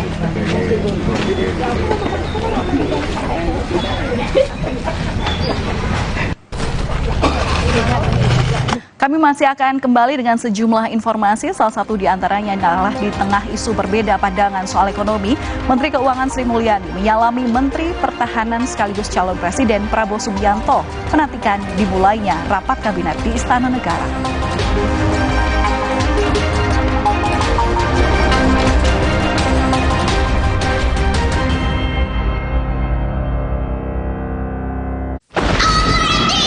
Harga Gledek online tiket week nyamper lagi. Diskon 50% plus cashback hingga 1,1 juta di Jam Gledek. Tiket pesawat mulai dari 200 ribuan. Hotel mulai dari 300 ribuan. Sambar tiketmu sekarang. Energi kehidupan diambil Tuan Cungkat yang tamak. Sampai alam ia rusak. Putri Hijau bertekad menyelamatkan. Berbuka dan hidupkan harapan. Marja. Nyatanya, suara tetesan air nggak akan jadi lagu pengantar tidur yang nyenyak. Makanya soal cat pelapis anti bocor, pilih yang Aku Approve. Aku Approve dan Aku Approve Pro. Aku approve, aku approve. Harga geledek online tiket week nyamper lagi. Diskon 50% plus cashback hingga 1,1 juta di jam geledek. Tiket pesawat mulai dari 200 ribuan. Hotel mulai dari 300 ribuan. Samber tiketmu sekarang. Energi kehidupan diambil Tuan Cungkat yang tamak. Sampai alam ia rusak. Putri Hijau bertekad menyelamatkan. Berbuka dan hidupkan harapan. Marja. Harga geledek online tiket week nyamper lagi. Diskon 50% plus cashback hingga 1,1 juta di jam geledek. Tiket pesawat mulai dari 200 ribuan. Hotel mulai dari 300 ribuan. Samber tiketmu sekarang. Mudik bareng Nippon Pen tahun ini hadir lagi. Caranya, belanja produk Nippon Pen dan ikuti program Penta Reward di mitra toko Nippon Pen terpilih. Lalu, upload video bersama produk Nippon Pen di Instagram. Tersedia 1000 tiket kereta eksekutif. Daftarkan diri kalian di periode Februari hingga Maret untuk keberangkatan di 6 dan 7 April 2024. Info lebih lanjut, cek sosial media Nippon Pen Indonesia. Ayo segera belanja sebelum kehabisan. Harga geledek online tiket week nyamper lagi. Diskon 50% plus cashback hingga 1,1 juta di jam geledek. Tiket pesawat mulai dari 200 ribuan. Hotel mulai dari 300 ribuan. Samber tiketmu sekarang. Energi kehidupan diambil Tuan Cungkat yang tamak. Sampai alam ia rusak. Putri Hijau bertekad menyelamatkan. Berbuka dan hidupkan harapan. Marja. Nyatanya, suara tetesan air nggak akan jadi lagu pengantar tidur yang nyenyak. Makanya soal cat pelapis anti bocor, pilih yang Aku Approve. Aku Approve dan Aku Approve Pro. Aku approve, aku approve. Harga geledek online tiket week nyamper lagi. Diskon 50% plus cashback hingga 1,1 juta di jam geledek. Tiket pesawat mulai dari 200 ribuan. Hotel mulai dari 300 ribuan. Samber tiketmu sekarang. Kakak, sahur. Sahur ya, Bu. Sahur kan penting, Kak. Makan sedikit aja ya. Biar kuat puasanya, lengkapi ya sahurnya dengan Energen. Nutrisinya lengkap, kenyang lebih lama. Kuat puasa seharian. Energi kehidupan diambil Tuan Cungkat yang tamak. Sampai alam ia rusak. Putri Hijau bertekad menyelamatkan. Berbuka dan hidupkan harapan. Marja. Harga geledek online tiket week nyamper lagi. Diskon 50% plus cashback hingga 1,1 juta di jam geledek. Tiket pesawat mulai dari 200 ribuan. Hotel mulai dari 300 ribuan. Samber tiketmu sekarang.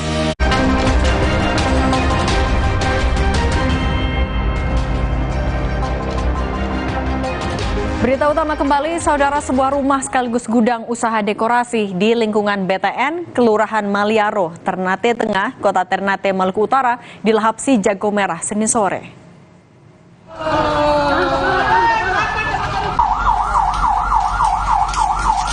Kebakaran diduga dari sampah yang dibakar depan rumah dan membakar styrofoam, bahan dekorasi, hingga merambat ke seluruh bangunan. Beruntung api tidak sampai merembet ke rumah lain. Sebanyak 5 unit mobil damkar diterjunkan ke lokasi. Pemadaman berlangsung sekitar 1 jam. Tak ada korban jiwa dalam peristiwa ini, namun kerugian ditaksir mencapai ratusan juta rupiah.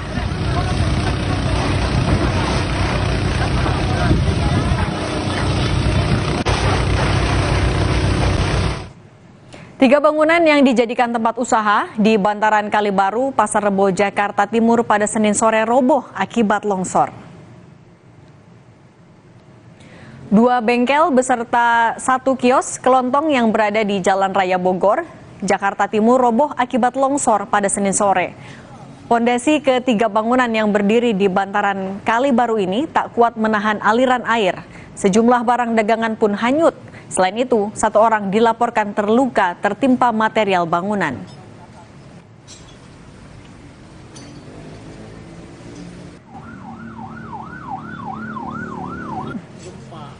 Dua orang warga dianiaya oleh sejumlah pemuda lantaran mencoba membubarkan aksi balap liar di Ponorogo, Jawa Timur.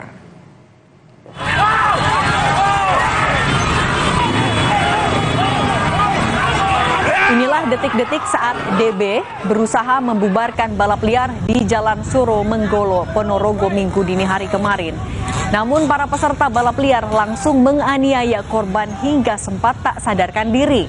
Dalam kejadian ini, polisi menangkap 3 remaja diduga pelaku penganiayaan dari total 8 pelaku. Polisi akan menindak tegas pelaku balap liar di Ponorogo.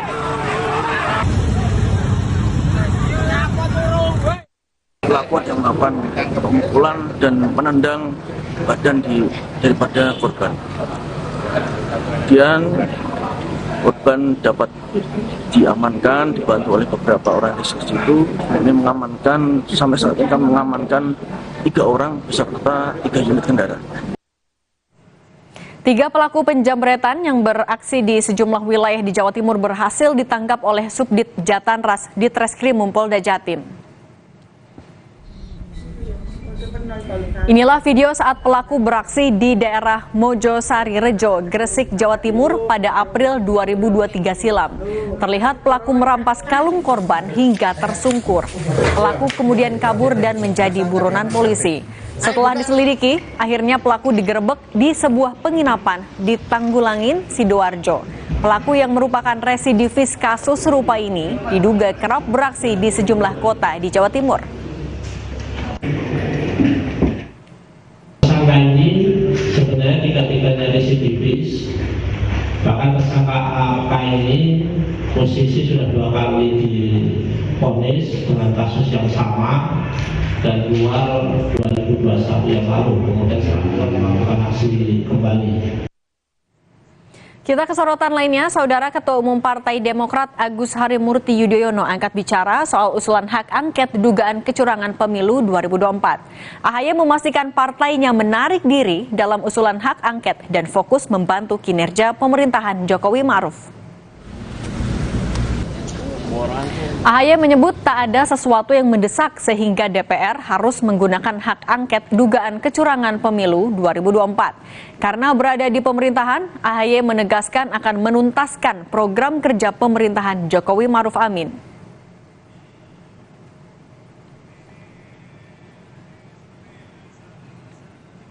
Bahwa Demokrat tidak melihat itu sebagai sesuatu yang urgen dan tidak mungkin kami ikut-ikutan untuk membangun spirit itu. Yang jelas Demokrat hari ini berada di pemerintahan, kami ingin fokus mengawal pemerintahan Presiden Jokowi dan kita semua untuk benar-benar bisa menuntaskan segala kebijakan dan program kerja. Calon Wakil Presiden Mahfud MD menyebut hak angket DPR tak bisa mengubah hasil pemilu yang diputuskan KPU atau MK. Mahfud juga menjelaskan hak angket adalah jalur politik bagi anggota DPR untuk mempertanyakan kebijakan pemerintah terkait anggaran dan wewenang. Sementara keputusan KPU dan MK soal hasil pemilu berada di jalur lain.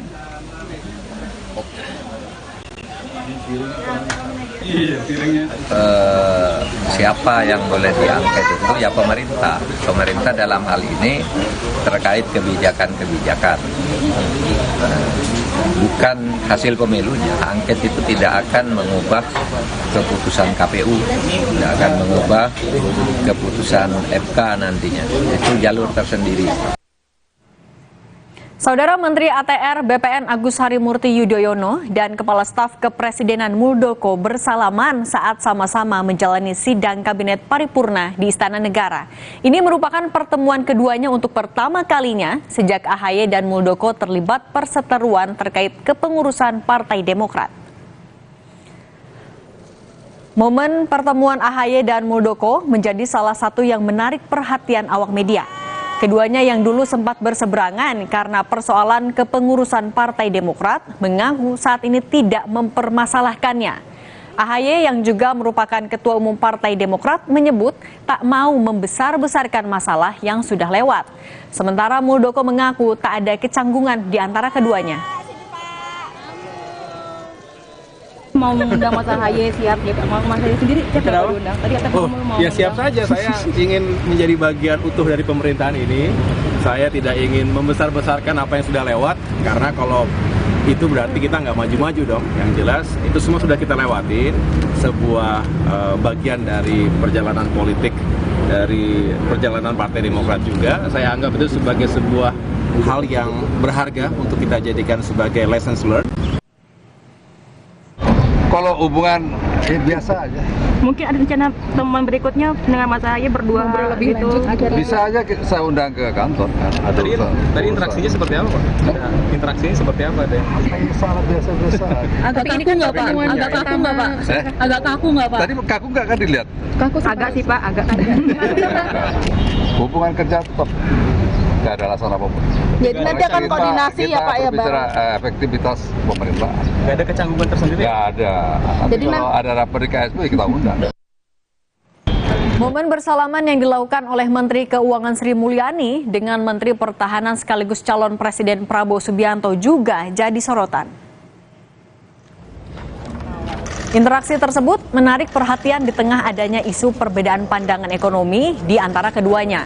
Awalnya Sri Mulyani berbincang dengan Menko Maritim dan Investasi Luhut Binsar Panjaitan sambil menanti dimulainya sidang Kabinet Paripurna di Istana Negara. Usai menyapa Luhut, Sri Mulyani menghampiri Prabowo sambil menyodorkan tangan untuk bersalaman.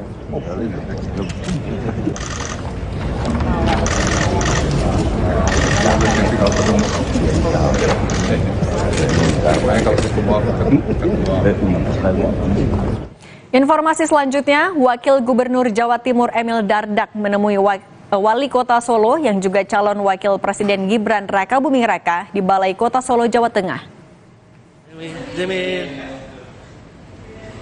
Emil dan Gibran menggelar pertemuan tertutup selama kurang lebih 1,5 jam. Menurut Emil, dalam pertemuan tersebut, ia dan Gibran membahas terkait kegiatan pasca pemilu.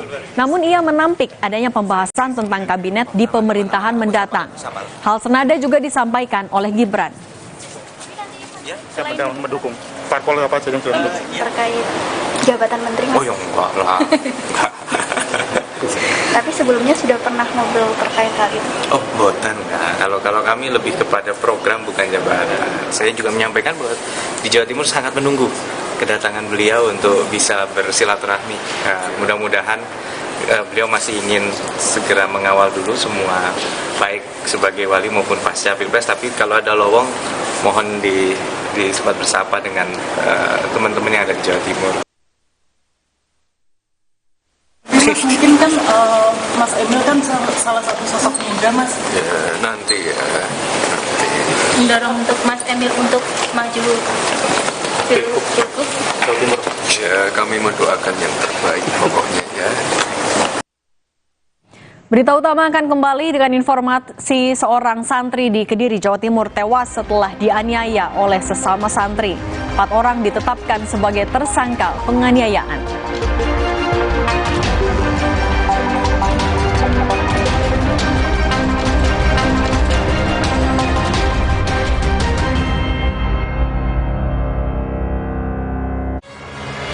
Energi kehidupan diambil Tuan Cungkak yang tamak, sampai alam ia rusak.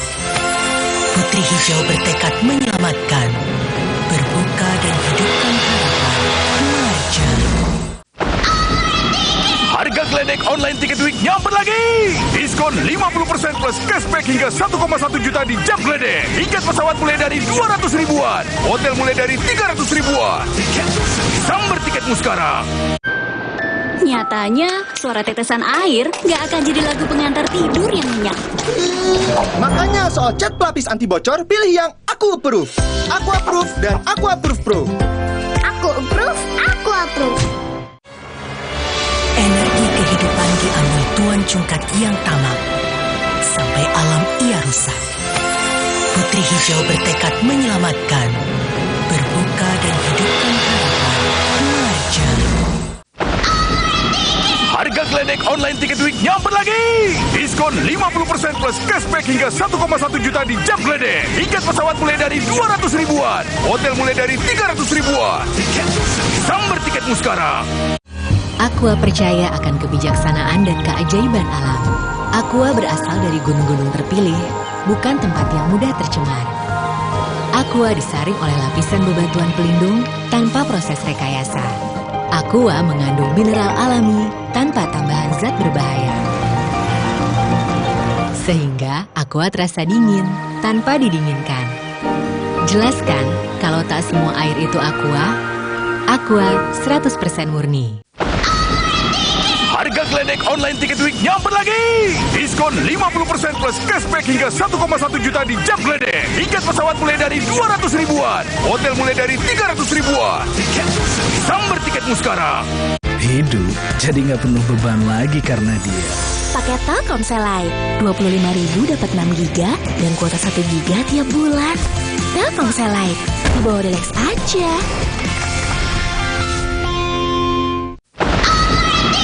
Harga Gledek online tiket week nyamper lagi. Diskon 50% plus cashback hingga 1,1 juta di Jam Gledek. Tiket pesawat mulai dari 200 ribuan. Hotel mulai dari 300 ribuan. Sambar tiketmu sekarang.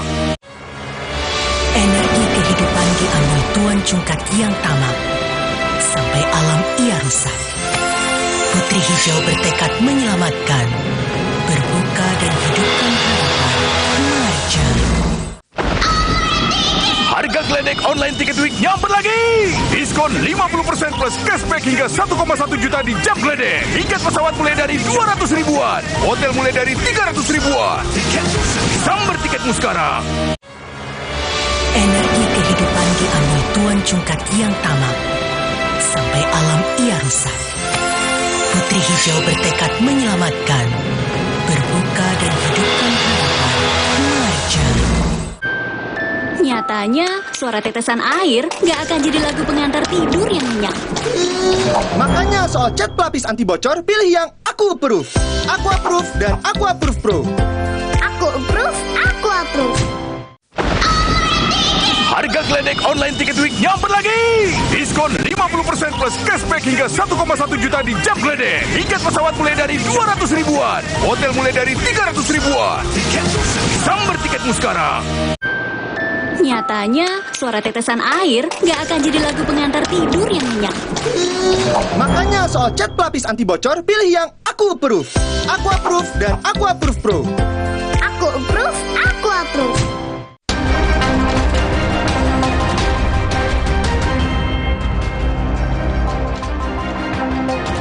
Terima kasih Anda masih bersama kami. Saudara, kami memiliki 5 informasi pilihan khas berita utama. Informasi yang pertama, bocah dibunuh pacar ibu. Polisi membongkar makam bocah yang disiksa selingkuhan ibu hingga tewas di Kabupaten Aceh Barat, Aceh pada Minggu siang. Dari hasil pemeriksaan terdapat sejumlah luka akibat benda tumpul di bagian tubuh korban. Demi mengungkap kebenaran atas kasus pembunuhan yang menimpa seorang bocah laki-laki berusia 4 tahun di Kabupaten Aceh Barat, Aceh, tim penyidik terpaksa membongkar makam korban pada Minggu siang. Warga yang penasaran pun mendatangi lokasi makam, termasuk keluarga korban. Dari hasil pemeriksaan sementara, tim medis menemukan sejumlah tanda-tanda kekerasan akibat benda tumpul di tubuh korban. Meski begitu, polisi masih harus menunggu hasil otopsi. Melaksanakan kegiatan ekshumasi atau gali kubur dan otopsi. Ini tentunya bertujuan untuk menguatkan pembuktian di pengadilan nanti. Untuk di kepala ada beberapa retakan tulang, kemudian di dagu, di leher ada retakan tumpul. Sebelumnya, di sebuah gudang pembuatan gorong-gorong inilah seorang bocah tewas dengan cara yang tragis pada Kamis pekan lalu. Ia disiksa oleh selingkuhan ibunya dengan menggunakan alat pemotong besi.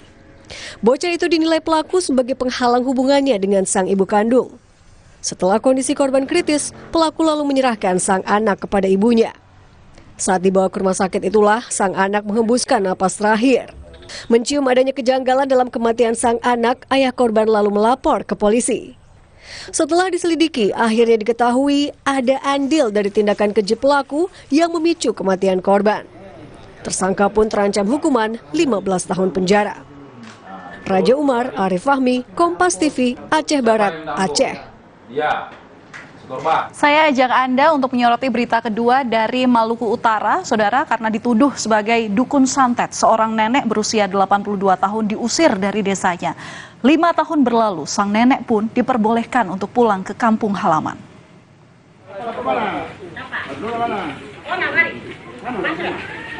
Sambil dibopong, Nenek Alwia Jumati yang berusia 82 tahun ini dibawa masuk ke dalam rumah di Desa Tuada, Maluku Utara. Ia senang bukan kepalang lantaran diperbolehkan kembali untuk pulang ke rumah yang dibangun oleh almarhum sang suami. 5 tahun lalu, ia sempat diusir oleh warga sekitar lantaran Alwia dituduh sebagai dukun santet saat tetangganya tiba-tiba meninggal dunia. Bermula dari ada salah satu warga yang meninggal, ada salah satu warga yang meninggal. Kemudian kami dari saya, mama, dan lain juga ikut melayat di situ.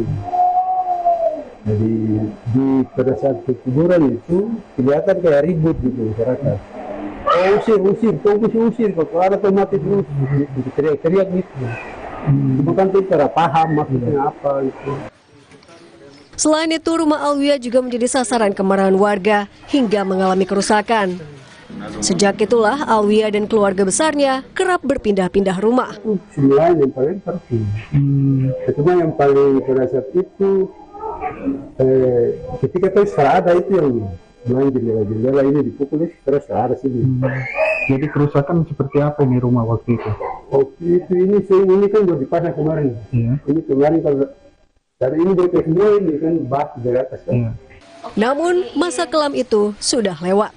Kini Alwia bisa menghabiskan masa tuanya di rumah bersama anak-anak serta cucunya. Sementara pihak TNI dan Polri berjanji akan melakukan pengamanan di rumah Alwia.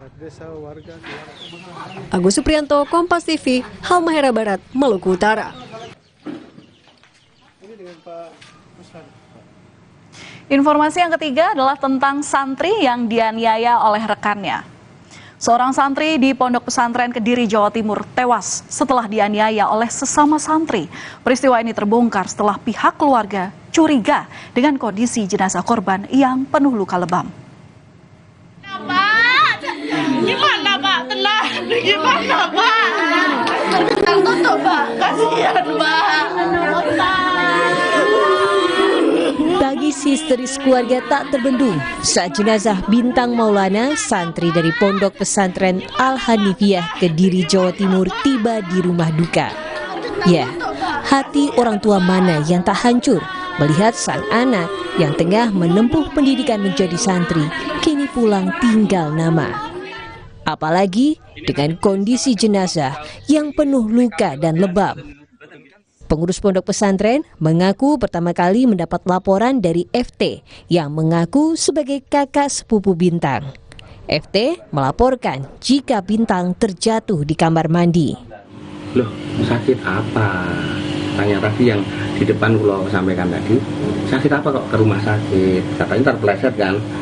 Nah, akhirnya saya spontanitas karena ya saya percaya wong itu kakaknya. Kan masa kakaknya mau menipu kan ya enggak kecil kemungkinan kan gitu kan, enggak masuk akal gitu. Gimana Pak? Melihat adanya kejanggalan, keluarga Bintang akhirnya melaporkan peristiwa ini ke polisi. Hasil penyelidikan, 4 orang santri ditetapkan sebagai tersangka karena terbukti melakukan penganiayaan pada korban. Amankan 4 orang dan kita juga tetapkan sebagai tersangka dan kita laksanakan penahanan. Motif sementara masih diduga karena ada kesalahpahaman. Polisi masih terus melakukan penyelidikan dengan memeriksa sejumlah saksi dari lingkungan pondok pesantren serta dokter yang menerima jenazah korban saat tiba di Banyuwangi. Andi Masbudi, Kompas TV Kediri, Jawa Timur. Masih dari Jawa Timur, saudara, demi menolong sang anak yang mengalami gagal ginjal, seorang ayah di Surabaya, Jawa Timur mendonorkan ginjalnya. Proses transplantasi ginjal ini telah berlangsung pada hari Selasa, pekan lalu. Rasa sayang orang tua kepada anak yang tiada batas ditunjukkan oleh seorang ayah di Surabaya, Jawa Timur. Lantaran anak perempuannya yang bernama Gayu berusia 21 tahun mengalami gagal ginjal, Agus Arifin sang ayah rela mendonorkan ginjalnya. Sejak kecil Gayu memang sudah menunjukkan tanda-tanda permasalahan pada kesehatannya. Ia mudah lelah dan tak mau banyak beraktivitas. Hingga ia pun divonis mengalami gagal ginjal. Tidak bisa saya bayangin waktu itu, rasa bersalah iya, rasa penyesalan iya. Kenapa enggak dari awal saya ketahui, sedangkan saya seorang ATLM. Di situ perasaan bersalah sampai sekarang masih menghantui saya. Pihak Rumah Sakit Pusat Angkatan Laut Dr. Ramlan Surabaya pun memutuskan untuk melakukan transplantasi ginjal untuk Gayu. Inilah kali pertama pihak rumah sakit melakukan transplantasi ginjal pada Selasa pekan lalu. Ramlan layak dan diizinkan untuk melaksanakan transplantasi organ khususnya ginjal.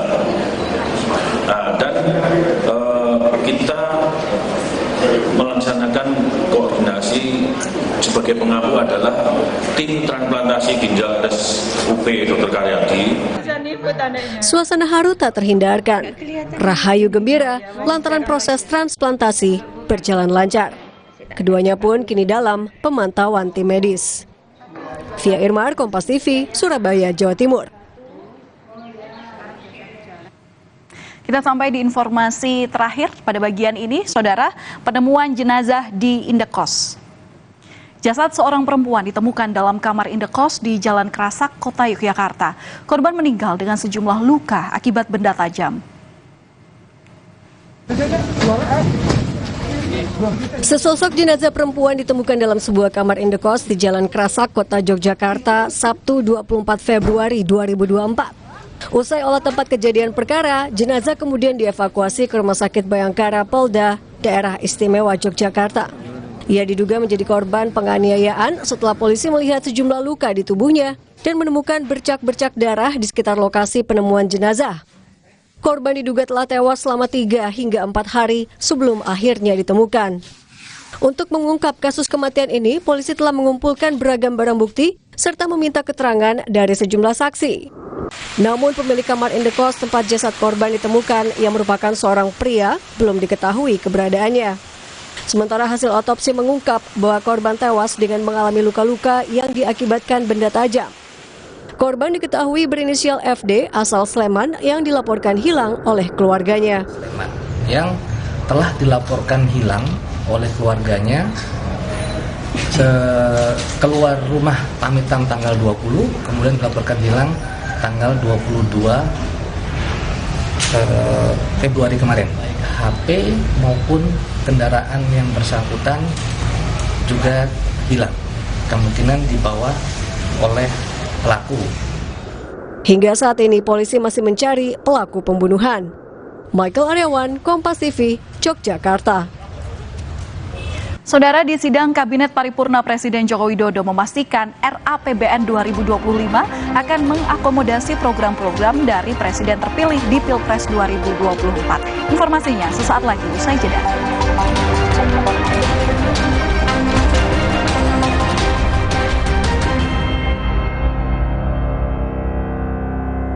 Halo teman-teman, Bobo keluarin edisi koleksi terbaru nih. Edisi koleksi hadir lagi dengan 132 halaman. Ada 20 halaman cergam panjang yang baru dan eksklusif. Selain bisa bernostalgia, edisi koleksi ini juga bisa menjadi bahan bacaan bersama si kecil. Paling spesial lagi, ada door prize senilai ratusan juta rupiah. Tunggu apa lagi? Segera dapatkan melalui pre-order di e-commerce, gridstore.id dan Grapedia hingga 11 Maret 2024. Harga geledek online Ticket Week nyamper lagi. Diskon 50% plus cashback hingga 1,1 juta di jam geledek. Tiket pesawat mulai dari 200 ribuan. Hotel mulai dari 300 ribuan. Sambar tiketmu sekarang. Nyatanya, suara tetesan air nggak akan jadi lagu pengantar tidur yang nyenyak. Makanya soal cat pelapis anti bocor, pilih yang Aku Approve. Aku Approve dan Aku Approve Pro. Aku Approve, Aku Approve. Harga geledek online Tiket Week nyamper lagi. Diskon 50% plus cashback hingga 1,1 juta di jam geledek. Tiket pesawat mulai dari 200 ribuan. Hotel mulai dari 300 ribuan. Sambar tiketmu sekarang. Energi kehidupan diambil Tuan Cungkat yang tamak. Sampai alam ia rusak. Putri Hijau bertekad menyelamatkan, berbuka dan hidupkan harapan Marjan. Harga geledek online Tiket Week nyamper lagi. Diskon 50% plus cashback hingga 1,1 juta di jam geledek. Tiket pesawat mulai dari 200 ribuan. Hotel mulai dari 300 ribuan. Sambar tiketmu sekarang. Energi kehidupan diambil Tuan Cungkat yang tamak. Sampai alam ia rusak. Putri Hijau bertekad menyelamatkan, berbuka dan hidupkan harapan Marjan. Harga geledek online Tiket Week nyamper lagi. Diskon 50% plus cashback hingga 1,1 juta di jam geledek. Tiket pesawat mulai dari 200 ribuan. Hotel mulai dari 300 ribuan. Sambar tiketmu sekarang. Energi kehidupan diambil Tuan Cungkat yang tamak. Sampai alam ia rusak. Putri Hijau bertekad menyelamatkan, berbuka dan hidupkan harapan Marjan. Alam bawa kebaikan. Batuk, kakak minum Wibert Herbal Batuk Plus dari bahan alam pilihan, redakan batuk plus hidung tersumbat, pilek, sakit tenggorokan. Hangat. Kamu ngantuk? Enggak dong. Wibert, obat batuk herbal pilihanku. Harga geledek online Tiket Week nyamper lagi. Diskon 50% plus cashback hingga 1,1 juta di jam geledek. Tiket pesawat mulai dari 200 ribuan. Hotel mulai dari 300 ribuan. Sambar tiketmu sekarang. Kakak, sahur. Sahur ya, Bu. Sahur kan penting, Kak. Makan sedikit aja ya. Biar kuat puasanya, lengkapi ya sahurnya dengan Energen. Nutrisinya lengkap, kenyang lebih lama. Kuat puasa seharian. Energi kehidupan diambil Tuan Cungkat yang tamak. Sampai alam ia rusak. Putri Hijau bertekad menyelamatkan, berbuka dan hidupkan harapan Marjan.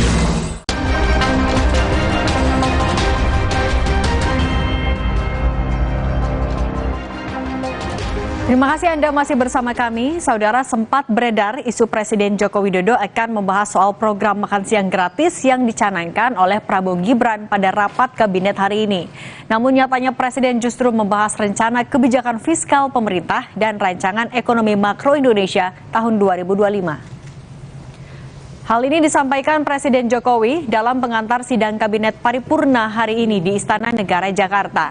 Presiden tak secara gamblang menyebut sidang ini akan membahas program makan siang gratis. Tapi ia memastikan rancangan kebijakan fiskal 2025 akan mengakomodasi program-program dari Presiden terpilih dalam Pilpres 2024. Rencana kerja pemerintah dan kebijakan fiskal tahun 2025. RKP tahun 2025 dan kebijakan fiskalnya adalah jembatan untuk menjaga kesinambungan pembangunan dan mengakomodasi program-program Presiden terpilih hasil Pilpres 2024. Tapi ini juga kita sambil menunggu hasil perhitungan resmi dari KPU. Menteri Investasi Kepala Badan Koordinasi Penanaman Modal atau BKPM, Bahlil Lahadalia menyebut program makan siang gratis dan susu gratis masuk dalam pembahasan rancangan kerja pemerintah. Kedua program prioritas Prabowo Gibran ini dibahas untuk menyesuaikan dengan RAPBN 2025.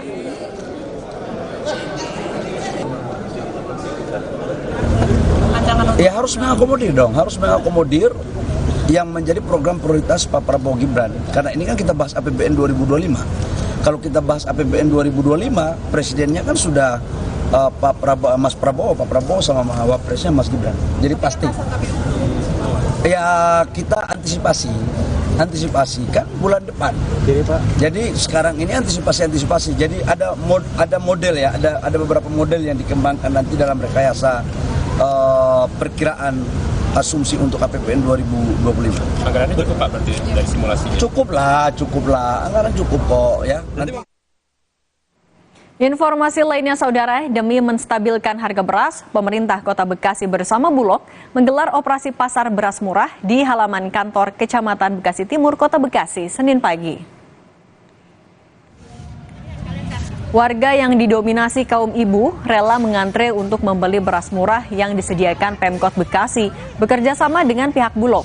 Warga harus mendaftar dengan menunjukkan KTP sebelum diberi kupon untuk membeli beras. Harga jual beras adalah Rp53.000 per kemasan 5 kg.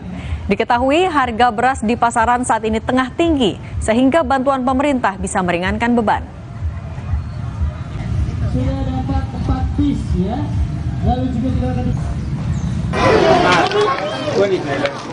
Ratusan warga perbatasan Indonesia Timur Leste di Desa Kabuna, Belu, Nusa Tenggara Timur mengantre menerima beras bantuan cadangan pemerintah. Warga yang datang di pagi hari saling berdesakan untuk mendengar nama mereka dipanggil untuk menunjukkan dokumen dan boleh mengambil beras. Bantuan ini diberikan kepada 694 keluarga selama 6 bulan ke depan untuk mengantisipasi krisis pangan.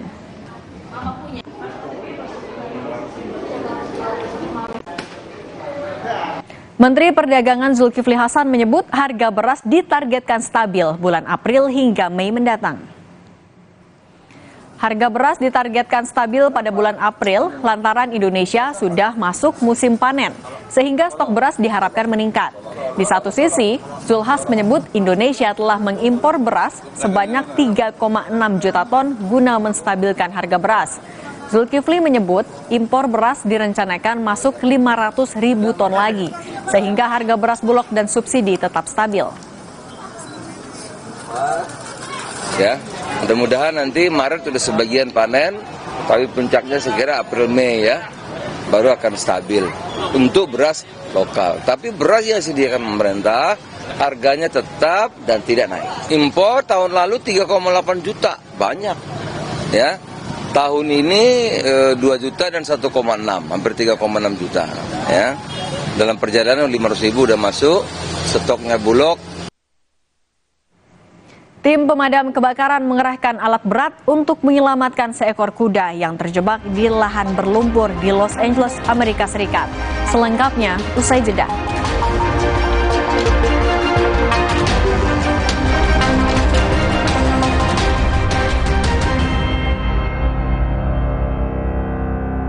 Hidup jadi nggak penuh beban lagi karena dia. Paket Telkomsel Lite, 25.000 dapat 6 GB dan kuota 1 GB tiap bulan. Telkomsel Lite, di bawah Relax aja.